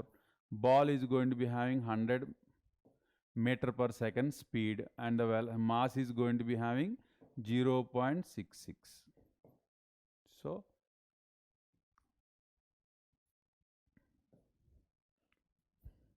this 10 goes up, 1 into 10 power minus 35. ఈజీగా calculation కూడా ఈజీగా ఇచ్చేసాడు మనకి. ఎందుకంటే ఎక్కడా కూడా మనకి problem లేకుండా డైరెక్ట్ క్యాలిక్యులేషన్, సింప్లిఫికేషన్ కూడా ఈజీగా అయిపోయింది. Next one, which is the following is going to be wrong statement. The uncertainty principle delta E into delta t is greater than or equal to h by 4 pi. So మనకి delta x into delta p is greater than or equal to h by 4 pi. So ఈ particular యూనిట్స్ని తీసుకుని ఇది ఇచ్చాడనమాట. Delta E into delta t is nothing but joule into second. So మనకి ఈ units తీసుకుంటే, so ఇది పొజిషన్ది అంటే మీటర్స్లో ఉంటుంది. మొమెంటమ్ m ఇంటూ v అంటే mass into velocity, mass into metre per second, KG metre per second. So KG metre per second and then we are taking the distance metre. So ఈ particular యూనిట్స్ని base చేసుకుని joule into time is also going to be getting here. So ఇదే కాకుండా మనకి ఇంకా relations ఉన్నాయి. So ఇందాక already మనం చెప్పుకుంది delta x into delta v is greater than or equal to h by 4 pi m. ఇది కూడా హైసెన్బర్గ్ అన్సర్టెనిటీ ప్రిన్సిపలే. తర్వాత delta omega into delta theta is also going to be 4 pi. ఇదేంటిది angular velocity, it is going to be having the angle.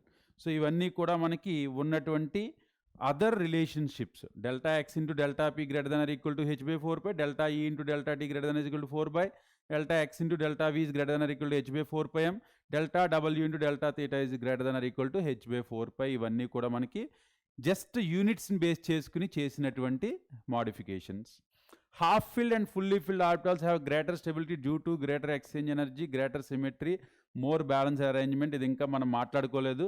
So electronic కాన్ఫిగరేషన్స్లో మాట్లాడుకుందాం. The energy of 2s orbital is less than the energy of 2p orbital in the case of hydrogen like atoms.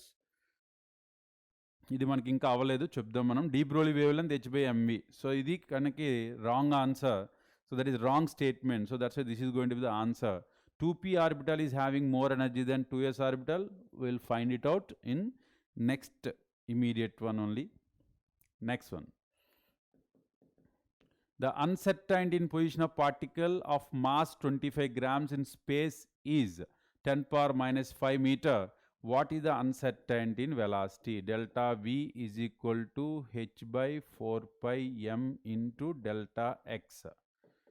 So 6.6 into 10 power minus 34 by 4 into 3.14 into 25 into 10 power minus 3. ఎందుకంటే గ్రాములో ఇచ్చాడు, కిలోగ్రామ్లోకి మార్చుకోవాలి. So it is going to be having 10 power minus 5. Now it is going to be taking minus 3 minus 5 minus 8. So minus 8 goes up and this 25 into 4 also we can take it as 100. So 10 square. So 10 square తీసేసి 10 power minus 6. 10 power minus 6 పైకి వెళ్తే 10 power minus 28.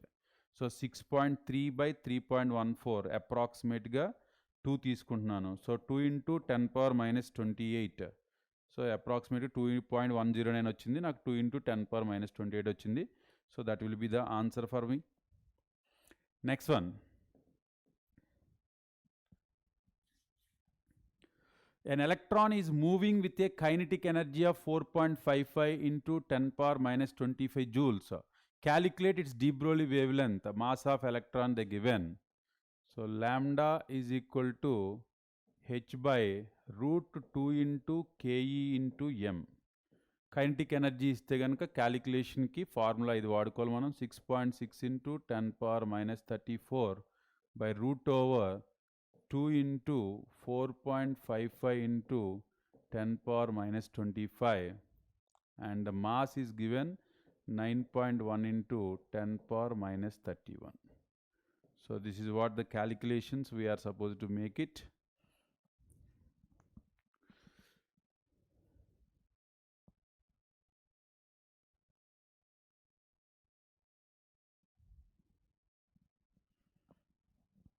So now it's going to be having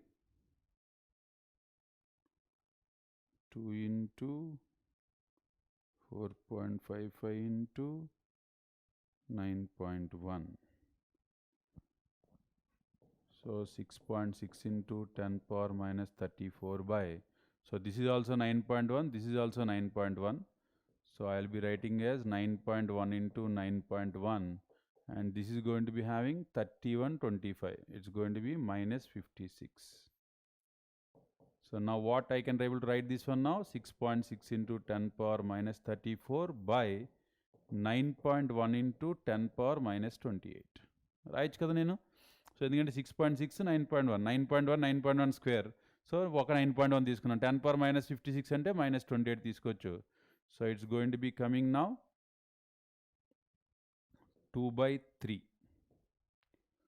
So 2 by 3 is nothing but approximately 0.6 into 10 power minus 6.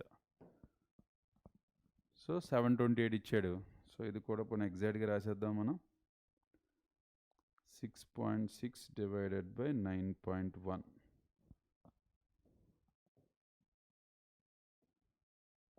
It's equal to 0.725. 0.725 into 10 power minus 6 meters. కానీ ఇక్కడ ఏమి ఇచ్చాడు nanometres ఇచ్చాడు so it's equal to 725 nanometres నాకు వచ్చింది so ఇక్కడ 728.6 ఎగ్జాక్ట్గా చేస్తే మనకు ఆన్సర్ వస్తుంది అన్నమాట okay so this is what we are going to be having next one A beam of alpha particles move with a velocity of 4.5 into 10 power 3 meter per second. Calculate the de Broglie wavelength of alpha particle. So lambda is equal to h by mv. So now 6.6 into 10 power minus 34 divided by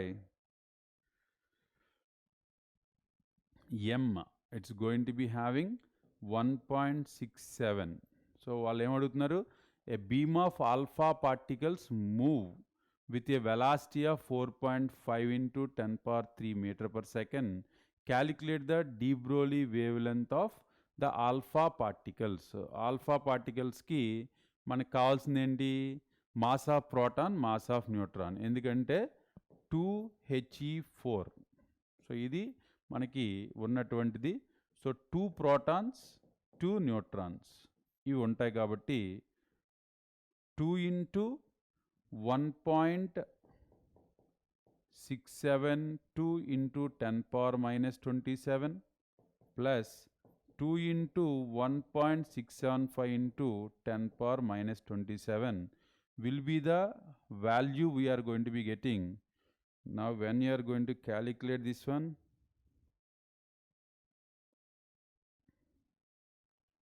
so 2 into 1.672 is going to be 3.344 plus 2 into 1.675 it's going to be 3.350 into 10 power minus 27. So this is going to be 3.33 plus 3.344. It's going to be 6.694 into 10 power minus 27 kg. So ఆ రకంగా మనకు వచ్చినటువంటి వాల్యూని ఇక్కడ substitute చేసుకోవాలి మనం. 6.694 into 10 power minus 27 into 4.5 into 10 power 3. So this is the calculation we are supposed to do it now. 6.694 into 4.5. So 6.6 by 30.12 into 10 power minus 24 పైకి వెళ్తే 10 power minus 10. Now 6.6 divided by 30.12. We are going to be getting 0.219 into 10 power minus 10 meters. Now in order to convert into picometers, we are supposed to keep 10 power 12, so 21.9 picometers. So that's what we are going to be getting the answer. So next one, what will be the wavelength of a tennis ball which is going to be having 0.2 kg and it is going to be having 6.6 into 10 power minus 34 by mass is 0.2 kg and velocity is going to be 20 meter per second. So now it's going to be coming around 0.2 is going to be 4.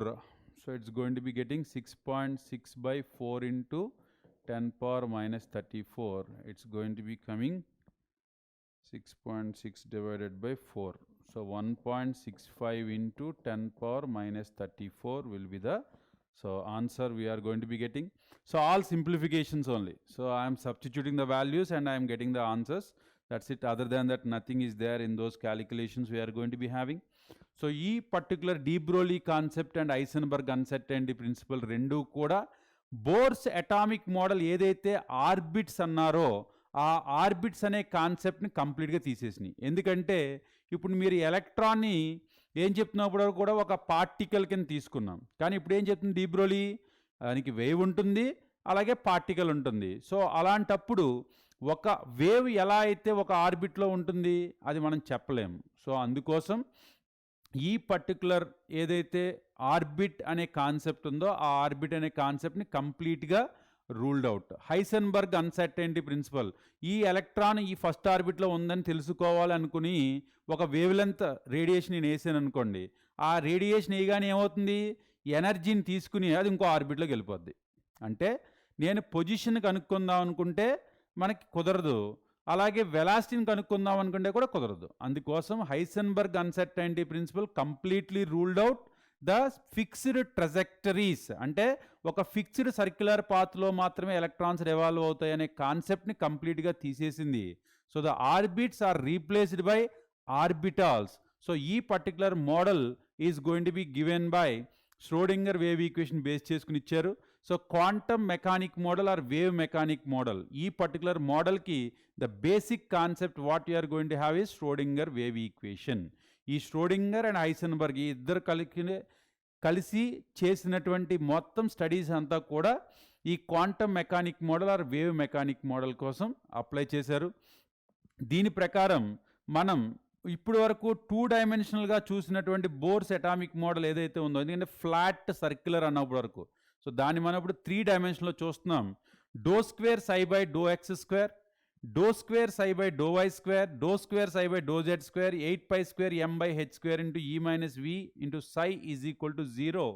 ఈ particular mathematical ఈక్వేషన్ని base చేసుకుని ఒక electron అనేది 3 dimensional స్పేస్లో, ఇప్పుడు వరకు మనం ఏం చెప్పాం, సర్క్యులర్ అన్నాం, అంటే 2 డైమెన్షనల్ ఒక బోర్డు మీద ఒక గీతలు గీసాం అంతే మనం. కానీ ఒరిజినల్గా మనకి 3 డైమెన్షన్లో ఉంటుంది యాటమ్ అనేది.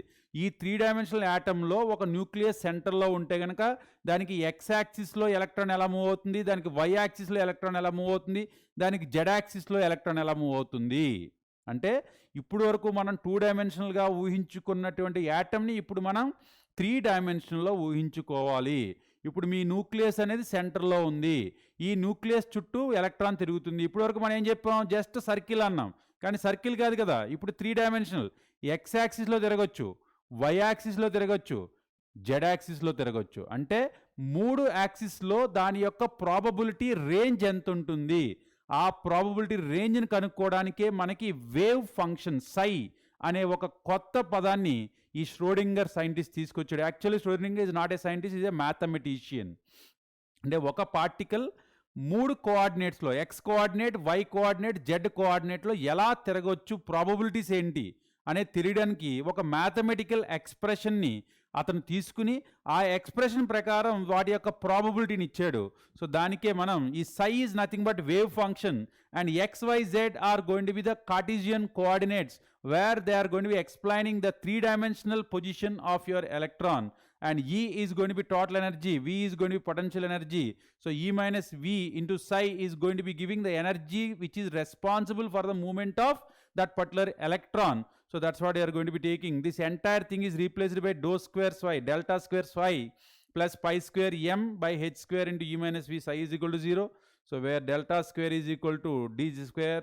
అంటే ఇదంతా కూడా సింప్లిఫై చేస్తున్నామాట ష్రోడింగర్ వేవ్ ఈక్వేషన్ని. ఇప్పుడు ఈ పర్టికులర్ ఏదైతే మనం ఆల్రెడీ చెప్పాను కదా, ఎం అనేది mass of electron, Planck's constant, E is total energy, V is potential energy, psi is going to be wave function.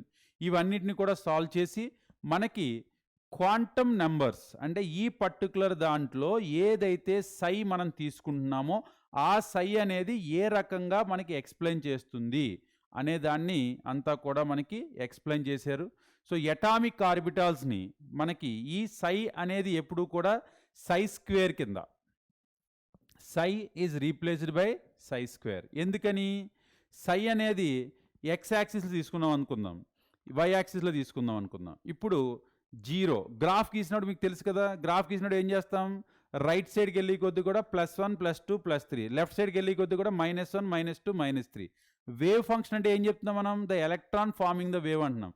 Form అవుతున్నప్పుడు అది నెగిటివ్ పాజిటివ్ ఎందుకు ఉంటుంది, ఎప్పుడు కూడా పాజిటివ్ ఉంటుంది. కానీ సై తీసుకుంటే ఏమవుతుంది, మనకి పాజిటివ్ నెగిటివ్ వస్తుంది. కాబట్టి సై is replaced by Sye square. Psi is indicating the probability that is going to be wave function. So now it is going to be indicating probability of finding an electron in a small region space. It's going to be called as probability density. So psi అనేది ఏం చెప్తుంది, wave function signifies the amplitude of the wave nature of electron. కానీ అది ఒకసారి plus ఉంటుంది, ఒకసారి minus ఉంటుంది. అలా ప్లస్ మైనస్ రావకూడదు కాబట్టి మనం వీఆర్ రీప్లేసింగ్ సై స్క్వేర్. ఇప్పుడు -1 స్క్వేర్ అన్నా అప్పుడు ఏమవుతుంది, +1 అయిపోతుంది. -2 స్క్వేర్ అంటే 4 అయిపోతుంది. అంటే స్క్వేర్ తీసుకుంటున్నాం కాబట్టి that is going to be explaining in a small space the density, the probability density. So అందుకోసం మనం సై స్క్వేర్ని తీసుకుంటున్నాం instead of taking the psi. So these are going to be called as atomic orbitals where the probability density is going to be maximum.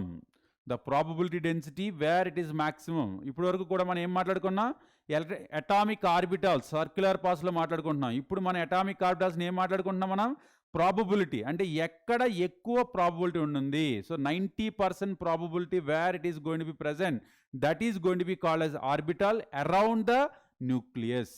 Around the nucleus, that's what you are going to be having the atomic orbitals. Now we are going to be having the atomic orbitals 1s 2s 2p. ఈ రకంగా మనం different orbitals పేర్లు ఇచ్చుకున్నాం. ఆ orbitals అనేవి ఏ రకంగా ఉంటాయి అనేది ఈ పర్టికులర్ గ్రాఫ్స్ని తీసుకుని మనం అబ్జర్వ్ చేయొచ్చు. సో ఇప్పుడు ఈ గ్రాఫ్స్ని మనం అబ్జర్వ్ చేసినట్లయితే కనుక సై వర్సెస్ ఆర్, వీటిని ఏమంటాం మనం, ప్రాబబిలిటీ డిస్ట్రిబ్యూషన్ కర్వ్లు అంటాం. సో ఇక్కడ మనకి 1s ఆర్బిటాల్ తీసుకుంటే కనుక మీరు జాగ్రత్తగా అబ్జర్వ్ చేస్తే ఈ రకమైనటువంటి ఈ ప్రాబబిలిటీ కలిగి ఉంది. So that is going to be psi versus R 1s orbital. Psi's plus 2s orbital తీసుకుంటే ఇది 1s ఆర్బిటాల్కి. నా 2s ఆర్బిటాల్ తీసుకుంటే కనుక ఫస్ట్ ఇలాగే ఉంది, but it is crossing the line and it is going to be getting like this. అంటే ఒక particular ప్లేస్లో the probability of finding an electron is becoming 0. అంటే ఇక్కడ ఎప్పుడు కూడా ప్రాబబిలిటీ ఆఫ్ ఫైండింగ్ 0 రాలేదు, మనకి ఎప్పుడు కూడా ప్రాబబిలిటీ వచ్చింది. కానీ ఇక్కడ ఏమైంది, probability of finding an electron is becoming 0. So that 0 is going to be called as node. ఎక్కడైతే probability of finding an electron 0 అవుతుందో దాన్ని నోడ్ అంటాము. సో ఆ నోడ్ అనేది 2s ఆర్బిటల్కి 1 ఉంది, 1sకి 0 ఉంది. సో ఇప్పుడు 2p ఆర్బిటల్ తీసుకుంటే కనుక దీనికి కూడా గ్రాఫ్ ఇలా తీసుకుంటే 2p orbital is not having any node, so psi versus r if you're taking. So ఈ particular probability psi versus r graphs ప్రకారం మనం తీసుకున్నట్లయితే కనుక గ్రాఫ్లు అడుగుతూ ఉంటాడు question, which are the following representing 2s orbital, which are the following representing 1s orbital, 2p orbitals, ఈ రకంగా అడగొచ్చు. ఇదే గ్రాఫ్ని మనం psi² వర్సెస్ r తీసుకుంటే ప్రాబబిలిటీ డెన్సిటీ వర్సెస్ r ఎప్పుడు కూడా మనకి నెగిటివ్ రాదు కాబట్టి యాజ్ ఇట్ యూజువల్గా 1s ఆర్బిటాల్లో ఏ రకమైన నోడ్స్ లేవు. కానీ ఎప్పుడైతే 2s ఆర్బిటల్ తీసుకున్నానో నాకు ఒక నోడ్ అంటే 0 then becoming more, and if it is 2p orbital is taken same as it is graph. So ఏదైతే ఇందాక నాకు నెగిటివ్ వాల్యూ వచ్చిందో అంటే సై ప్రకారం the sign where it is changing it's going to be called as node. So ఆ node change అనేది మనకి psi² 0కి వచ్చి మళ్ళీ పాజిటివ్కి వెళ్ళిపోతుంది. సో ఆ రకంగా మనకి 1s orbital, 2s orbital, 2p orbital గ్రాఫ్స్ని మనం ఎక్స్ప్లెయిన్ చేయవచ్చు. Now the probability of density we are going to be having the distribution curve. So where it is going to be node is going to be called as nodal surface or radial node. ఇక్కడ మనకి nodes చెప్పాను ఇందాక పేరు. So ఇక్కడ the region where the probability density reduces to 0 is known as nodal region or nodal surface or radial node. So from the above graph can make out that 1s orbital has 0 nodes, 2s orbital has 1 node. In general ns orbital have n-1 radial nodes. So మనకి ఈ nodes తీసుకుంటే కనుక radial nodes ఎప్పుడు ఉంటాయంట, n-1 radial nodes ఉంటాయంట. Now concept of shell and subshell. So ఈ particular shell and సబ్షెల్ని మనకి క్వాంటమ్ నెంబర్స్ ప్రకారం ఎక్స్ప్లెయిన్ చేస్తాం. So according to Bohr's atomic model electrons are revolving in circular orbit, these are going to be called as principal energy levels or shells. ఏదైతే ఇందాక మనం 1 2 3 4 5 6 are KLMNO ఈ రకంగా ఆర్బిట్స్ని తీసుకున్నామో వాటిని మనం principal energy levels or shells అంటాం. So వాటిని indicated by 1 2 3 and we are going to be having the n is equal to 1, electron is present in the first shell K, or n is equal to 2, it is going to be L shell. So ఆ రకంగా మనం shells గురించి మాట్లాడుకోవచ్చు. Now we are going to be getting subcells. The energy of electron increases from K shell onwards. Now the number of electrons in any shell is given by expression 2n². So 2n² number of electrons is going to be present. It is going to be K shell. We can say it's going to be 2 electrons. If it is L shell, 8 electrons. M shell, it's going to be 8 electrons. N shell, 32. So like that, you are going to, O shell have 50 electrons. So number of electrons present in a shell is nothing but we are going to get 2n². So that's why we are going to be getting 2 into n², the number of electrons present in each one. Now coming to the subcells. So it is explained by azimuthal quantum number. The first one is explained by principal quantum number. Now it is explained by azimuthal quantum number, which is represented by small l. So now when we are going to take the value is always going to be 0 to n-1. The n value is 1, then subcells l is equal to 0. So that is going to be called as S subcell. If n is equal to taking 2, now it is going to be having 0 and 1. So now it is going to be P subcell. L is equal to 2, D subcell. L is equal to 3, F subcell. So now what we can able to understand from this one, if n is equal to 1, L is equal to 0. If n is equal to 2, so the subcells will be 2, that is S and P. If n is equal to 1, we can able to say it is going to have only 1s. So if L shell is going to have n is equal to 2, so that 2s 2p, it is 3s 3p 3d, 4s 4p 4d 4f. So like that we are going to be getting the subcells we are going to be getting. So దీంట్లో కంటే కూడా నేను summary మీకు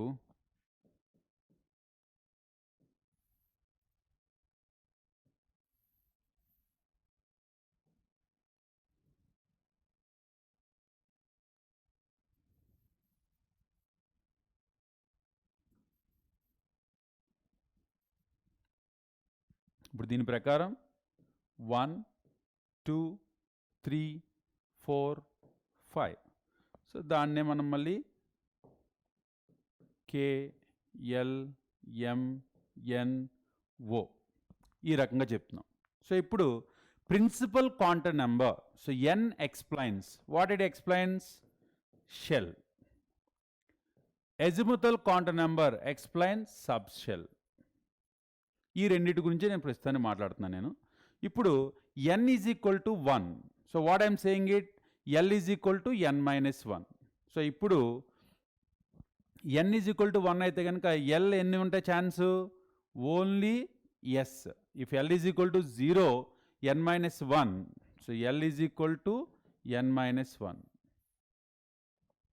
so అందుకోసం నాకు ఇక్కడ ఏం chances ఉన్నాయి, only l is equal to n-1 అంటే 1 is equal to, we are having 1-1, 0. If l is equal to 0, what you said, s subshell. So that's why 1 is going to have s subshell. ఇప్పుడు l is equal to ఏమొచ్చింది మనకి, 2 వచ్చింది ఇప్పుడు. So 2లో chance ఏమున్నాయి మనకి, 0 and 1. So that's what we are going to be calling them as 2s and 2p. Next we are going to have l is equal to 0, 1, 2. So అందుకోసం మనకి 3s, 3p, 3d. సో తర్వాత 4s, 4p, 4d, 4f. తర్వాత 5s, 5p, 5d, 5f, 5g. ఈ రకంగా orbit number పెరుగుతూ ఉంటే దాంట్లో ఉండేటటువంటి సబ్సెల్స్ యొక్క నెంబర్ కూడా పెరుగుతుంది. First orbit, first shall will have 1 subshell, that is going to be given 1s subshell. అర్థమైందా? ఇప్పుడు సెకండ్ ఆర్బిట్లో ఉన్నటువంటి ఎస్ సబ్సెల్కి ఫస్ట్ ఆర్బిట్లో ఉన్న ఎస్ సబ్సెల్కి తేడా తెలియాలి కాబట్టి దీన్ని 1s అని పిలుస్తున్నాం, దీన్ని 2s అని పిలుస్తున్నాం. So 2s, 2p subcells are present in second orbit. తర్వాత 3s, 3p, 3d subcells are present in third orbit. 4s, 4p, 4d, 4f, 5s, 5p, 5d, 5f, 5g. ఈ రకంగా subcells present in an orbit is decided by the number of shell number. n is equal to 1, l is equal to 0. n is equal to 2, l is equal to 0, 1. n is equal to 3, l is equal to 0, 1, 2. So that's how we can decide the subcells present in an orbit is always going to be n-1, so that we are going to have 0 to n-1 will be the l value, whereas n value is going to be 1 to infinite. So that is what we can able to understand from this one. అదే ఇక్కడ చెప్తున్నారు చూడండి, k shell will have 1 and we are going to be having that 1 is 1s. L shell will have 2 subcells, that is 2s and 2p. M will have 3, 3s, 3p, 3d. 4, 4s, 4p, 4d, 4f. 5 will have 5s, 5p, 5d, 5f, 5g. ఈ రకంగా మనం సబ్సెల్స్ యొక్క నెంబర్ని అజిముథల్ quantum number ద్వారా తెలుసుకుంటాము. So the next one we are going to be having magnetic quantum number. So the magnetic quantum number explains about number of orientations present in a subcell. So that is what we are going to have, 2 into 2l plus 1 will be the number of orientation for a subcell. Now S subcell L is equal to 0, that's why it can contain only 2 electrons. Now P subcell L is equal to 1, so it can contain 6 electrons, whereas is going to be 2, that's why 10 electrons. F can have 14 electrons. ఎందుకంటే S లో 1 orientation, so one orbital will have 2 electrons maximum. P can have 3, so that's why it can able to get 6. D can have 5 orbitals, so it can show 10. F can have 7, so that it can show 14 electrons. ఆ రకంగా మనం ఈ particular number of electrons are decided by the magnetic quantum number. So ఈ magnetic quantum number తీసుకుని మనం ఇప్పుడు what are the values you can able to say it for this one now. For 2 it is going to be having only 0. So ఈ 1 ఏంటి, only 0 magnetic quantum number. దీనికి -1, 0, +1. దీనికి -2, -1, 0, +1, +2. దీనికి -3, -2, -1, 0, +1, +2, +3. ఈ రకంగా ఉన్నటువంటి వాల్యూస్ కాబట్టే ఎస్ ఆర్బిటల్ ఎప్పుడు కూడా మనం సింగిల్ బాక్స్తో చూపిస్తాం, పి ఆర్బిటల్ ఎప్పుడు కూడా మనం 3 బాక్స్లో చూపిస్తాం, డి ఆర్బిటల్ ఎప్పుడు కూడా మనం 5 బాక్స్తో చూపిస్తాం. అదే ఎఫ్ ఆర్బిటల్ వచ్చేసరికి మనం 7 బాక్స్తో చూపిస్తాం, 1, 2, 3, 4, 5, 6, 7. సో ఈ రకంగా బాక్స్ మెథడ్లో చూపించేది ఏంటది, ఒక బాక్స్ అంటే దానికి ఓరియంటేషన్ ఒకటే ఉంది, పీ కంటే 3 ఓరియంటేషన్స్ ఉన్నాయి. సో అందుకనే మనకి పిఎక్స్, పివై, పిజెడ్ అది ఇక్కడికి వచ్చేసరికి dxy dyz dzx dx square y square dz square. So ఈ రకంగా 5 ఆర్బిటల్స్. ఎఫ్కి మనకి 7 ఉన్నాయి, అది కాంప్లెక్స్ కాబట్టి దాని నెంబర్స్ నేమ్స్ ఏమీ లేదు. So this is going to be having the information regarding the magnetic quantum number what you are going to be having. So ఈ పర్టికులర్ దాంట్లో ఆర్బిట్కి ఆర్బిటాల్కి రెండింటికి డిఫరెన్సెస్ టాబ్లెట్ చేశాను నేను ఇక్కడ. It is well defined circular path around the nucleus in which electrons revolve is going to be taken as orbit. When we are going to be taking, it is a three-dimensional space around the nucleus in which the probability of finding an electron is maximum. That is going to be quantum mechanic model. It's Bohr's atomic model. And an orbit can accommodate 2n square and it can accommodate maximum 2 electrons. ఒక ఆర్బిటాల్లో 2 ఎలక్ట్రాన్లు మాత్రమే ఉంటాయి. So the revolution of electron in an orbit is against the Heisenberg uncertainty principle. It is going to be in accordance with the uncertainty principle. And orbits are circular, so the probability distribution of charge is going to be having, so it is completely different. So this is going to give different shapes. Orbits are non-directional, except s orbital, all orbitals are going to be directional in nature. So ఈ రకంగా మనం orbits and orbitals సంబంధించినటువంటి information చూడొచ్చు. And these are all the things are going to be making the quantum numbers.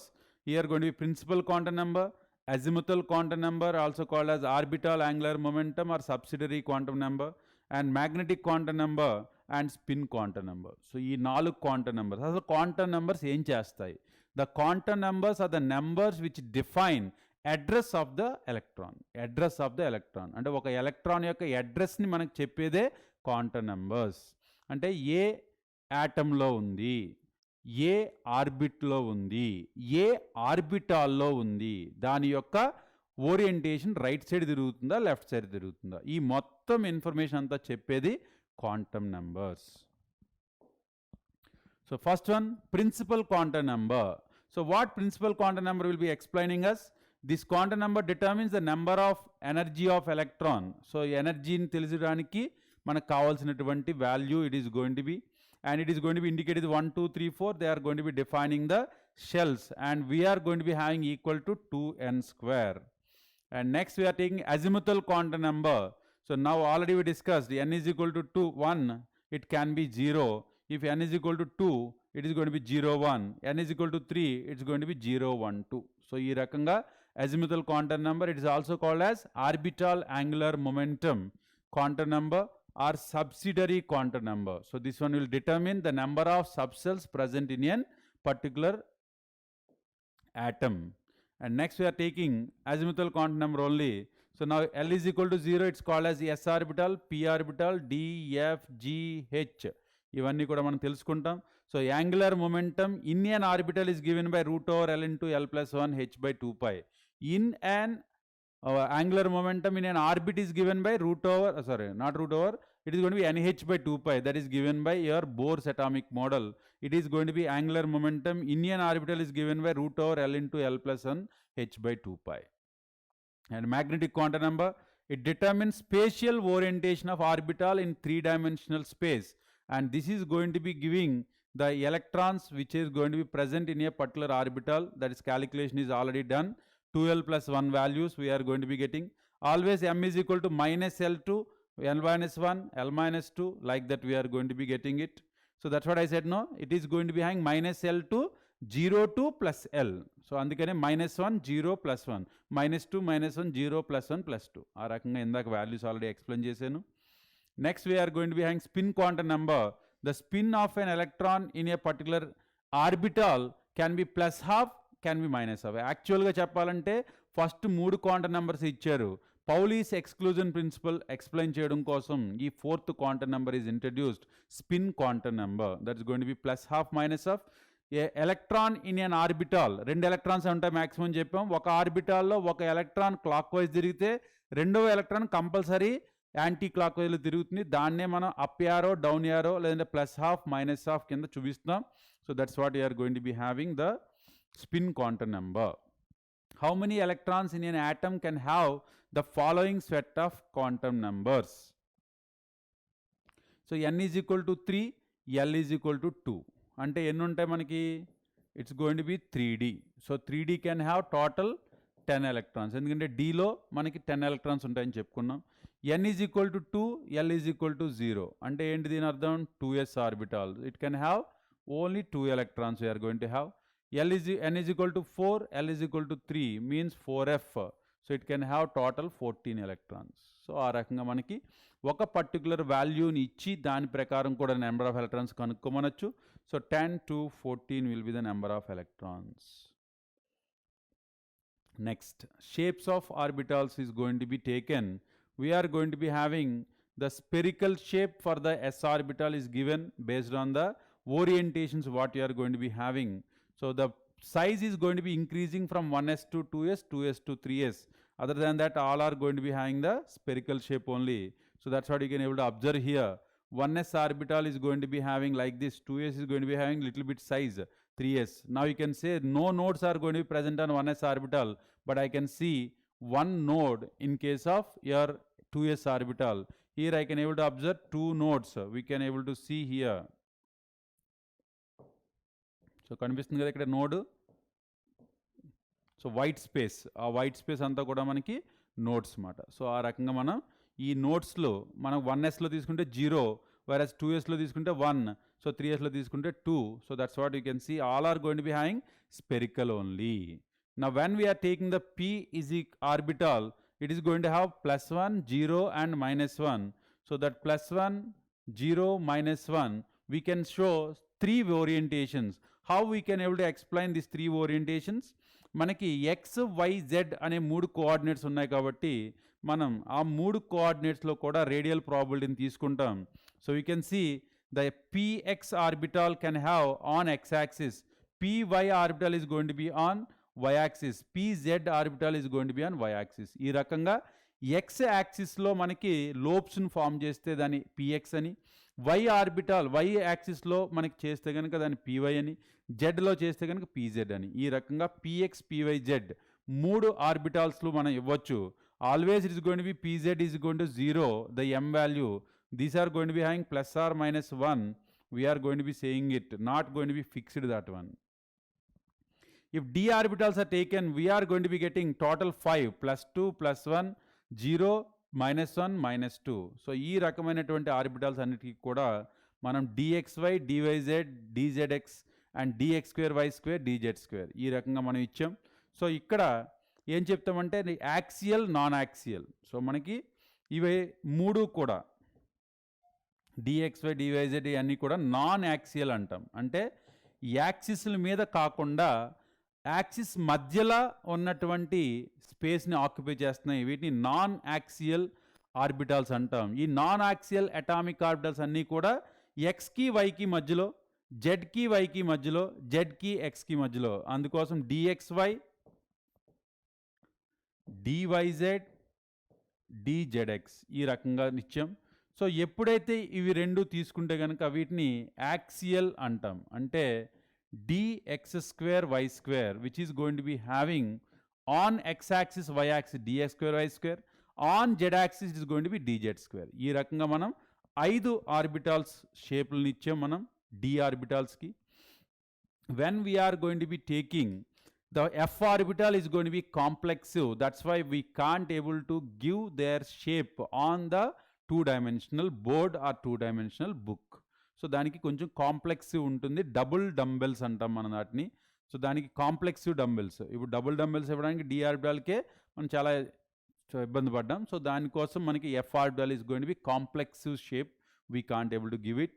Now we're going to have the next one, nodes calculation. We are going to have spherical nodes and nodal planes. So spherical nodes are also called as radial nodes. Nodal planes are called as angular nodes. So ee rakamainatuvanti enti ipudu the spherical surface within an orbital on which the probability of finding the electron is 0, it's going to be called as spherical node or radial node. When you are going to be taking the number of spherical or radial nodes is equal to n minus l minus 1. ఇక్కడ ఎల్కి తేడా తెలియకపోతే ఇక్కడ రాసే నేను n minus l minus 1 is going to be the number of radial nodes. So 1s will have n is equal to 1, L is equal to 0. So that's why no spherical nodes are going to be present. For 2s, it is going to be has no spherical nodes. 3p orbital is going to have one spherical node. Just calculation. Just a calculation. So a plane passing through, so the number of nodal planes is an orbital is equal to 1. So for example, s orbital is going to have no nodal plane, p orbital has one nodal plane, d orbital has two nodal planes. So overall ga nenu ikkada cheppadaniki total number of nodes in an orbital is equal to n minus 1 and radial nodes is equal to n minus L minus 1 and number of planar nodes or angular nodes is equal to 1. So ఈ రకంగా మనకి L, so not 1. So n minus 1, n minus L minus 1, L. So ఈ రకంగా మనం ఏ particular orbital ఇచ్చినా సరే మనం దాని యొక్క నోట్స్ని ఈజీగా క్యాలిక్యులేట్ చేయవచ్చు by using this one. Now 5d, 5p, 5f and 6p orbitals are arranged in the order of decreasing energy. The correct option is, so ikkada energy is equal to n plus L. ఎప్పుడైనా సరే ఎనర్జీని అడిగినప్పుడు n plus L value. So first మనం calculate చేద్దాం. 4d, n is 4, ఇది n, ఇది l. So l value of d ఎంత 2, so it's going to B 6. తర్వాత 5p, 5 plus l value of this one is 6. Now 5f, 5 plus 3, 8. 6p, 6 plus 1, 7. So 8 to 7 ki mana problem ledu. 5f is going to be greater than 6p. But we are having the problem with these two. So ఎప్పుడైతే రెండు n plus వాల్యూలు రెండు same అవుతాయో అప్పుడు lesser n value will have less energy, more n value will have more energy. ఏం చెప్తున్నా నేను, ఎప్పుడైతే n plus L value ఎక్కువ ఉంటే దాని ఎనర్జీ ఎక్కువ, ఏ ప్రాబ్లం లేదు. n ప్లస్ ఎల్ వాల్యూ ఎప్పుడైతే ఈక్వల్గా ఉంటుందో అప్పుడు more n value will have more energy, less n value will have less energy. So that's why 6p greater than 5p greater than 4d will be the answer. So 5f greater than 6p greater than 5p greater than 4d will be the answer for this question. Orbital having 3 angular nodes and 3 total nodes. So angular nodes is equal to L. Total nodes is equal to n minus 1. So దేనికి 3 angular nodes 3 total nodes ఉంటాయని అడుగుతున్నాడు. So we are going to take 5p. So number of angular nodes is equal to how much? It is going to be 1 angular node and total nodes is equal to 5 minus 1. So 4. 3d will have 2 angular nodes and 3 minus 1, 2 total nodes. 4f, it's going to be having angular nodes 3 and 4 minus 1, 3. So that's why this is going to be the answer. And this one is going to be having 2 and 6 minus 1, 5. So andukosam manaki answer vachi 4f is going to have 3 angular nodes and 3 total nodes. That's what the answer. And next one, which one is going to be wrong statement? So what we are going to be having, total orbital angular momentum of electron in s orbital is equal to 0. So angular momentum అని అడుగుతున్నాడు. s orbital కి it is going to be having 0. ఎందుకంటే దానికి ఏ రకమైన direction లేదని ఇందాకే చెప్పుకున్నాం. So అందుకని దానికి యాంగులర్ మొమెంటమే ఉండదు. So an orbital is designated by 3 quantum numbers while an electron in an atom is designated by 4 quantum numbers. ఎందుకంటే ఎలక్ట్రాన్ చెప్పాలంటే ప్లస్ హాఫ్ మైనస్ హాఫ్ చెప్పి తీరాలి. So NLM, so this is going to be indicating the orbits. psi NLM ఈ 3 చెప్తే మనం orbital గురించి చెప్తాం. NLM S చెప్తే కనుక అది ఎలక్ట్రాన్ గురించి చెప్పినట్టు. సో అది గుర్తుపెట్టుకోండి ఎప్పుడైనా సరే. తర్వాత electronic configuration of nitrogen atom is 1s2 2s2. ఇది రివర్స్లో ఇచ్చాడు కాబట్టి తప్పు. సో ఇది ఎలక్ట్రానిక్ కాన్ఫిగరేషన్ చెప్పుకుందాం మనం. The value of m for dz square is 0. This is correct. How many electrons can fit in the orbital for which n is equal to 3, L is equal to 1? So 3p orbital antunadu. So 6 electrons are going to be. Okay. 3p subcell will have 6 electrons, but they are saying n is equal to 3, L is equal to 1, only one orbital can have 2 electrons maximum. So how many electrons can fit in the orbital for which they are asking?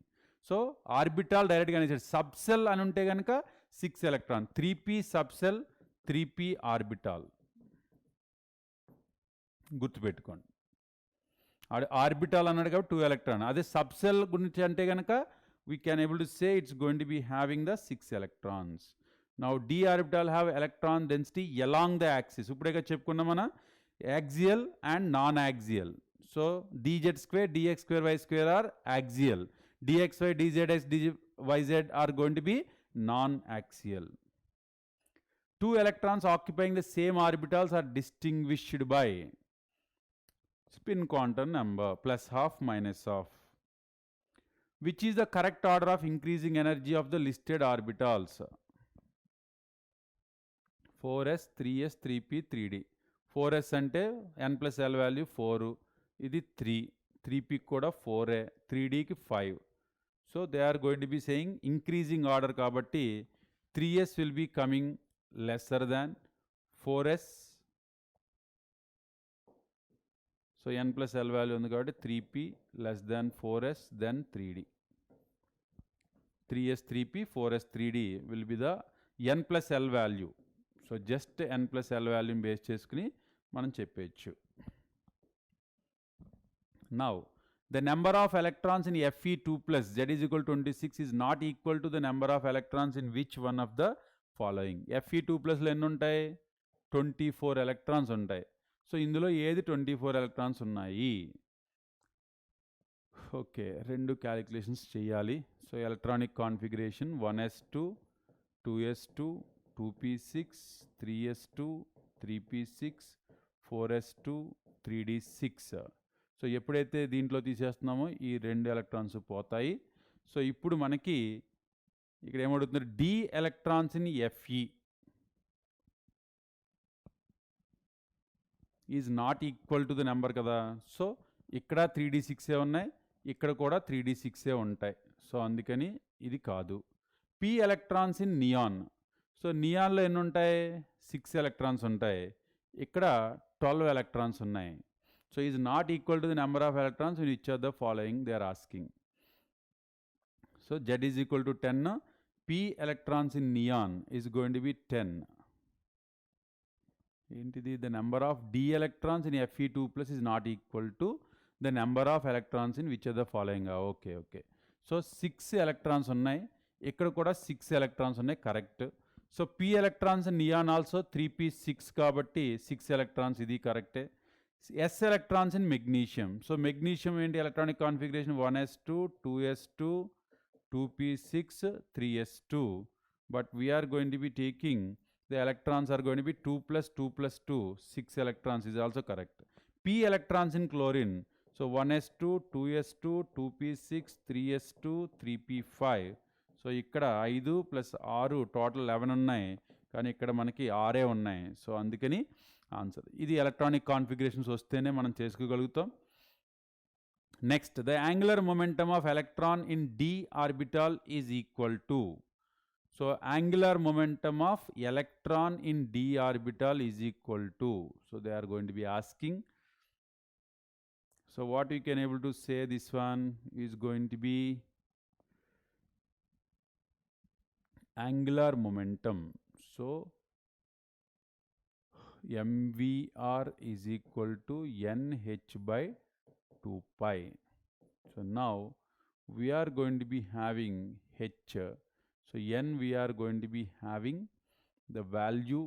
So d orbital we can able to take it 3 it's going to be having, and 2 into 3.14. So like this you can able to take it. I think we are going to be having the answer. So d orbital, we are going to be having the formula, not this one, root over L into L plus 1 h by 2 pi. ఎందుకంటే ఇది orbit angular momentum, whereas orbital angular momentum is going to be root over L into L plus 1 h by 2 pi. So now L value ఎంత మనకి 2 into 2 plus 1 h by 2 pi. So now this is going to be root over 6 root 6 h by 2 pi. It should be there, so but they given the wrong answer.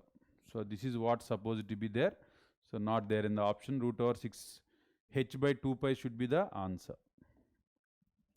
Next one, what is the maximum number of orbitals that can be identified with the following quantum numbers? So n is equal to 3, L is equal to 1, ML is equal to 0. So ఈ particular quantum numbers తోటి what is the maximum number of orbitals that can be identified. So ఎప్పుడైనా సరే ఈ particular ఎం కూడా define చేశారు కాబట్టి ఒక orbital మాత్రమే మనం ఐడెంటిఫై చేయగలుగుతాం. సో ఎందుకంటే ఒక ఆర్బిటల్కి మాత్రమే ఇది 0 ఉంటుంది, మిగతాయి -1 +1 ఉంటాయి కాబట్టి so we can able to get only 1 orbital. Next one, what is the maximum number of electrons that can be associated with the following set of quantum numbers? So 3, 1, -1 ఇక్కడ కూడా మొత్తం ఆర్బిటాల్ని డిఫైన్ చేశాడు. ఆర్బిటాల్ డిఫైన్ చేశాడు కాబట్టి we can able to take orbital can able to get only maximum 2 electrons only. So 2 electrons మాత్రమే మనం మాట్లాడుకోవాలి. So we are not able to say the all electrons are going to be. Maximum number of electrons in subcell, L is equal to 3, N is equal to 4. So they are saying 4f subcell. So 4f subcell అంటే 14 electrons are going to be. చూసారా ఇందాక మనకి మూడో m కూడా ఇచ్చేస్తే మనం దాని గురించి ఓన్లీ ఆర్బిటల్ తీసుకోవాలి. ఇక్కడ సబ్సెల్ ఇచ్చాడు కాబట్టి we are going to be taking the chances of the total number of electrons.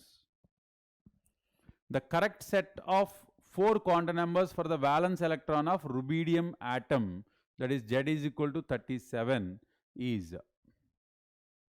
So what is rubidium we are going to be getting?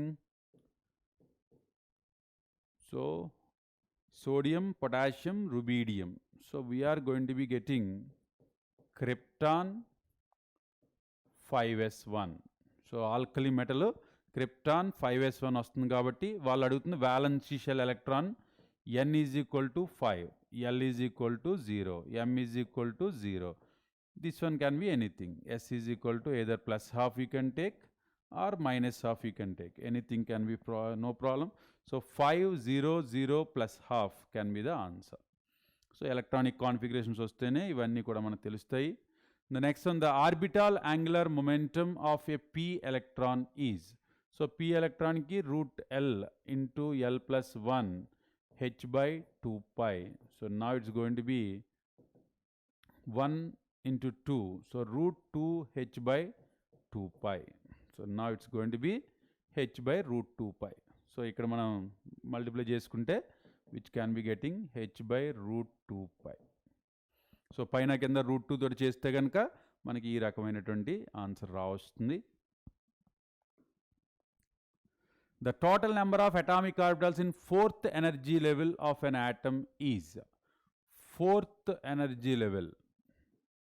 So 4th energy level ఏమంటే మనకి 4s, 4p, 4d, 4f. ఇక్కడ 1, ఇక్కడ 3, ఇక్కడ 5, ఇక్కడ 7. So 7, 3, 10, 1, 16. So టోటల్గా మనకి 16 number of atomic orbitals can be present in 4th energy level. So because we can have 4th one is going to be having 0, 1, 2, 3, 4s, 4p, 4d, 4f. So total 16 atomic orbitals can be present in this particular one. N is equal to 6. The correct sequence for filling of electrons will be. So ఇక్కడ మనకి ఎప్పుడైనా సరే 6th దాంట్లో తీసుకుంటే కనుక same n + l వాల్యూనే. 6th దాంట్లో ఏముంటాయి మనకి 6s, then we can able to get 6p, then you can able to get 5d, then you can able to get 4f. అంటే 6th ఎనర్జీ లెవెల్లో అంటే 6th పీరియడ్లో తీసుకుంటే కనుక మనకి ఈ రకమైనటువంటి ఫిల్లింగ్ ఉంటుంది. So first n s, then n-2f, then n-1d, then n p. So ఈ రకమైనటువంటి ఫిల్లింగ్ ఉంటుంది. ఎందుకంటే ఎన్ఎస్ విల్ హ్యావ్ లీస్ట్, తర్వాత n-2f, తర్వాత n-1d, తర్వాత n p. So that's why it's going to be taking like this.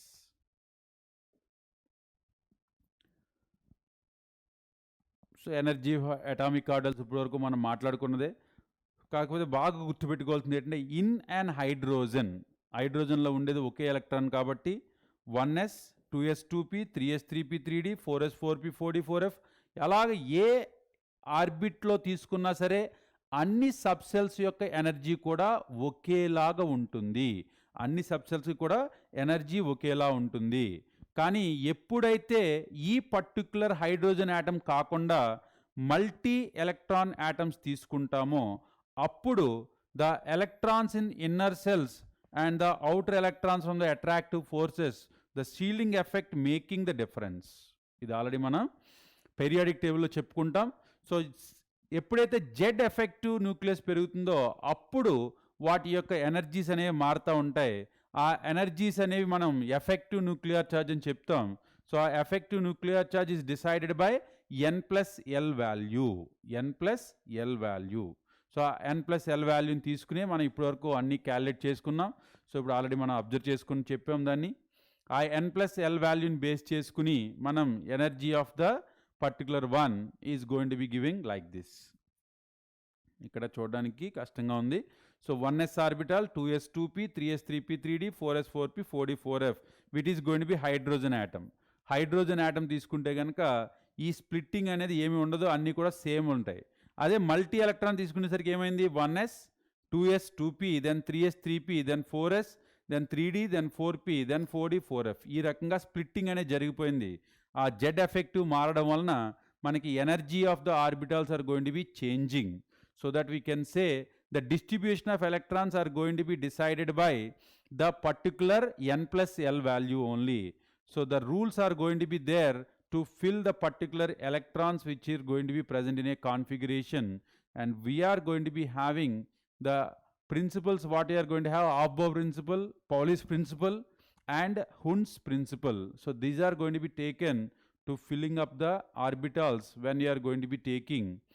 Now what is the order we are going to have? 1s, 2s, 2p, then 3s, 3p, then 4s, 3d, 4p, 5s, 4d. This is the way we are going to be getting the energy of orbitals. That's what Bohr said. Bohr what he said? The lower energy will fills first, then higher energy. అంటే మనం పై ఫ్లోర్కి వెళ్ళాలనుకోండి, first step, తర్వాత second step, తర్వాత third step, తర్వాత fourth step, ఈ రకంగా వెళ్తాం. అదే రకంగా ఎలక్ట్రాన్ కూడా ఏం చేస్తుంది, లోవర్ ఎనర్జీ ఆర్బిటల్లోకి ఫస్ట్ వెళ్ళి తర్వాత హయ్యర్ ఎనర్జీలోకి, తర్వాత హయ్యర్ ఎనర్జీలోకి, అంటే ఎనర్జీ వైజ్ ఫిల్లింగ్ అప్ జరుగుతుంది. సో n+l వాల్యూ ఎనర్జీస్ ఆల్రెడీ మనం డిస్కస్ చేసుకున్నాం. So 1s will be filling first, then 2s, then 2p, then 3s, then 3p, 4s. So ఈ రకంగా మనకి ఫిల్లింగ్ అప్ అనేది జరుగుతుంది. సో దీన్నే మనం మొయిలర్ డయాగ్రామ్లో కూడా చూడొచ్చు. సో ఇలా ఒక మొయిలర్ diagram, 1s 2s 2p 3s 3p అంటే ఫస్ట్ 1sలోకి వెళ్తుంది, తర్వాత 2sలోకి వెళ్తుంది, తర్వాత 2p, తర్వాత 3s, తర్వాత 3p, తర్వాత 4s, తర్వాత 3d, తర్వాత 4p, తర్వాత 5s. ఈ రకంగా మనం ఈజీగా గుర్తుపెట్టుకోవడానికి కూడా మనకి మొయిలర్ డయాగ్రామ్ ఉంటుంది. సో n+l వాల్యూని బేస్ చేసుకుని మనం ఈ పర్టికులర్ ఫిల్లింగ్ అప్ ఆఫ్ ఆర్బిటాల్స్ని చేస్తాము. సో దాన్నే మనకి బోర్ ప్రిన్సిపల్లో చెప్పాడు. సో ఇందాక ఏదైతే క్యాలిక్యులేషన్ చేసుకున్నామో దాని ప్రకారం, so the energy of orbitals will be like this, the filling up of orbitals will be follows like this only. Now Pauli's exclusion principle. So Pauli's exclusion principle ఏం చెప్తున్నాడంటే, ఏ రెండు ఎలక్ట్రాన్స్కి కూడా ఒకే రకమైనటువంటి క్వాంటమ్ నెంబర్ వాల్యూస్ ఉండవు. So ఈ రెండు ఎలక్ట్రాన్స్ తీసుకుంటే కనుక రెండు ఎలక్ట్రాన్స్కి కూడా ఒకే రకమైన క్వాంటమ్ నెంబర్ వాల్యూస్ ఉండడానికి వీల్లేదు. సో అందుకోసం ఇతను స్పిన్ క్వాంటమ్ నెంబర్ అనే దాన్ని ఇంట్రడ్యూస్ చేసి the exclusion, so compulsory exclusion is there, any one quantum number they should differ, అది కంపల్సరీ. సో అదే ఇక్కడ మనకి స్పిన్ క్వాంటమ్ నెంబర్ ఇంట్రడ్యూస్ చేసి ఆ పర్టికులర్ దాన్ని తీసుకొచ్చాడు. ఇక్కడ మనకి electrons in 2s orbital or 1s orbital తీసుకుంటే కనుక మనకి n is equal to 1, l is equal to 0, m is equal to 0. ఇవి మూడు కూడా సేమే ఉన్నాయి, కానీ they are going to have 1 plus half, 1 minus half. అందుకోసం Pauli's exclusion principle is saying like the two electrons present in an orbital will not have same 4 quantum number values. They will differ at least by 1 quantum number. That's what we are going to be saying in Pauli's exclusion principle. తర్వాత Hund's rule of maximum multiplicity. ఇక్కడ ఏం చెప్తుంది మనకి, ఒక particular electron మనం తీసుకున్నప్పుడు degenerate orbitals అంటే ఒకే energy కలిగినటువంటి ఆర్బిటాల్స్ ఏవైతే ఉన్నాయో, first it will be getting 1 1 1, then only pairing up start. అంటే 3p ఉంది ఇప్పుడు, దాంట్లో 1 1 1 ఫిల్ అయిన తర్వాత మాత్రమే ఫోర్త్ ఎలక్ట్రాన్ అనేది పేరప్ అవుతుంది, అంతేగాని 2 ఎలక్ట్రాన్లు పేరప్ అయిపోవు. So Bohr principle says filling up of orbitals is taking place according to their energy. Hund's principle says pairing up of orbitals will take place 1 1 1, then only pairing up starts.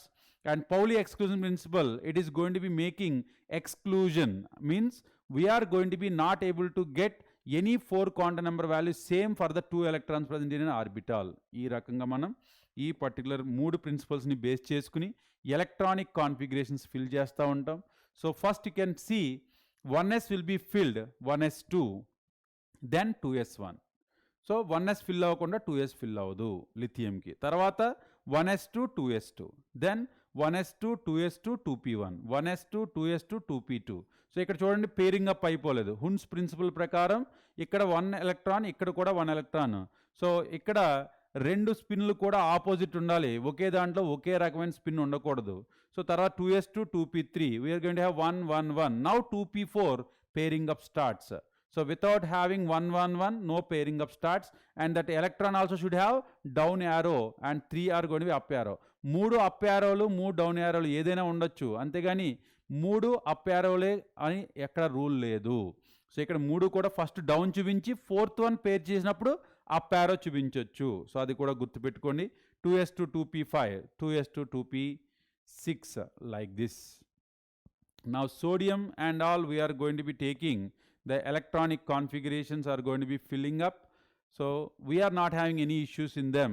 So in this, when we are going to be taking, chromium will show anomalous configuration and copper will show anomalous configuration. We can able to observe. So మిగిలినవన్నీ కూడా మనం ఇప్పటివరకు ఏదైతే principles చెప్పుకున్నామో ఆ principles ప్రకారం వెళ్ళిపోతాయి. కానీ ఎప్పుడైతే మనకు క్రోమియం కాపర్ 3D ఎలక్ట్రాన్స్ వచ్చినాయో, ఇక్కడ మనకి ఒరిజినల్గా మనం ఎక్స్పెక్ట్ చేసేది 3d4 4s2. Here we're expecting 3d9 4s2, but originally they are having 3d10 4s1, 3d5 4s1. This anomalous configuration, why it is showing, we have to explain by using the anomalous configuration by exchange energy. We are going to be explaining, and symmetrical distribution of electrons. So symmetrical distribution of electrons అంటే అన్నీ కూడా ఒకే రకమైనటువంటి ఎలక్ట్రాన్స్ని కలిగి ఉండడం. ఇక్కడ చూస్తే మనకు అర్థమవుతుంది. So now all electrons are symmetrical. So that's why they are going to be getting the more symmetrical nature with more stability. అదే రకంగా ఎక్స్చేంజ్ ఎనర్జీ అంటే ఏంటంటే, ఇప్పుడు అన్ని ఎలక్ట్రాన్స్ కూడా అంటే 4s1 3d5, 4s2 3d4, 4s1 3d5లో ఏం జరుగుతుంది, the 3d5 electrons can have chance of 4 exchanges, whereas 3d10 also we can have many exchanges. So where we are going to be having 3d4 will not have that many exchanges. Ante number of exchanges possibility is going to be more in case of 3d5 than in 3d4. So there is the exchange energy is nothing but the energy lost during the exchange of electron by one electron. అంటే ఒక electron ఇంకొక ఎలక్ట్రాన్తో exchange జరుగుతున్నప్పుడు కొంత energy loss అనేది జరుగుతుంది.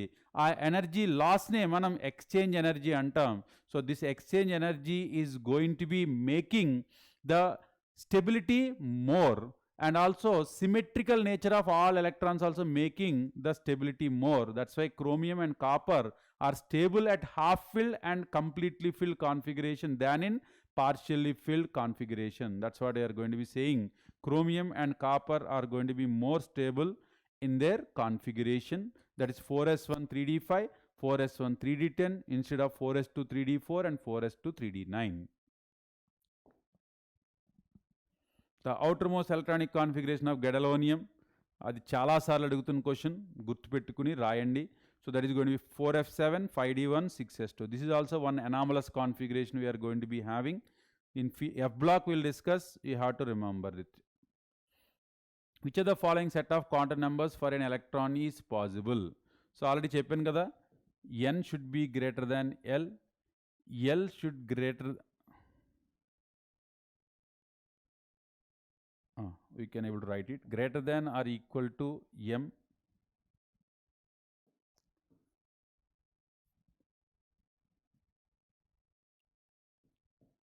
Equal to m రాద్దాం. So ఇక్కడ మనం తీసుకోవచ్చు. ఎస్ ఎప్పుడు కూడా ప్రాబ్లం లేదు. అంటే ఇప్పుడు n ఈజ్ ఈక్వల్ టు 4 అయితే l ఈజ్ ఈక్వల్ టు 3 అవ్వాలి. m అనేది -3, -2, -1, 0, +1, +2, +3 ఈ రకంగా అవ్వాలి. ఓకే, సో ఈ పర్టికులర్ ఫార్ములాని ఎప్పుడు కూడా మనం గుర్తుపెట్టుకోవాలి. సో ఇప్పుడు n is equal to 3, l is equal to 0 chances ఉన్నాయి. m ఈజ్ ఈక్వల్ టు 1 అన్నాడు, సో ఇది ఛాన్సెస్ లేవు. ఎందుకంటే l ఈజ్ ఈక్వల్ టు 0 అయితే m ఈజ్ ఈక్వల్ టు 0 అవ్వాలి, కానీ అంతకంటే ఎక్కువ అవ్వకూడదు. So now n is equal to 2, l is equal to 1, m is equal to 0, s is equal to possibility is there. 4, 3, -2 possibility is there. 1, 1 no possibility. So that's why b and c chances are there, but no chances for a and d, because there l is equal to 1, not chances there. Here l is equal to 0, m is equal to 1, no chances. Next, arrange the following electrons with the given set of quantum numbers in the increasing order of energy. So ఇందాక already మాట్లాడుకుంటున్నాం మనం. So this is going to be 3s, this is going to be 4s, this is going to be 3d, so this is going to be 3p. So now n plus l values you can say. So 3s is going to be lesser than, 3p lesser than, 4s lesser than 3d. So that's what we can able to say. The answer is going to be like this: a less than, d less than, b less than, c. That's nothing but what order we wrote only. Next one, write the electronic configuration of the following ions. So ikkada already Ca2+ ante 2 electrons, 1s2, 2s2, 2p6, 3s2, 3p6, 4s2 is going to be removed. And s2 minus will have same electronic configuration because 2 electrons are going to be added there. Mg2 plus 1s2, 2s2, 2p6, 3s2 is going to be removed here. 4s2 is going to be removed here. H minus, so it's going to have 1s2. So ఆ రకంగా electronic configurations మనం రాయొచ్చు. తర్వాత the orbital diagram in which Bohr principle, Hund's principle, Pauli's exclusion principle is violated. 1s2, sorry okay, ఇక్కడ first నిండింది. ఇక్కడ చెప్పాను కదా, అప్ యారోస్ ఉన్న డౌన్ యారోస్ ఉన్న ఏ ప్రాబ్లం లేదు, ఏది వైలేట్ చేయలేదు, బాగానే ఉంది. ఇక్కడ 1s2 we're going to have 1, 1, 1 and pairing up, nothing is violated. ఇక్కడ 2 వచ్చినాయి ఇక్కడ. So without entering in to this one it's going to be violating the Hund's principal.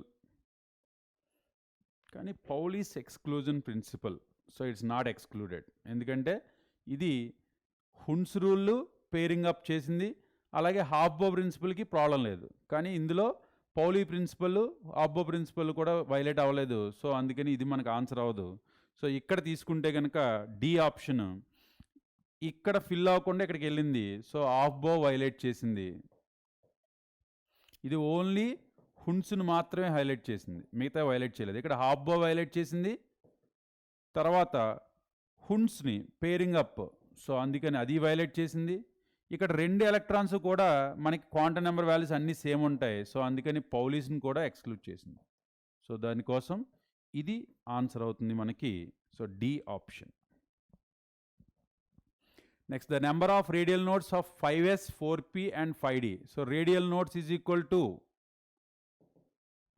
n minus l minus 1. So for 5s, 5 minus 0 minus 1, it's 4. For 4p, 4 minus 1 minus 1, it's 3.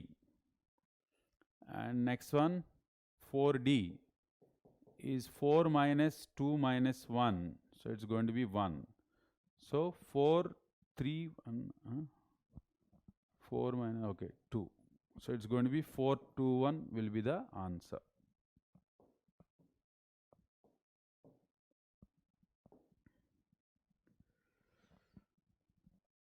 So this is what we are going to be having in atomic structure. So time చాలా తక్కువ ఉంది. Actual atomic స్ట్రక్చర్లో concept చాలా ఎక్కువ. So లాస్ట్లో కొంచెం ఫాస్ట్గా చెప్పాను. So ఎప్పుడైనా మనకు టైం దొరికినప్పుడు ఎలక్ట్రానిక్ కాన్ఫిగరేషన్, క్వాంటమ్ నెంబర్స్ ఈ రెండింటికి మాత్రమే నేను ఒక ఏదైనా వీడియో అప్లోడ్ చేస్తాను. సో దాంట్లో మీరు చూసి కొంచెం డీటెయిల్గా నేర్చుకుందాం. ఓకే, అటామిక్ స్ట్రక్చర్ మొత్తం కాన్సెప్ట్లు కాబట్టి కొంచెం ఫాస్ట్ చెప్పాల్సి వచ్చింది. So thank you everyone.